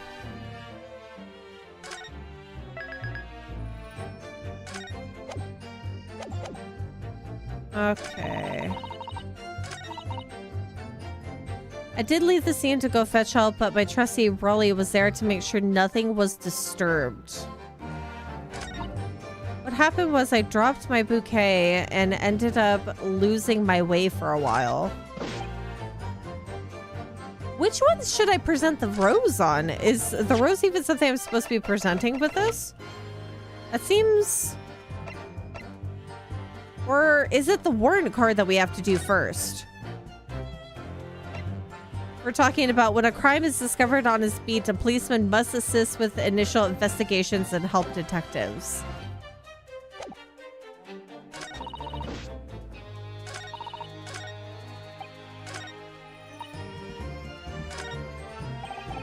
I have to do that first?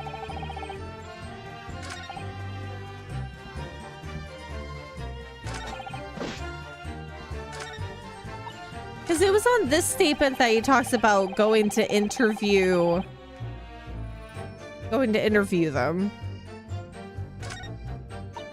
You can point me in the right direction if you want to. I don't see necessarily which one I have to do this one on. What happened was I dropped my bouquet and ended up losing my way for a while. And then there's also, I did leave the scene in to go fetch help, but my trusty Roy was there to make sure nothing was disturbed.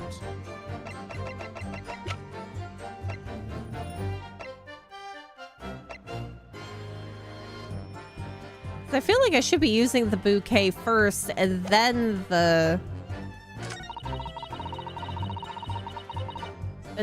pamphlet.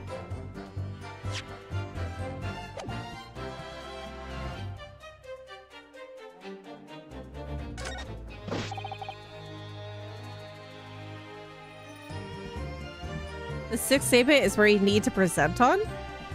I did take my eyes off the crime scene for one moment, sir.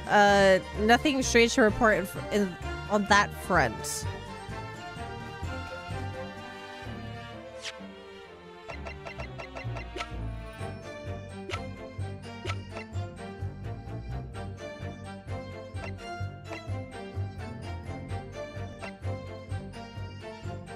Nothing strange, but Pat did say something was strange. Oh. strange because he was on the other side of the road. Okay. I did save. So we're gonna present the bouquet on that side. Objection! Hopefully. You claim, Constable B, that there was nothing to report in the 15 or so minutes you were guarding the scene, but that cannot be. Yeah, because that's why you told her not to talk about the bouquet. What did you mean to say? In your testimony just now, Mrs. Beat, you explained to the court that when you arrived back at the scene of the crime were with the policeman assigned to that beat, the bouquet you had dropped at the victim's side was no longer anywhere nearby. Objection. Yes, on the opposite side of Briar Road where the victim was attacked.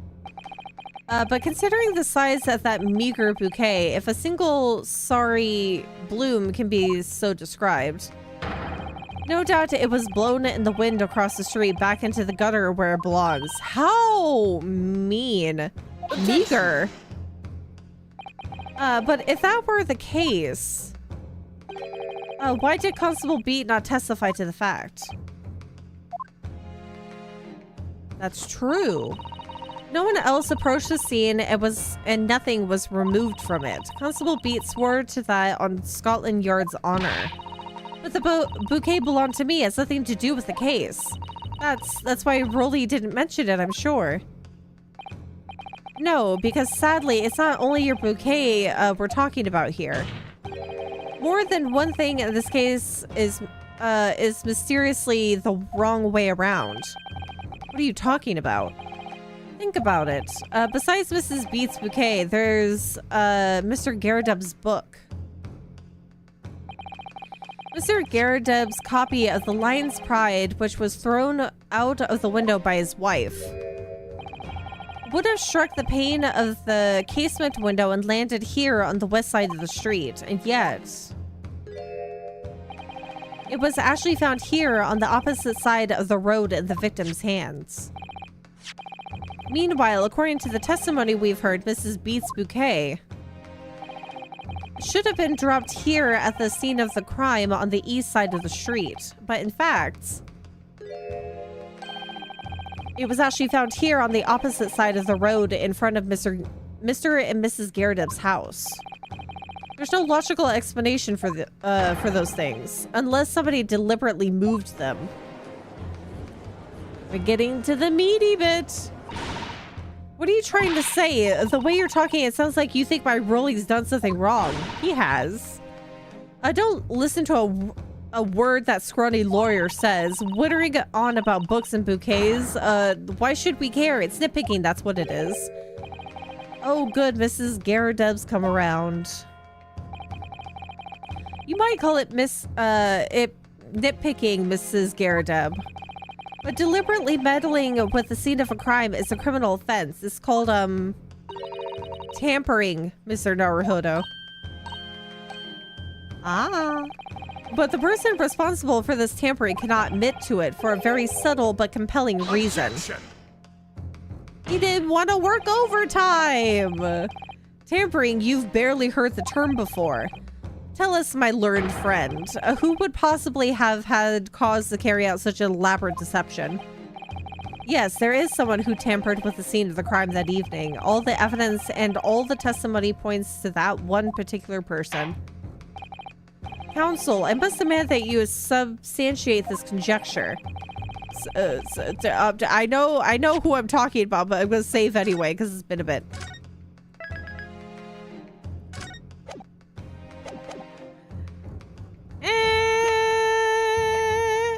Seriously, the pictures of them are so cute. Such a nice style. Present. Take that! Obviously, the only person who could have been Constable Rolly Beat. It was you. What a policeman, a member of Scotland Yard. What nonsense. Why would my Rolly do something like that? There's no one straighter than my husband. No Bobby works more tirelessly for the people of London. Mrs. Beat, you said in your testimony that your husband asked you to go to a nearby police box to fetch the officer on duty. The 15 minutes that you were absent from the scene is the only opportunity anyone had to tamper with it. You're making it up. It's all nonsense. It's all lies. What about that Japanese man with the whiskers? I bet it was him. He did it. If that was true, Constable Bede would have seen him do it. Oh. And forgive me for pointing it out, but when you dropped your bouquet, Mrs. Bede, it was after the defendant had fled the scene. Oh, well... Objection! At first you make accusations about the landlord and his wife, and now you incriminate a policeman as well. But your accusations lack one very important thing. And? You claim the crime scene was tampered with. But there's only one reason anyone would commit such a reckless crime: to hide something. That's right, he's right, but my husband and I just happened to be there, that's all. So why would we have anything to hide? It doesn't make sense. You've offered no motive for this alleged tampering. Until you do, your accusations are nothing but empty threats. I have an idea. I have a good idea. Constable Bede had a very good reason for wanting to tamper with the scene of the crime. That's the key to the entire affair. Or to this entire affair. Mr. Naruhodo, have you managed to solve this mystery? Counsel, you've made a very serious accusation against a London police officer. If you are mistaken, I'm sure I need not point out that your reputation as a lawyer will be irrevocably damaged. With that stark warning in mind, you will now explain to the court the motive for this alleged... yes, my lord.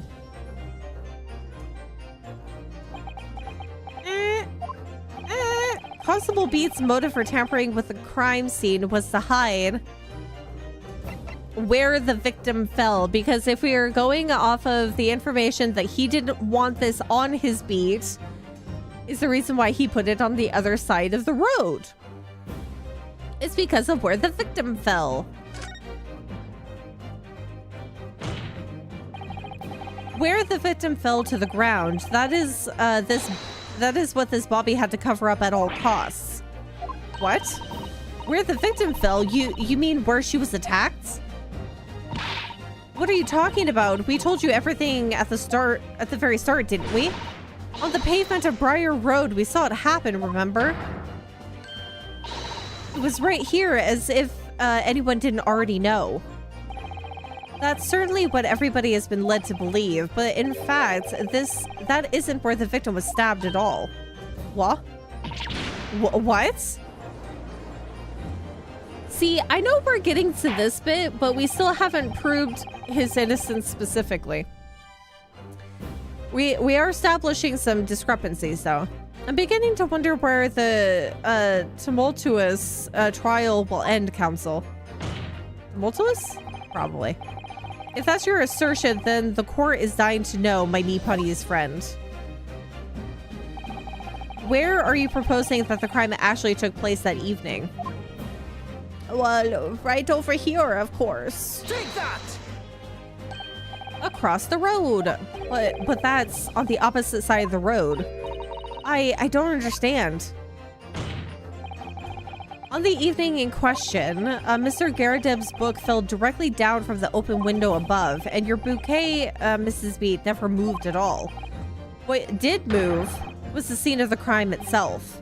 Good gracious. Objection! Oh, I just realized, because I have some things in front of my monitor. I didn't notice how long the scarf was, and that the scarf is attached to both of them. That's so cute. Perhaps you haven't been listening to the ample testimony to the court has heard. But these witnesses both saw the moment the attack took place. That's right. I saw it with my own eyes. Oh, he's looking down now. Is he fully asleep, or is he plotting? It was 5 o'clock in the evening and already dark. There was the typical London fog on the ground. When you saw the incident unfold and ran to the victim's aid, that was actually on the west side of Briar Road. That's not true. It can't have been. Constable Beat then arranged for you to be absent for a while by sending you for help. And during the 15 minutes you were away, he transplanted the crime scene. He removed all the things shown in this print, the victim herself, the 4 books. He moved. He moved everything, in fact, to prevent the pavement, or to the pavement on the east side of Briar Road. Sorry. Extraordinary. But the constable overlooked one thing.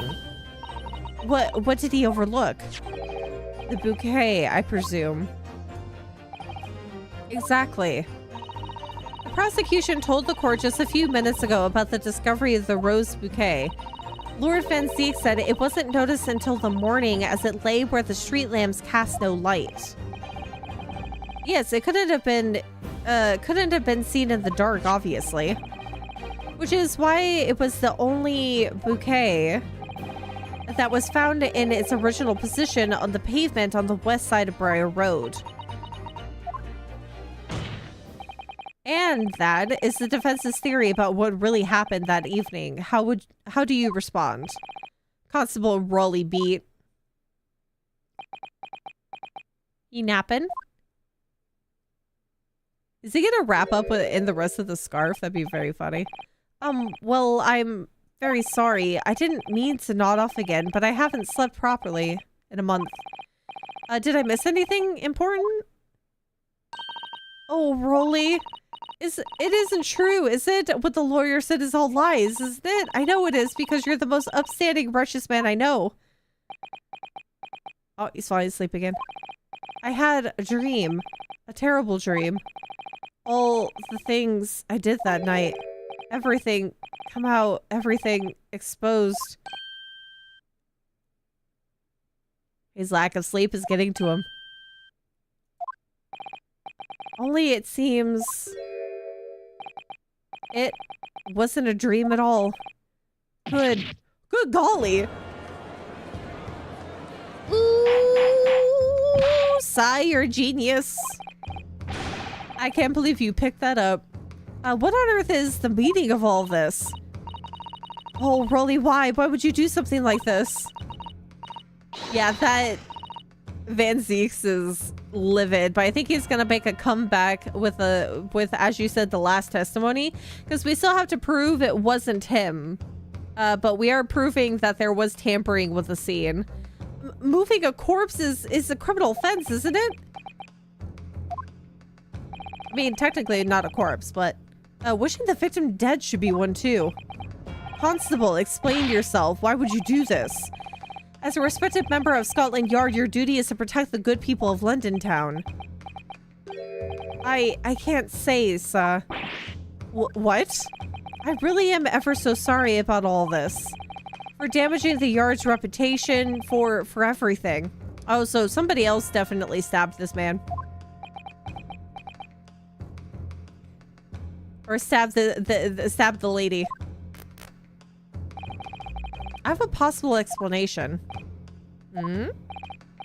For why on that particular evening, Constable Beat felt compelled to move the scene of the crime. I can think of one reason. What? How could you possibly know? You're a foreigner, presuming to understand the mind of a Scotland Yard policeman. I don't have to be native to this land to know what's kind of going on here. And yet, Lord Van Zieks, it is this foreigner who has uncovered the startling truth of this matter. This matter thus far. Oh, my throat's starting to go. I believe it would be beneficial to the court to hear this extraordinary young lawyer's theory. Counsel for the defense, if you please. Love is the universal language. You wanted to go on that anniversary dinner and sleep. No, then I think you had better show us some evidence. At once, my lord. Yeah, this is when I can use the, this is when I can use this thing. England, Japan, it makes no difference where you come from. Human emotions are the same. And I think I have a fairly good idea of the feelings behind this man's actions. What gives away the motive for Constable Beat's unthinkable actions? So I think that we can just use the warrant card because then it's going to put two and two together that it was on his side of the beat, so he would have to take up the work, be more exhausted, and not be able to go to the dinner with his wife for their anniversary. Take that! I realize that I'm a foreigner in this land and I've only just arrived from Japan, which is why all this information about London's so-called bobbies is completely new to me. I've learned that through honorable patrolling, the beat is the most demanding work in the world. For example, keeping the peace, looking after the citizens on his beat in all kinds of ways. There's no doubt that the young Bobby is charged with a great deal to do each day, certainly. But for Constable Beat, the day in question was special. Special? How? Like, on account of this bouquet, my lord. Oh, yes. It was our very first wedding anniversary. Constable Beat had worked so hard to be able to afford this simple gift for his wife and was so looking forward to taking her out for a celebratory meal. When he and Mrs. Beat stumbled upon a crime along Briar Road. When he saw that shadowy figure through the fog collapse on the pavement ahead of them, what must have gone through this man's mind? But just on that one particular day, I was looking forward to celebrating my wedding anniversary. Mrs. B put up with a lot of being married to a bobby like me. I wanted to show my dear wife how much I care. Oh, she's still gonna absolutely adore him after this. She's like, oh, you did it for me! This is the warrant card that Constable Beat offered to me to lend me earlier. Inside, among the rules for patrolling policemen, it says, when a crime is discovered on his beat, a policeman must assist with initial investigations and help detectives. Aha! Constable Beat. Is that, or is that not the reason why you moved the whole scene of the crime that day? Yes. Everything you said, it's all right. It's all right. Ugh. Yeah. So that's it. It was all to do with the boundary of your beat. Oh. Exactly. To summarize, the incident actually occurred on Constable Beat's beat. Good gracious. Constable, do you realize the gravity of what you've done? It was the first time since I became a copper that I had ever cursed God. Stay close to me, Pat. The criminal could be still lurking somewhere. As we ran over to the scene, I had every intention of doing my duty as a police officer. We've got to report this to the station as quickly as possible. But then it dawned on me. I realized where we were, where the victim was lying, and what that meant for me. When a crime is discovered on his beat, a policeman must assist with initial investigations and help detectives. Why here? Why did this have to happen here? And why tonight of all nights? Why?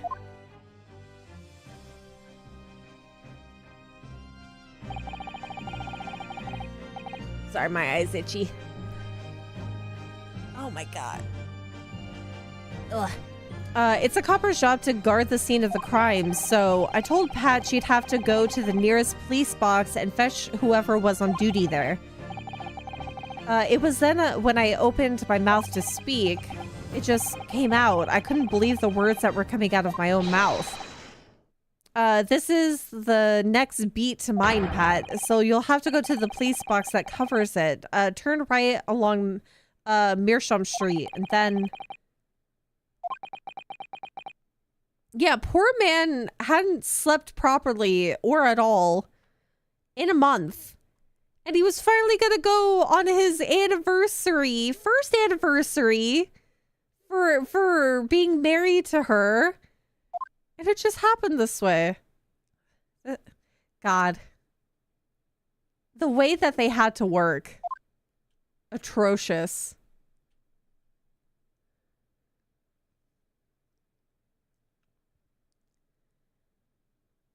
All he wanted was, yeah, one day to be with his lovely wife.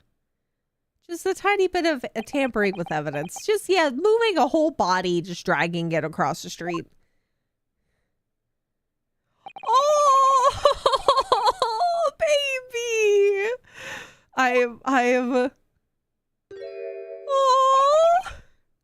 I'm sorry. I'm so sorry. Oh, Constable. I just wanted just that one night to take my Patricia out for dinner. Oh, Rolly. Just that one night. Oh my God. You knew that if the incident was on your beat, your evening of celebration would be ruined, and so you decided to move the entire crime scene outside your jurisdiction. Just across the street to the east pavement of Briar Road, which falls under the neighboring beat's care. You see, I was sure the victim was dead, you see. I beg your pardon. Oh, of course he did. Otherwise, my Rolly would never have left the poor woman on the freezing cold pavement. Ah, I see your meaning now. But God got me back from my sins, didn't he? That's why I missed the rose I bought for Pat. Oh no, Rolly, that was all my fault. I should never have dropped it in such a dark place. I'm so sorry, Rolly.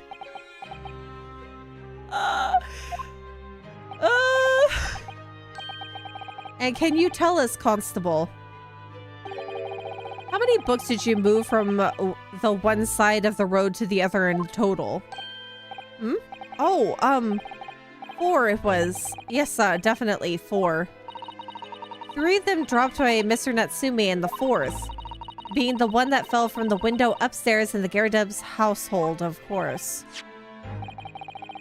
But what made you place that book in the victim's hands? When all the others were scattered haphazardly around, I mean. Oh, well, that's because that's how I found it. Oh.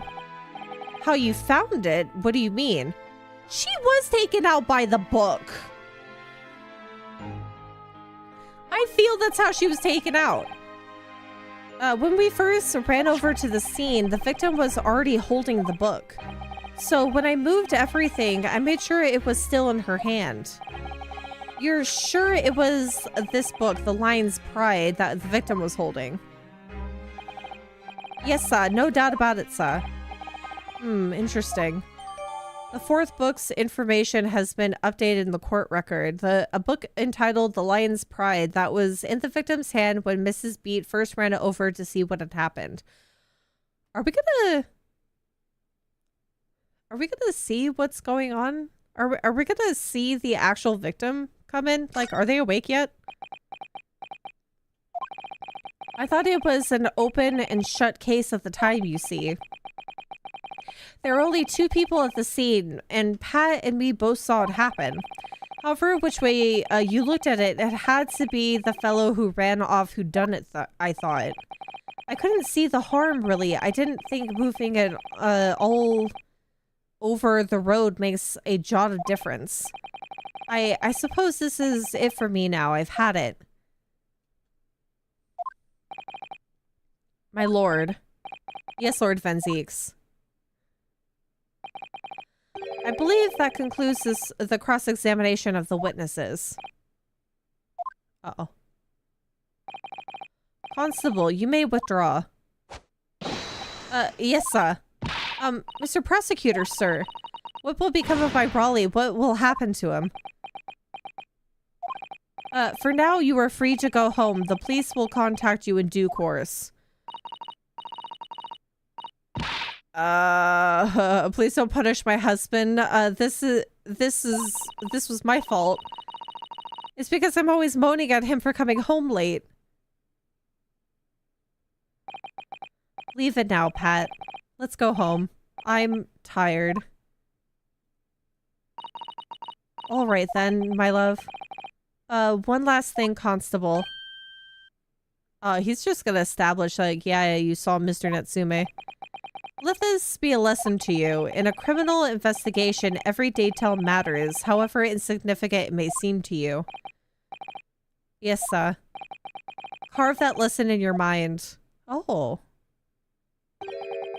And never again make the mistake of tampering with the scene of a crime. See? That's actually pretty nice. Never again, sir. You mean to say... Aw, Van Ziegs. See, I still don't fully understand your character, but I know you have a nice side.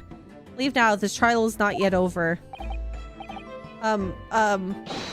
Sir. Sir. Oh my goodness. Well, quite a startling revelation, I must say. Whoever thought of a third party transplanting the entire scene of the crime like that? Indeed, my lord. Nevertheless, there are some immutable facts here, principally? Edgeworth with fewer ruffles than the boot? That the accused, Mr. Soseki Natsume, is the only person who could possibly have committed this crime. No, I disagree. Now that we know the truth of the scene of the incident, there is someone else. Another person who could be responsible for the knife in the victim's back.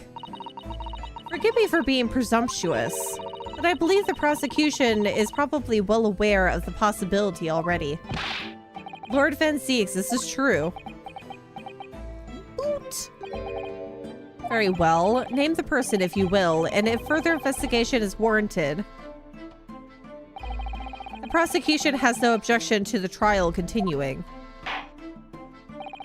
You will name this other person who could have perpetrated the crime. Can we say Joan Garadeb?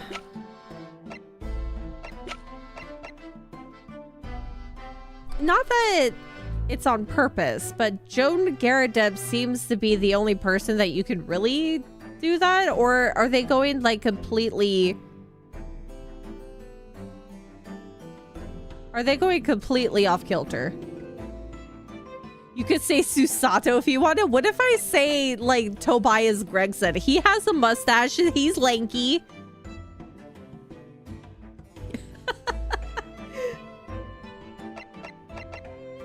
Okay. That seems to be the only... Joan Garadeb seems to be the only one I could think of because, yeah, she threw the knife down.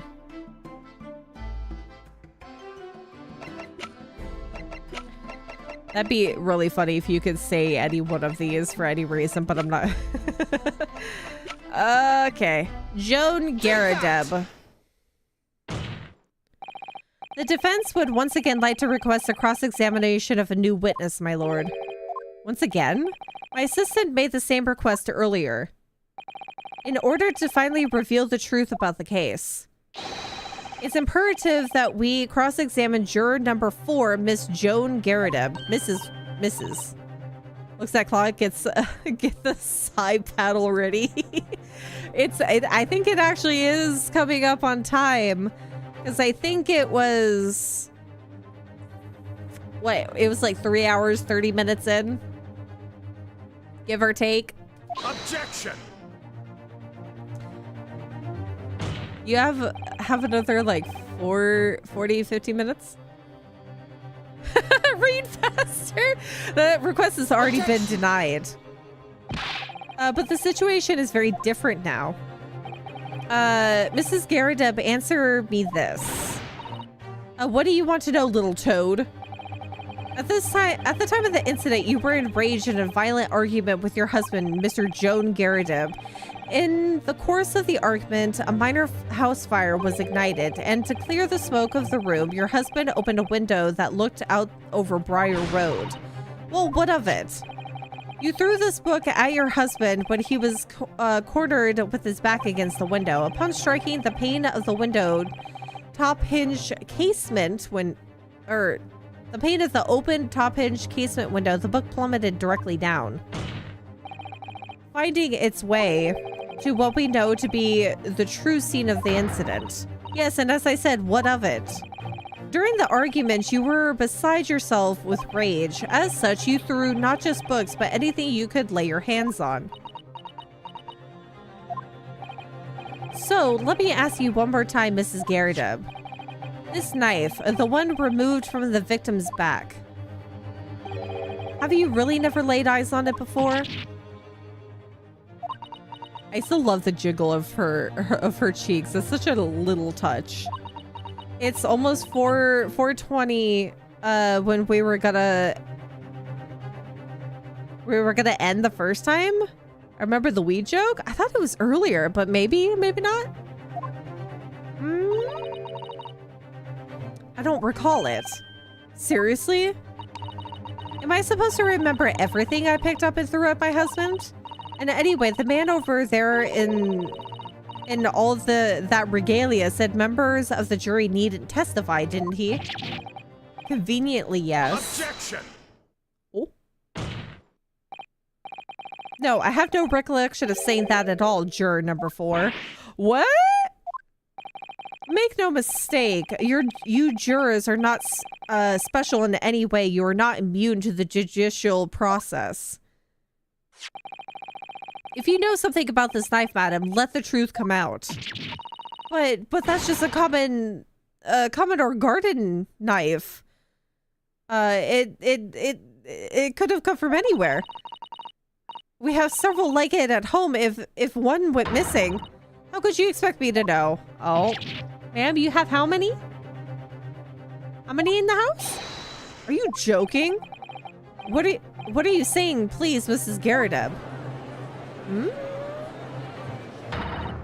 Now you listen to me. I refuse to believe all this nonsense. I couldn't bear the thought that I had injured someone. Do you hear? I couldn't bear it.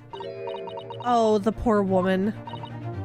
So, yes, I want evidence. I want to see hard evidence if you're going to insist on this being my fault. You're going to have to prove to me that I threw that knife if that's what you think. Come along now. Chop chop. Do your worst. Now...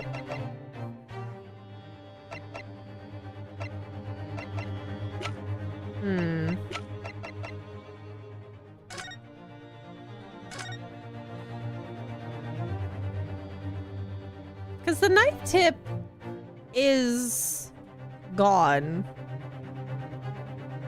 Wonder if we're gonna have anything to say about that. Because it hit the window before it went down?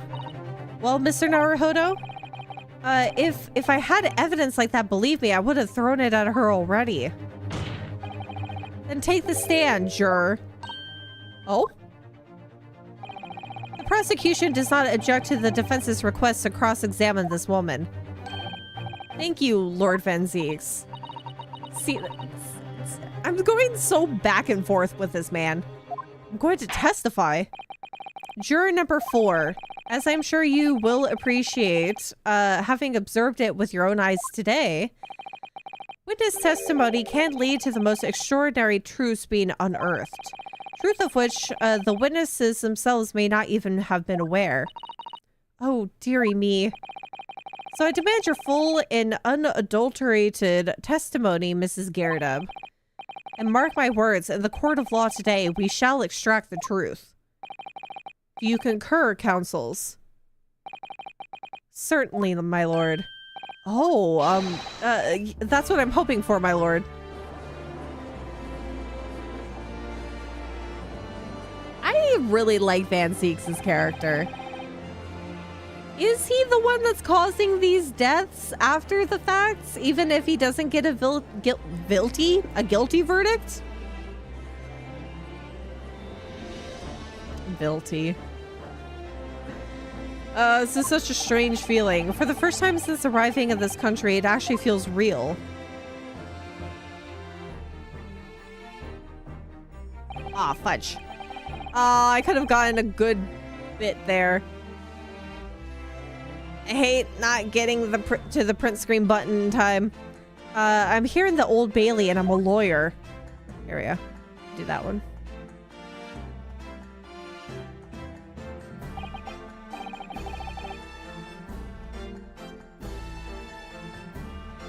Witness, state your name and occupation. Oh, yes, my name is Joan Garadeb. And I'm, well, I'm a juror and such like. Good time to break unless... Well, no, I was just taking a picture for potential thumbnails.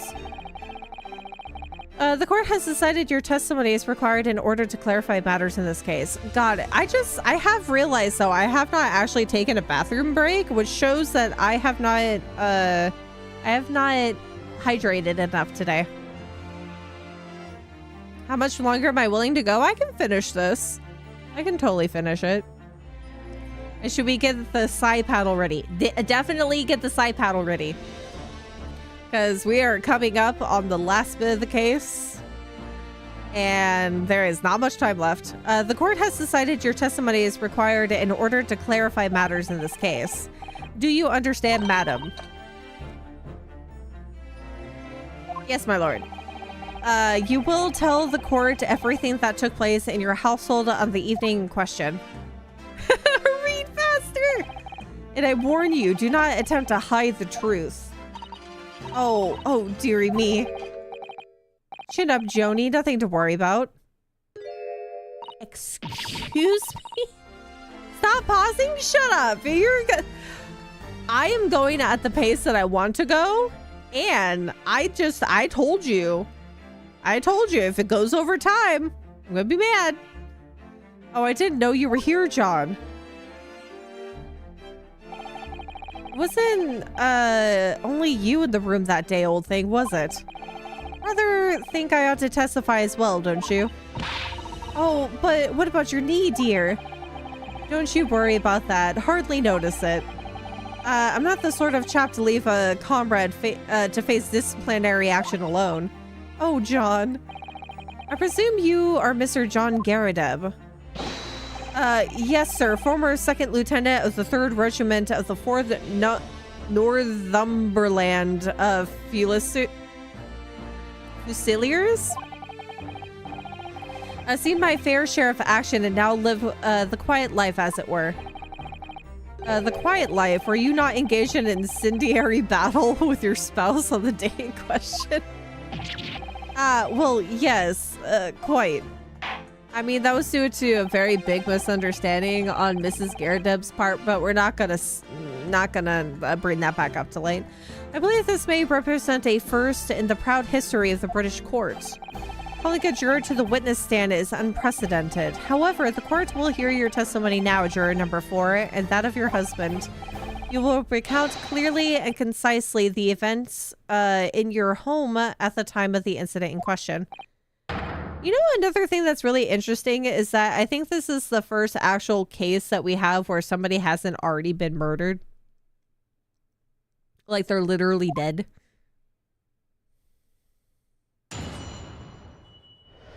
I love his expression. The Battle of Garadeb. Yes, on the day you're referring to, the wife and I did have a bit of a skirmish. Can't recall the reason now. Don't care, read faster, shut up. This is all your own doing.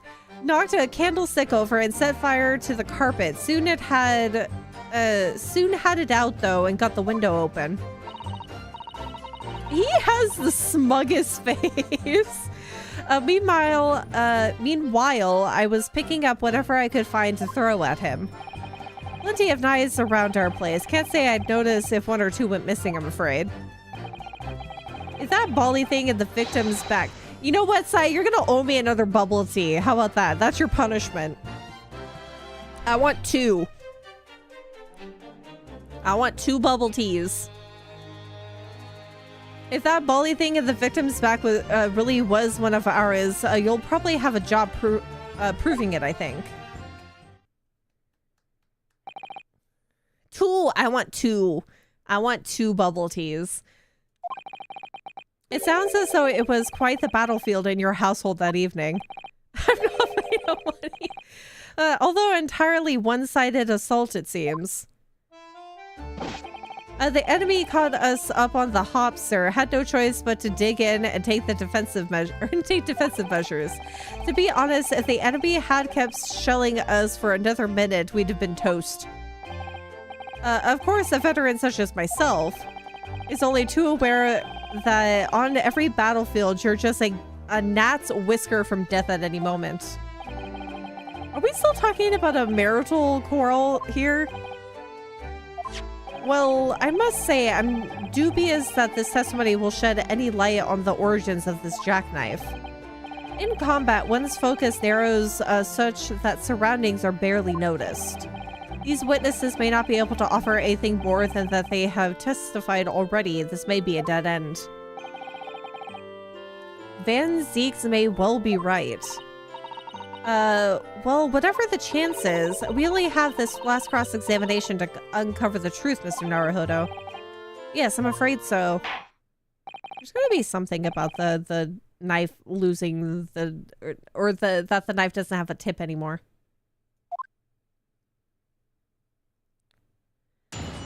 I want 2 bubble teas as compensation.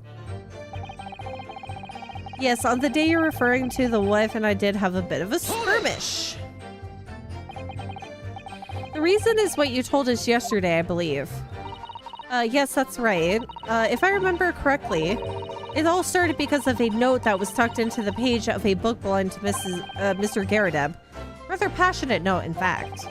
But Mrs. Garadeb found the note discovering her husband's little secret. And she gave him a mighty number of slaps across the face for it, too. 1 tea for every 30 minutes over 2 hours, rounded up. No, I think that might be a bit much. With sordid affairs. Hell on earth. A sordid state of affairs. I say, when a chap says he can't recall such things, it's common decency not to drag it up. Drag it all up. Besides, half of it was wide of the mark anyway. Oh my god, he trembles. See, since he's not holding the teacup this time, is she just gonna pour it directly into the pipe or on him? I can't wait to see how that's gonna unfold. Or maybe they're not gonna have like a really big like change in their demeanor. These waters run very deep. And what transpired next after these multiple blows to the face? Knocked a candlestick over and set fire to the carpet. Hold it! Yes. The fire also spread to some items of furniture, didn't it? The bookcase, my armchair, anything of mine, really. It just so happens that there was some bathwater around the evening, or around that evening, that so I sloshed that about to put it out.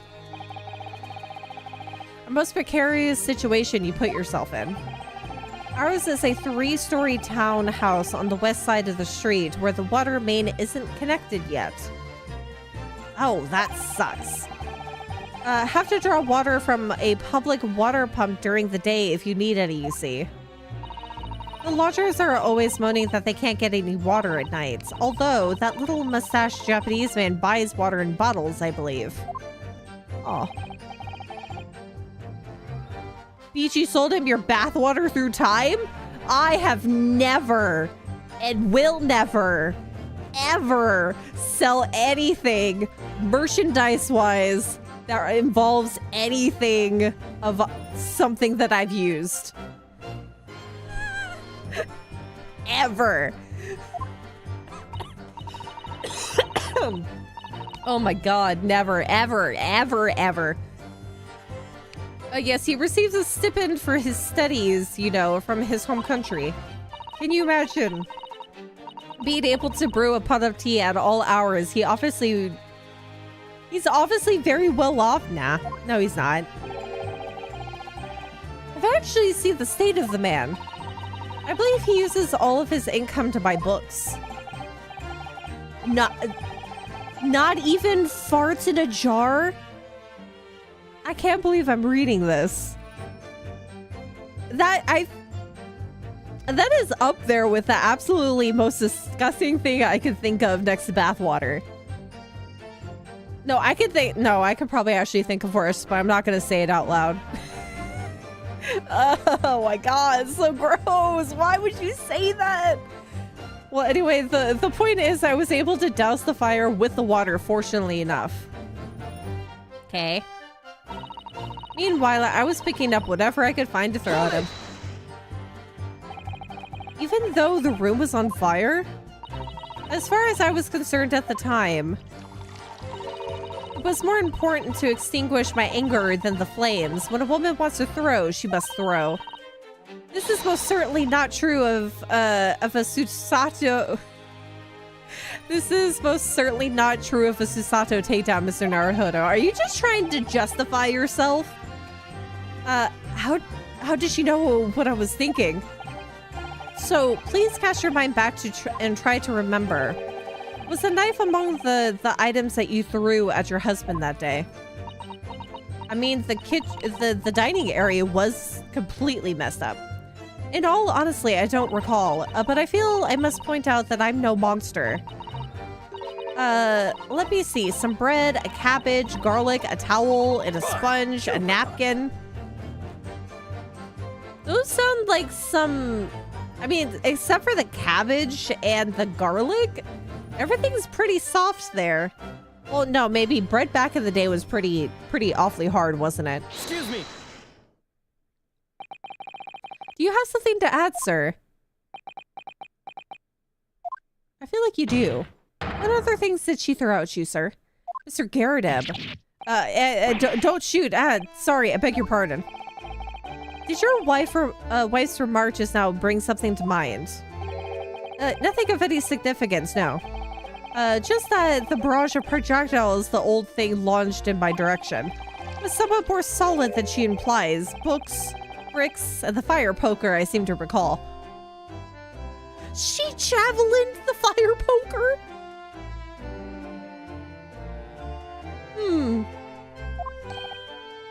Ouch. And the woman's aim is on... Oh my god, I was right! She poured it directly into his pipe! Good grief, woman, we're not at home now. This is a court of law. I said earlier, is she gonna pour it directly on him or is she gonna pour it into his pipe? And I was right! At least it wasn't a bathtub, a cannonball, or the cannon itself. I don't think... God, the other juror's wife could probably have thrown those. Oh my god. Oh, I'm so happy that I thought that. Oh, dearie me. Ever so sorry, dear. What's she even doing with the teapot in here? Honestly, John, I would never have thrown such things at you, obviously. Well, take a look at this then. How do you suppose that happened, A broken pipe? Your pipe, sir? Had this thing in my hand as usual at the time of the onslaught. Knocked it clean out with one of her soft projectiles, she did. And when I went to pick up the thing, it was broken in two. I'd like to see a sponge do that sort of damage. I see, your pipe was broken. It would never have been sent flying unless it was hit by something pretty solid. Anyway, I've managed to bandage the thing up for now. You are one to exaggerate, aren't you, dear? I feel like she's gaslighting him. I wonder what we should make of this account. It could be important. It could be important, but we're gonna save. Because all of this is important. It could be important. The defense believes Mr. Garadeb's remarks just now to be of great significance. This war veteran's words only tell us one thing. Betray a fiery wife, and pipes, as well as hearts, may be broken. Sentimental wisdom, perhaps, but hardly worthy of adding to the formal testimony. Indeed, common sense, one might say. Might one? In that case, would you at least permit us to examine the pipe, sir? Oh. Yes. Let me see. Is there a knife tip in there? Oh, dearie me. There you go again, trying to Ingratitate? Yourself with a young lady? What the fudge? Has he actually cheated before, or is this all on her part? Mr. Garadeb's pipe apparently it fell to the floor during a domestic dispute he had with his wife and broke. Let me see. Let me see. Get me in there.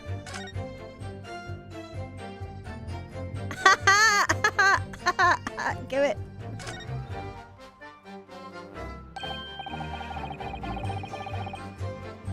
Ingratiate. She ate. Ingratiate. Ingratiate. Thank you. Oh, something just twinkled from inside the chamber of the pipe there. Yes, I saw it. Something stuck in there, I think. Let's turn it over and give it a shake. What's this? It's a tiny fragment of metal. Oh my god. She did throw the... Look at the notch in the side of the pipe. She... precision through that thing. Are we sure she wasn't also a part of the military? It looks like the tip of a blade or something.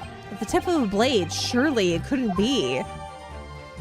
This small piece of metal looks like it might be the tip of a knife blade.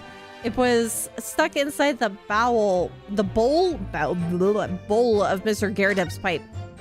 Yay! Yay, we're almost done! Looks to be in a starry state with that bandage around it, doesn't it? But for some reason, it feels slightly ominous to me, like it's trying to shout out a warning. Probably because it's the same blue as Mr. Garadeb's dressing gown. I suppose it must have considerable sentimental value to Mr. Garadeb, given that he's gone to the trouble of repairing it like this. Either that or he can't afford to replace it. You know what, I feel like that's plausible there. We're gonna also point that out. There's a small nick out of the bowl here. It looks like it appears to have been made relatively recently.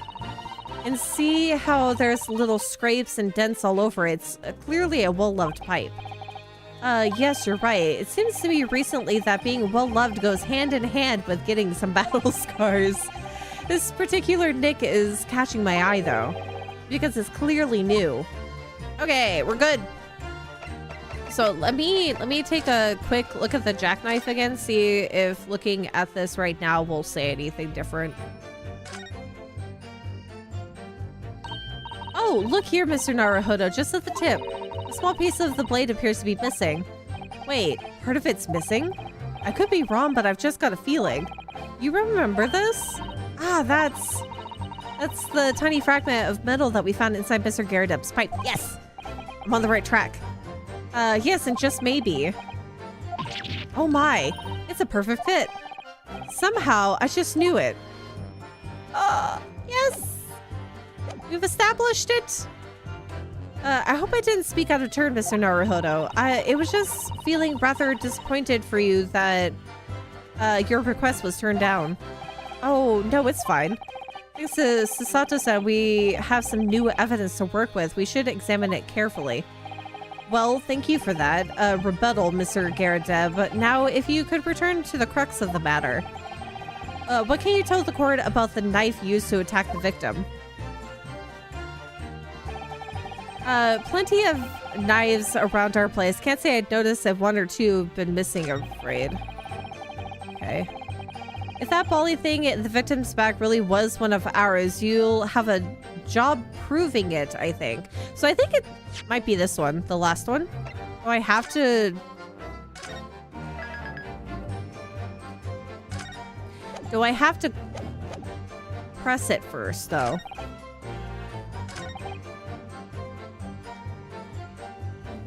Hold it! I'm gonna press it real quick. So you have no intention of admitting it was your knife unless we can produce proof. Even though there is no other credible possibility if Mr. Natsume is innocent. Objection. You forget, my Nipponese friend, that it has yet to be established that the accused is not responsible for the attack. As if I could forget. If only there was a way to know who handled the knife. But I suppose witch surgery like that is just a dream. Perhaps you're thinking of fingerprinting, Mr. Naruhodo. What you mean it's not a dream? That sort of wizardry really exists? Whenever people touch anything, they leave behind a unique pattern from their skin, or so they say. But I can't see anything. There are already countries in the world where these so-called fingerprints can be used as evidence. Lord Strongheart is currently discussing the matter at the Ministry of Justice. Oh, so that's gonna be a thing soon. Yes, I believe we are rapidly approaching an era of scientific methods of investigation. But for now, we shall have to find an alternative method of proving our assertion. That this knife was found in the victim's back was originally Mr. and Mrs. Gerardup's house. Oh, if only I could transplant this whole incident to this several years in the future. Scientific investigations! That's the extent of their testimony, isn't it? What do you think, Mr. Naruhodo? Well, I think we've heard all this before, to be honest. I can't say I'm particularly confident that we'll be able to prove anything from, anything new from this testimony. But in this cross-examination, it's absolutely essential that we establish how this knife came to be at the scene of the incident. Yes, I know now. Or yes, I know. I'm sure both of them must be feeling very worried. Worried that it was in fact a knife belonging to one of them that caused the victim's injury. If we could find even a tiny shred of evidence to support that theory, it would clinch this trial for us. It would explain everything. Yes, it would. So for Soseki-san's sake, we must. We must find that last crucial piece of evidence. What should we have? Now I gotta establish which question, which part of the statement here. Go ahead and press this one too. Sorry, would you care to elaborate? Nothing to say really. Rather partial to a spot of carving, you see, pipes and whatnot, fishing tackle, you know, that sort of thing. It's a passion where we both share. I like to carve little wooden trinkets too. And then there's my leather work. Sorry to say, we're always losing knives about the place, and we have dozens of the things. They sell them at the market, sometimes 20 for the price of 19. Needless... 20 for the price of 19. Needless to say, I snapped them up. John prefers to use 2 knives at meal times too, instead of a knife...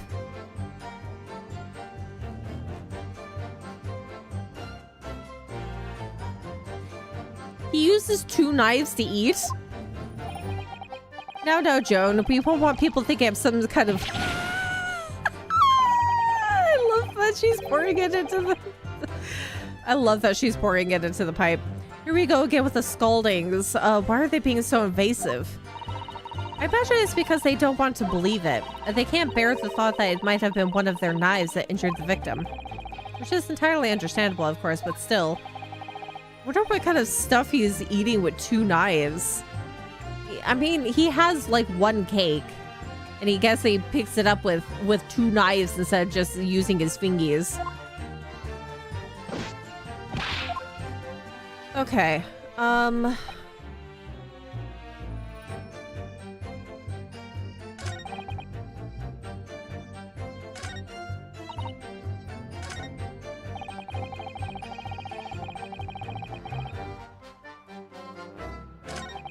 Okay, I guess we can start with this one and present the knife tip. Let's go ahead and give that another save, because I could be wrong. We're gonna present the knife tip. The small oh god, hold on.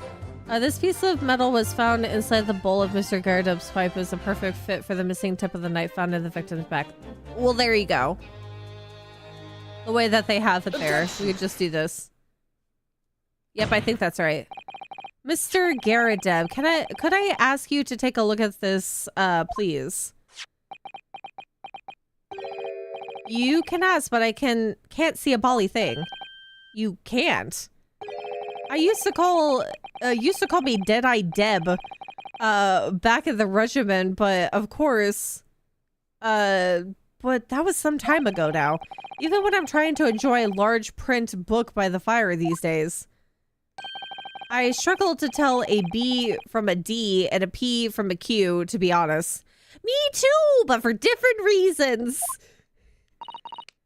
Oh, he does. Dearie me, it's rather wearing being asked about every other letter and every other word.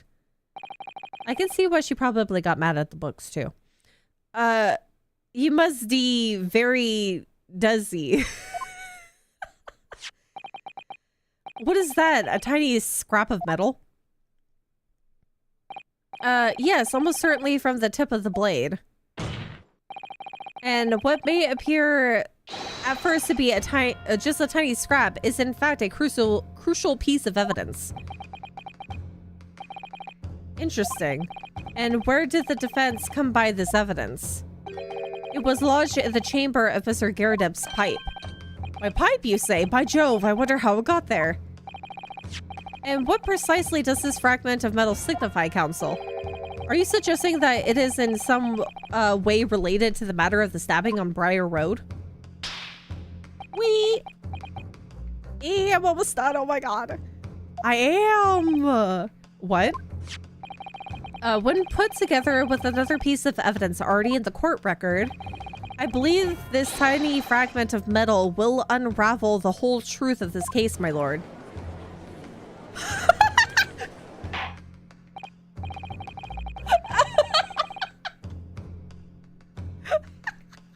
Did you see that? His whole backside is burned. You can see his undies. You appear rather confident in that extraordinary statement, Counsel. Very well then. Present to the pertinent evidence to the court. What evidence, when paired with this fragment of metal, allegedly reveals the entire case? The jackknife. Take that! Oh my god, I love how he doesn't even realize that. He doesn't even realize his underwear is for everyone to see. This is the knife that was found at the victim's back. If you look closely, you'll see that there is a small piece of the at the tip of the blade that is missing. Cheeks to the wind. A common issue with the inferior blades sold at unsavory street markets. Criminals who use them regularly leave the tips lodged in their victims' bones. And what of this particular knife? No doubt its tip has suffered a similar fate, now languishing somewhere near the spine of the victim. Objection. No, that's not the case.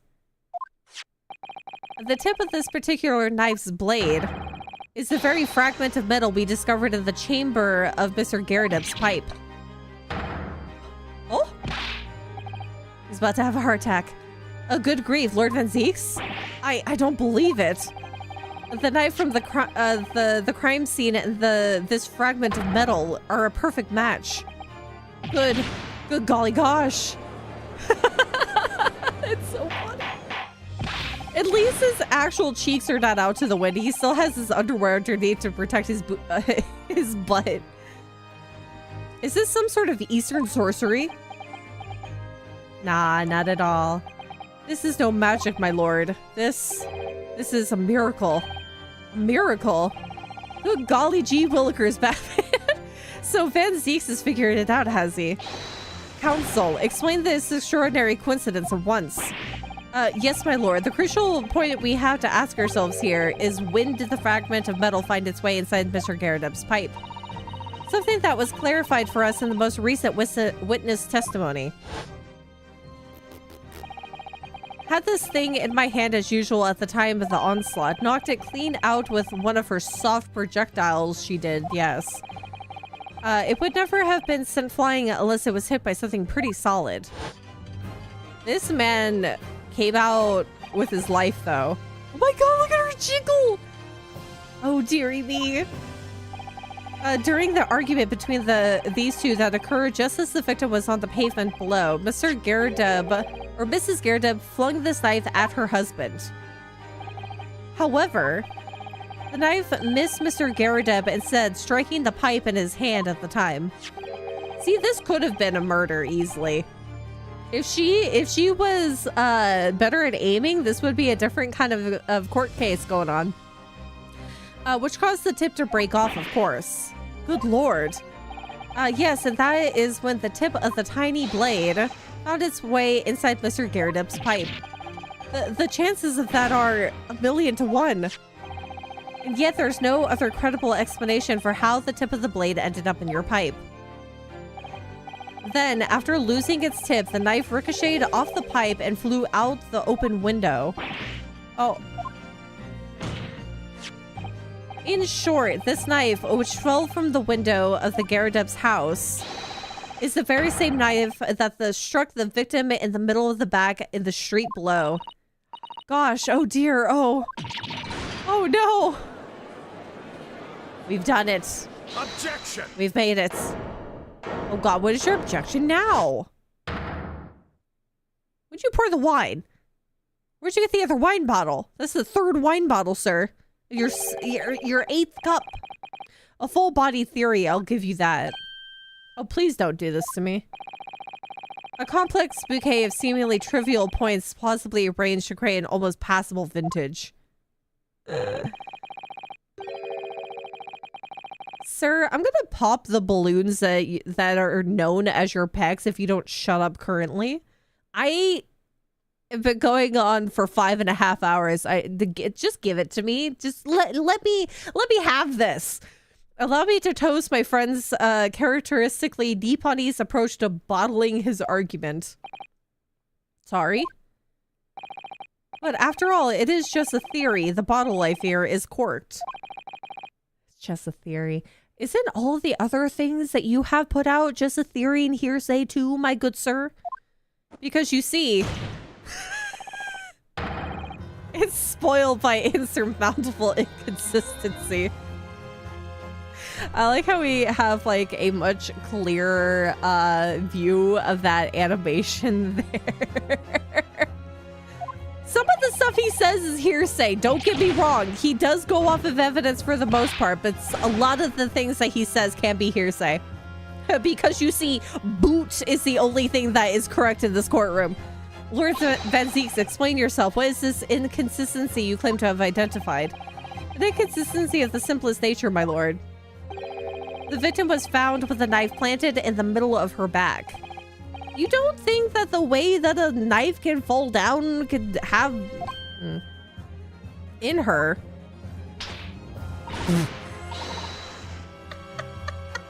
Oh, that's right, you silly little man. Now, Joan, old thing, what are you getting so excited about? I like that he's not even completely fazed by this, which means that she does this on the regular.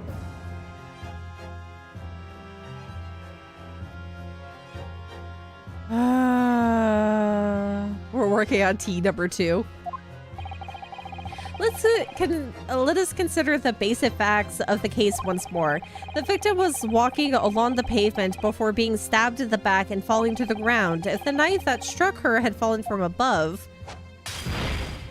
Well, there goes the 8th cup. There's no possible way it could have planted itself into the victim's back. Freaking... She throws things in increments! Are you saying that she's dual-wielding a knife and a flaming book? She threw the book first, it went down, hit the person on their head. Which is why they've been unconscious this entire time, being hit by a flaming book. And then the knife gets thrown down. Quite right, you see, that's exactly right. If the knife had fallen on her from above... it would have struck her on the top of her head. Book, Ryunosuke, the book. He's lost for words. Look, I knew it. I never liked his theory in the first place. I don't know, though, what really did happen. Remember she was holding the book. See, I don't know. I'm still skeptical. She is a generic half-elven dual-class ranger. Her other class is also ranger. It would appear the defense has made rather a spectacular blunder. If a theory has even one inconsistent... Are we sure that she just didn't, like, I don't know, fall over in the ice, too? That could have been just, like, a plausible theory. She bent over to pick it up. See, that's the simplest. The simplest thought process there. Your theory, my learned friend, is history. I mean, she picked up the book, so of course she'd be like, oh no, this book has fallen from above. Let's lean down and pick up and see what it is. Back fully exposed. We were so close I could see the truth. I was so sure we were on the right track. But now the way has been blocked completely by just one simple inconsistency. Don't worry, there's an additional inconsistency we can go for here. Or in other words, we simply need to eliminate that one inconsistency. The theory will stand. Let her cook not liking anything is writing on her finishing quickly, right? No, my wallet can't take this. You were just caught off guard, that's all, and your mind went blank. But if the path you were on is indeed correct, then a way will present itself. The key to this is in the court record, I'm sure. All of the information you need is there. What is it that's just the book specifically? Can we just talk about the book? Or a second photograph of the scene taken by a police man just after the incident specifically shows the victim's hand. Probably just the book specifically? It seems you have nothing to say, my Nipponese friend. Well, your silence speaks volumes. A tacit acceptance that your theory is fatally flawed. I'm really actually glad that they gave her a box to sit on. Yeah. This inconsistency doesn't mean I was in the wrong. It means that I need to sharpen my mind and dig deeper for the truth. I don't think you really need to sharpen your mind for the fact that she bent over to pick up the book. Yes. If the knife fell on the victim from above, there's no way that it could have hit her in the middle of her back. Under normal circumstances, that is. What are you implying? Counsel. There is a piece of evidence in the court record that can explain this inconsistency. You say that, Peach, but you hadn't figured it out until until Sai said it. That is true. That is true. That can explain how the knife that fell from above could have pierced the victim's back. I mean, my theory of her, like... Because you can say that the book was in their hands, but their hand could have just been on top of it, you know. You could still say that the book hit her head and she fell over, or she slipped on the ice that was down below, just like the other gentleman did. But the plausible theory of her just like leaning down to pick up the book is also very simple. We already have the answer. Goodness. Utter madness. Hold on. Let's save since we're so close to the end.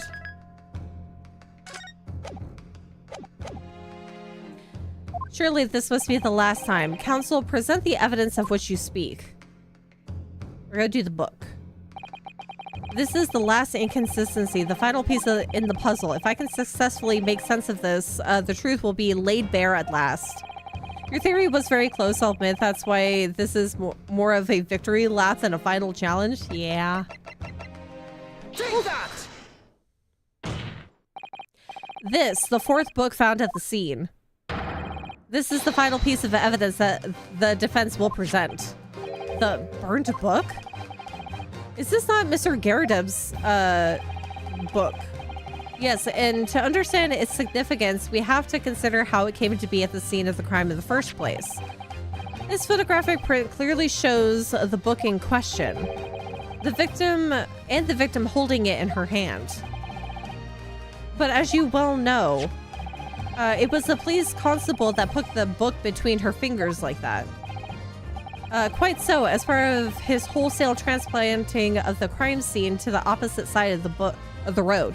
Yeah, but he said he specifically put it back there because he wanted to keep it as consistent as possible.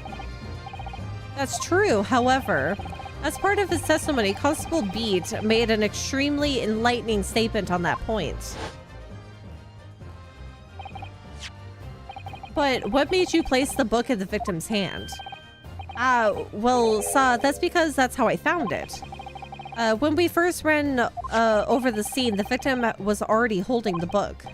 So when I moved everything, I made sure it was still in her hand. In other words, the victim had already picked the book up of her own volition.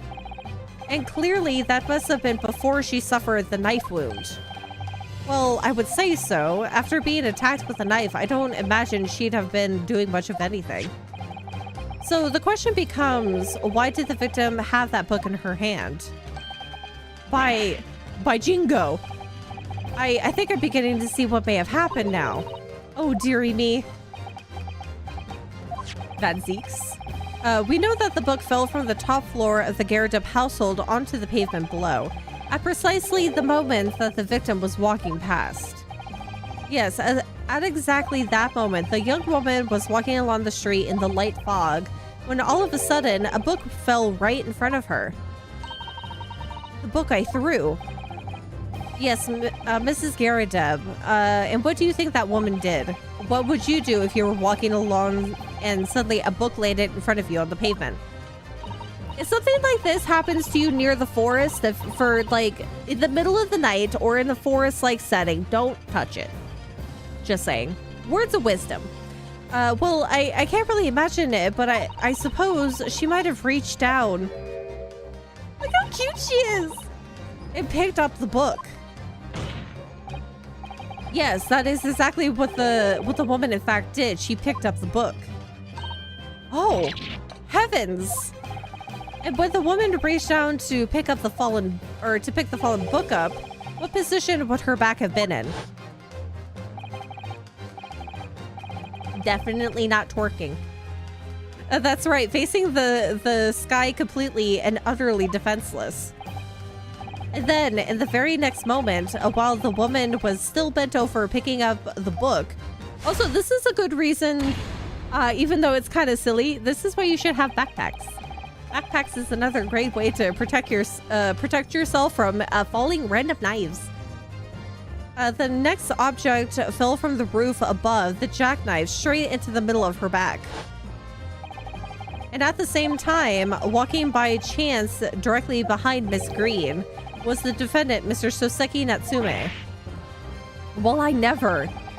It appeared to Mr. Natsume that the woman simply collapsed on the floor. In the dark and the fog, he didn't see the knife falling on her from above. Oh. Slightly morbid, but one evening I was out for a walk and a bird's leg just landed in front of me. I pondered mortality that night. See, when things like that happen, I have actually had it to where I was taking care of the front lawn and I found a petrified fish on the lawn. And at that point, I lived next to a body of water.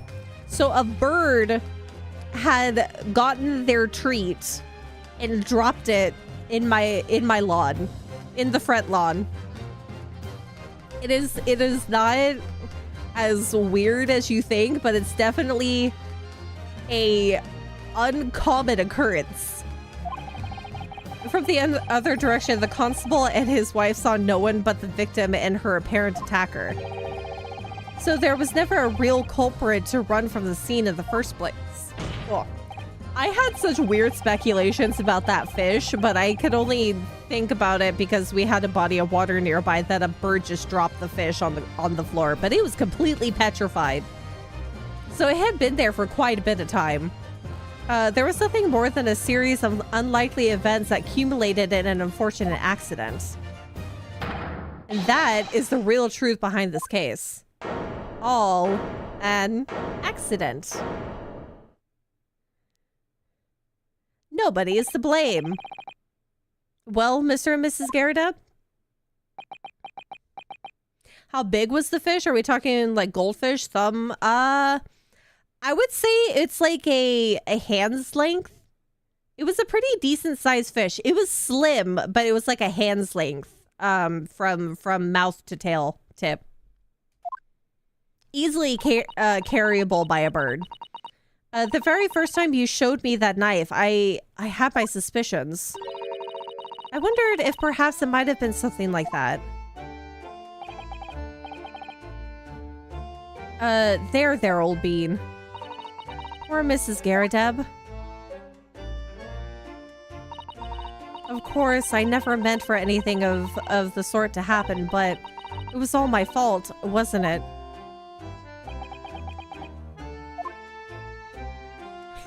I really love his expressions. I take full responsibility. I let my anger get the better of me. I threw that book, and I threw that knife as well. Yeah, it was a bigger fish than you would think, but it was...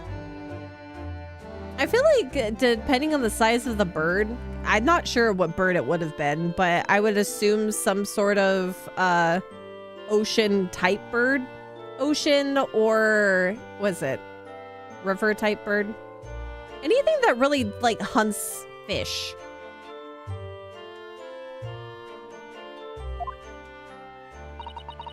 You can carry a decent sized fish. Cause like think of hawks for instance. I don't think it was a hawk though, but there was a video that I've seen recently of a bird carrying a full-grown female deer in the air.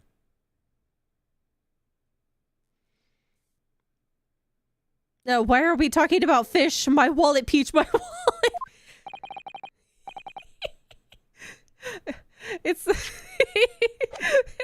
It's all right, I know. I'm ever so sorry. Truly. I'm sorry. Oh, she's fainting. Oh my god, get the chair. Oh my god, his arms.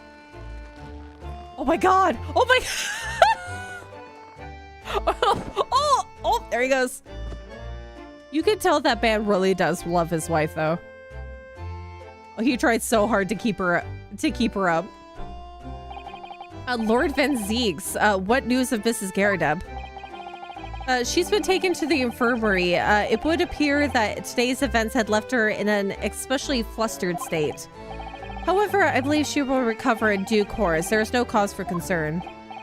Yes, unbeknownst to themselves, they caused what could easily have been a terrible tragedy. Yeah, nobody died, thankfully.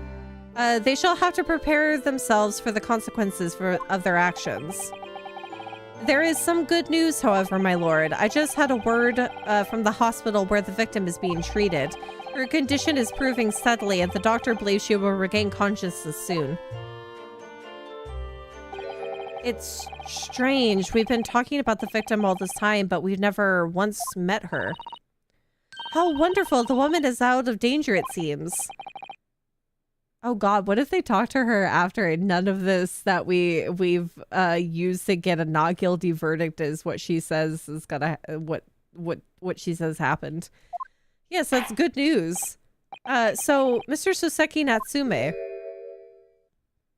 Not guilty. Yes. On behalf of my fellow countrymen, I would like to take this opportunity to beg your pardon, sir. You came from your distant eastern homeland to study our great British culture and have been repaid with immeasurable unkindness. Please accept our heartfelt apologies.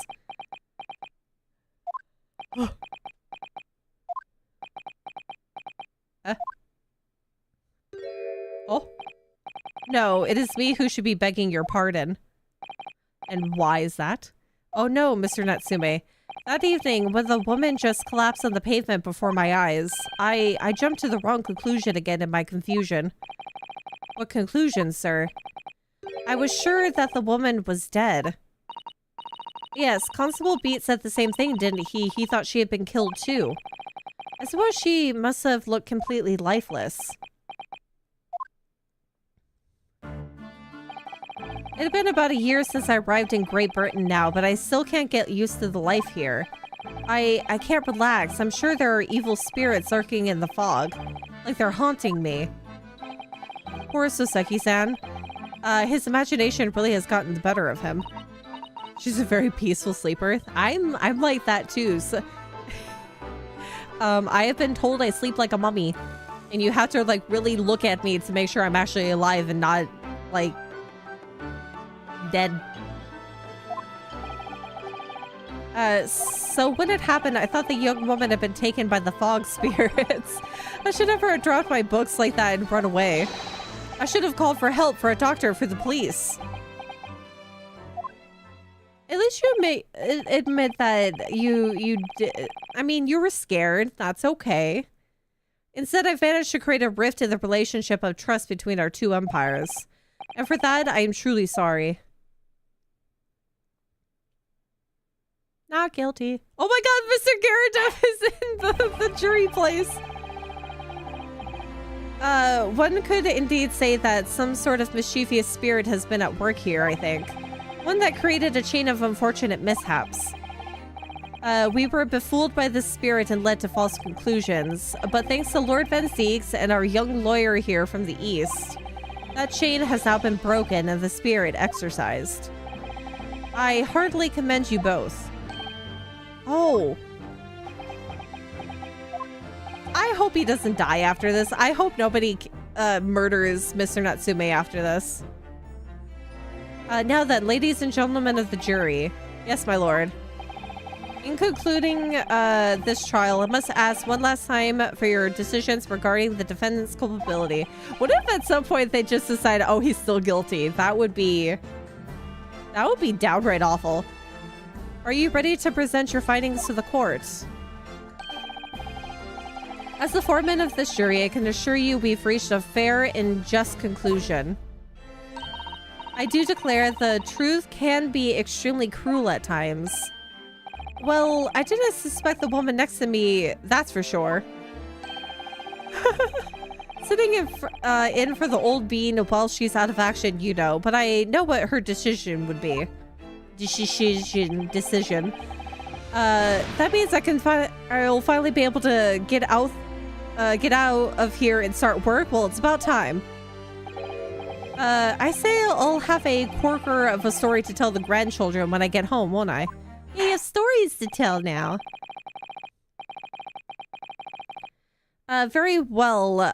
Ladies and gentlemen of the jury, I hereby demand your final decisions. Mr. Foreman. Not guilty. Not guilty. Not guilty. Guilty. Not guilty. Not guilty. Not guilty. Yeah. Not guilty.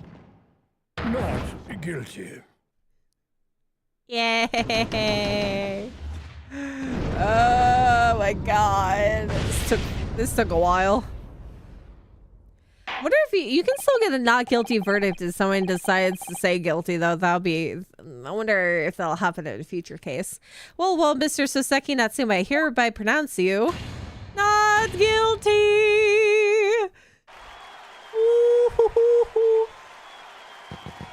I hope he doesn't die.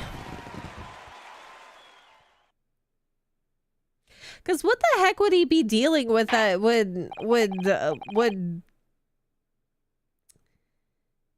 Because I understand McGilded, but Mr. Natsume doesn't seem like he has done anything that could get him killed after this. Oh yes, Lord Sir. You are now free man once more. It is my hope that you will continue to further your education in British culture. British culture. You may never again be brought, and may you never again be brought before me. Is that foreshadowing? Oh, yes, sir, of course. On my life, I swear I'll never set foot in a courtroom again. Oh, is that foreshadowing? Transported to tears. Oh, now I'm scared. Thank you, counsels. Court is adjourned. Oh, boy.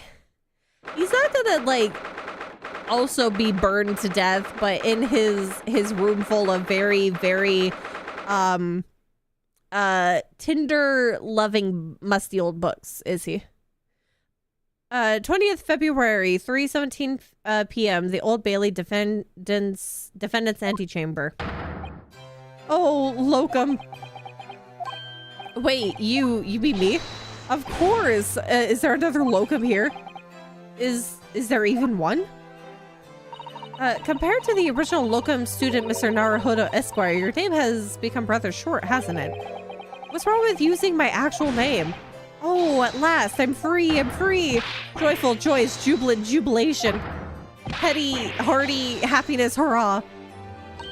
Oh, I am pleased Mr. Nutsume is delighted. Would it be so hard to just say that then? Locum, you did it. You saved me from the brink. Well, what happens to the poor woman was in no way your fault after all. Huzzah! I'm just glad everyone could see that now. No, not that. Lovely, loyal locum lawyer. Yes. I mean, as I said before, I have just never got used to the life here in Great Britain. Every time I look over my shoulder, I see foreigners. I see towering brick buildings. And from high up windows, I see them looking down on me laughing. Look at that little hunchback. Oh dear, I'm sure it's all in your head, Mr. Natsume. Yeah, we need to take him to a park, get some sunlight, get him a sandwich, some more snacks in there, hydration. He needs a snack. But today, you locum lawyer gave my gloom the boot. You stood firm behind that baronial bench before all. You battled to the bitter end, laying bare the baffling truth. The truth. And when I beheld the blinding fireworks among the beams of the Bailey's roof, I bellowed, behold, the best barrister ever born. Well, that's very flattering, and we're very pleased for you. This is giving me a wonderful anecdote to recount to my old friends back in Japan. An anecdote? Is that what's become of all of my hard work? Ah, there you are, my dear fellows. I didn't think I was going to see you again. Or at least not in this case. Apologize for keeping you waiting. I rose late this morning. Did you even sleep at all? Mr. Sholmes, what a pleasure to see you. I see I'm here not a moment too soon. A disaster has been averted, I'm glad to say. Oh. The trial shall begin presently, Mr. Naruhodo, and I wish you the very best of luck. It just finished. Oh, what? No, then my haste was in vain? Sir, are you like me? You sleep at dawn and wake up in mid-afternoon? Oh, it's you, Herlock Sholmes. Oh, have we met, sir? Ah, yet again. This is Mr. Natsume, the man you had arrested, Mr. Sholmes? Ah, I see. I failed to recognize you at first. Our previous encounters have taken place in that gloom, or in the gloom, either of your bleak lodgings or that prison cell. I simply couldn't place that curious face in the light. Charming. This is all your fault, Herlock Sholmes. You're the reason I had to go through this terrible ordeal. I'm going to give you a piece of my mind. My apologies, sir, but I assure you, I have placed you now. You're the fellow who abandoned that poor young lady and ran off, are you not? Can you give him a break, Sholmes? Had she been taken to the hospital more urgently? I feel perhaps that she would have regained consciousness by now. Can we... I get it! I know that this could have been the easier route, but come on. But it was unavoidable, I'm sure. But we are human. We are but human after all. Anyone would have been shaken by such an experience. I see, Turtle. Yeah, we're almost done. I was assured that this wouldn't have been as long as it is, but it is. It's been long. It has now been just about 6 hours. 5 more minutes. 2 T's and counting. I do feel very badly about how I behaved. Well, never mind, then. What was it that you wanted to say to me, sir? 2 T's! 2 bubble teas! 2 bubble teas, sigh! Priceless. Oh, I'm sorry. I really, but that was quite priceless. Poor Saseki-san. You don't have to be like 2 bubble teas at the same time. You could spread it out. I don't mind. I want the bubble tea though. Still on the bright side, you've had an extremely entertaining experience without paying a single penny. And it would seem you were not even found guilty. But there's so bright side. Whatever do you mean, Mr. Natsume? We need to get him a bodyguard. Even after this, I'm still cursed by the spirits and now by the Reaper. Lord Van Zeeks. I haven't forgotten, you know, what facing that man in court means. Even if you're not found guilty, you're still doomed. It will all be alright, Mr. Natsume. If the Reaper appears trying to make trouble, I will protect you.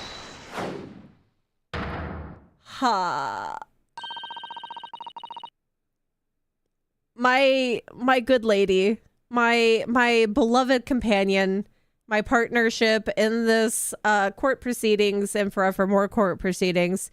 Can we not utilize me as a form of reference in the Susato takedowns? Much as I like being turned on my head, a bit of a warning might be nice next time, Miss Susato.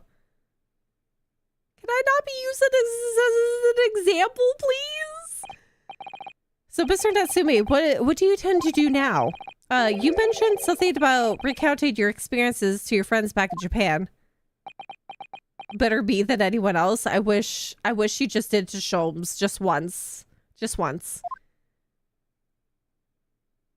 I would like Sholmes to be taken down with a Susato takedown. Yes, I intend to return to my homeland soon. Oh my god, is he gonna die on the boat on the way back over? Or is he not even gonna make it to the boat? It has already been a year since I arrived here in Great Britain. I visited universities, libraries, bookshops. I've been honored with the tutelage of professors.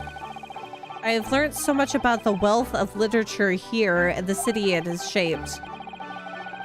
I've come to realize that it is my calling to sail home and tell my fellow countrymen about it.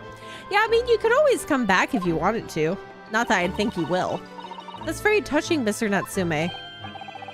Or in perhaps less veiled terms, you wish to withdraw halfway around the world to escape the terror of the Reaper's curse. Sholmes, can you read the room, please? Or let me, like, put duct tape around your face? Or what's the equivalent of duct tape back in the day? That's not it at all. The more I learned of literature, the more the strange feeling crawls up my insides. I feel compelled to return to my roots and attempt to pen a work of my own. Oh, I see. A work of literature by Soseki-san could be an interesting read.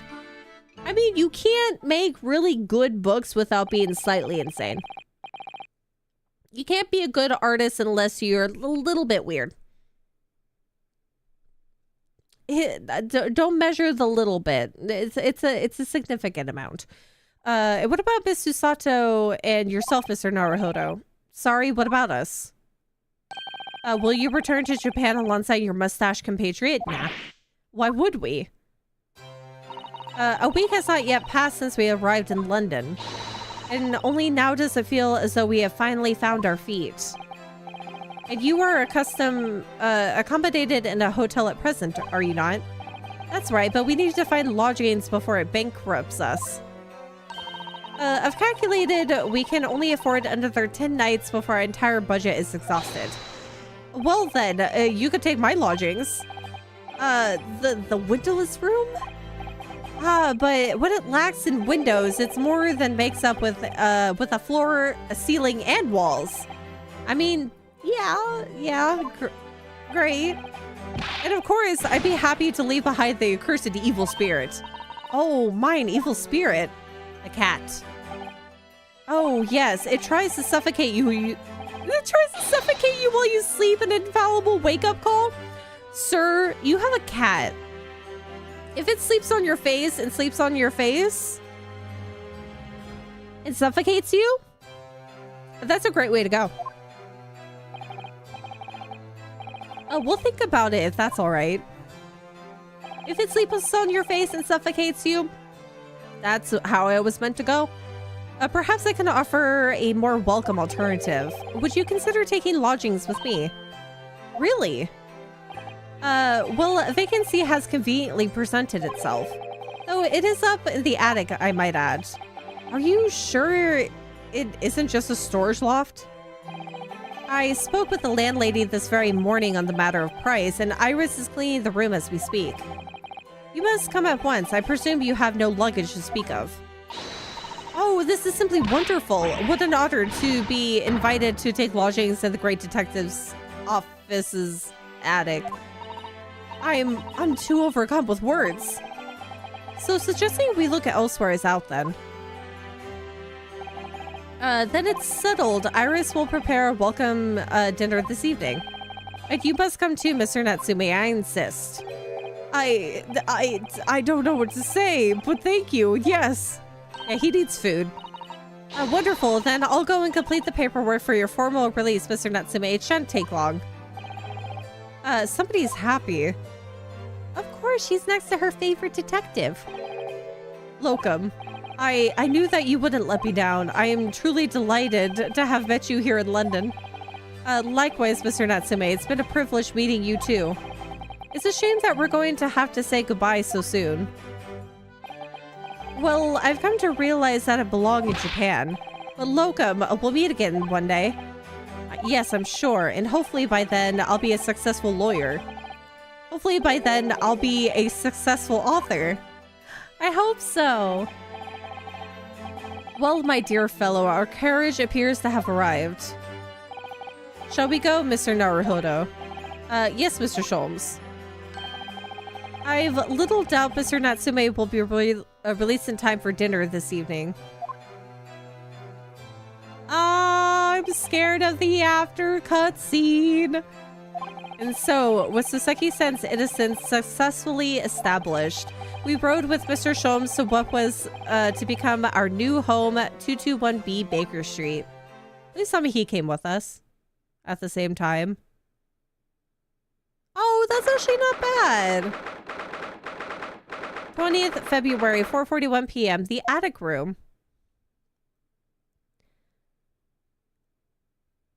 I need to figure out a bedding situation, though. So this is to be our new office, yes. Our office? I rather like the sound of that. Me too. It's simply wonderful, isn't it? I hope you can see this, Kazuma. It's only a small step. But I'd like to think we're getting a little closer to your dream now. So, my dear fellows, you like the place? Sholmes! Oh. Mr. Sholmes, yes, thank you so much. It's a delightful room, Mr. Sholmes. I simply adore it. Okay, you would adore anything. If it was like a tiny little shack in the corner, you'd be fine. Good, I'm pleased to hear it. Iris and I are delighted to welcome you. I hope everyone's hungry. It's nearly time for dinner. We'll eat as soon as Mr. Natsume arrives. We have a lot to celebrate. He didn't come at the same time with us. He's totally dead. Iris, you must let me help you. All right then, Susie. You can be in charge of the salad. Splendid. He's totally dead, isn't he? Oh, please, please don't say he's dead. So, Mr. Naruhodo, how does it feel to have your own office in the capital? It's very exciting, actually. I can't help wondering what adventures awaits us. He giggled. Those were precisely my sentiments when I first established my office at these premises. Until I discovered the dark truth about the city of London, that is. Sorry? London is a glorious place full of wonder, opportunity, prosperity, and mirth. But the brightest of lights casts the darkest of shadows. Shadows? What do you mean? Well, I believe you're well aware of the murkiness that lies behind London's facade already. I have some inklings, some ideas. So once again, Mr. Naruhodo. Welcome to London. Why do you... He looked so serious All of a sudden. Mr. Natsume? Of course, at the time, I had no idea the significance of those words Mr. Sholmes so casually spoke. But it wasn't long before my turn came to lift the facade and see the true depth of the mirth that lay behind it. Oh, where's Mr. Natsume? And it's behind my head. Oh no! Oh no! Oh god. Oh dear. Should we just see?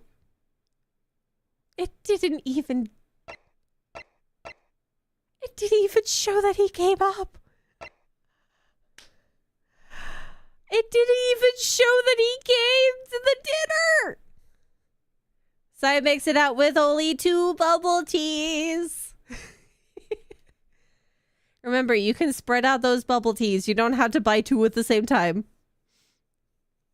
But see, Sai, you got to see the end of the case today.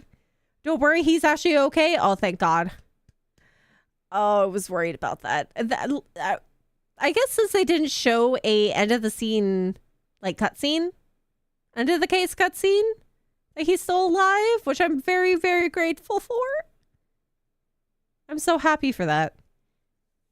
So I guess tomorrow we'll get into the adventure of the unspeakable story.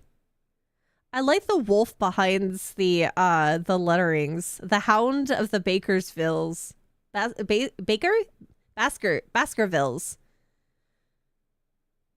A hound it was, but not such a hound as any mortal has ever seen. Its eyes glowed with a smoldering glare. The whole of its ox-sized body was outlined in white, hot flames. Oh, it's gonna be fun. He's an actual historical figure. He has plot armor. Yay! He is actually... Hold on. Is his name the same?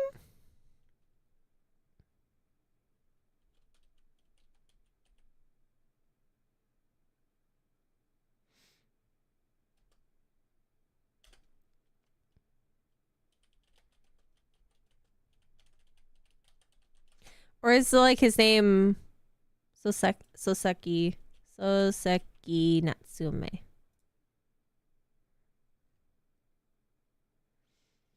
I said it twice, feeling ignored by Peach unless they got filtered out for some reason. If you did say that, I am so sorry that I missed it.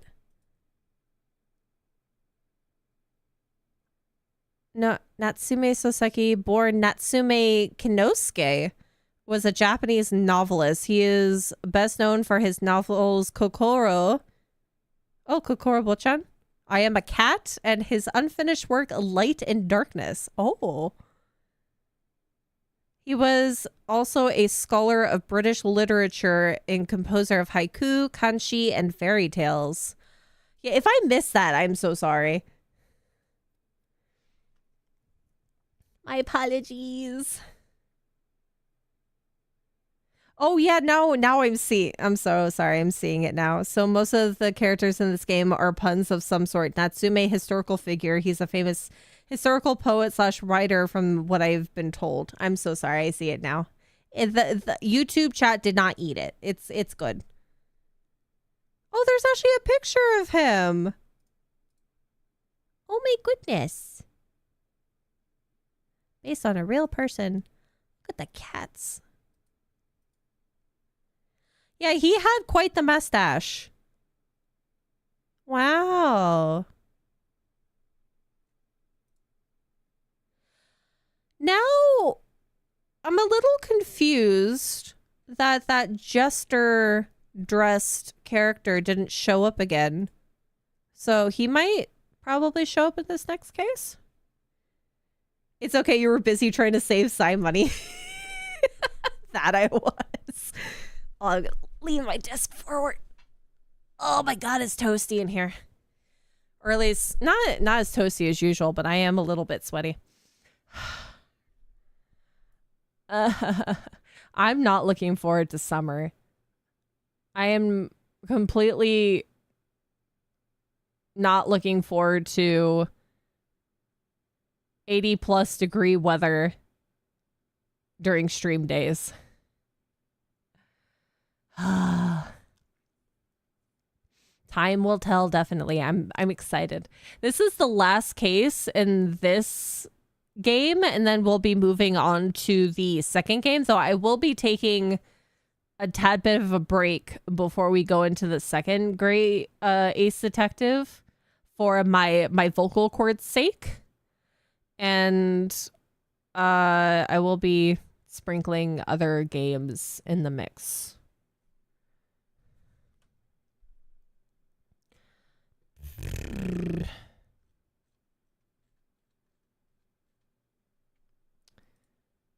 One second. I am looking forward to food. Though I will say that my stomach is not actually growling. So the Irish stew leftovers that I had earlier really sustained me today.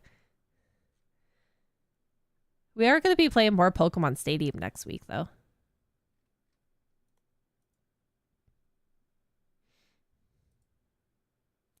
I'm excited. Thus, as I review the list of my friends and acquaintances, most of them emerge as stained with maniac stigmata of one sort or another. I begin to feel considerably reassured. The truth may simply be that human society is no more than a massing of lunatics, an expert from I Am a Cat. Yeah, I would agree. I wholeheartedly agree with that. But with that, I am done for today. We went in total 6 hours and 13 minutes. It's been quite some time. I'm glad that we got to finish this today, though. And then we'll just be able to go back into this case tomorrow. But I am going to move down timing of the stream tomorrow. So instead of it being 4 p.m. Eastern Standard Time, it'll probably be like just like an hour later or something. I hope you guys have a great rest of your day. Thank you for giving me tidbits when I got stuck, as usual.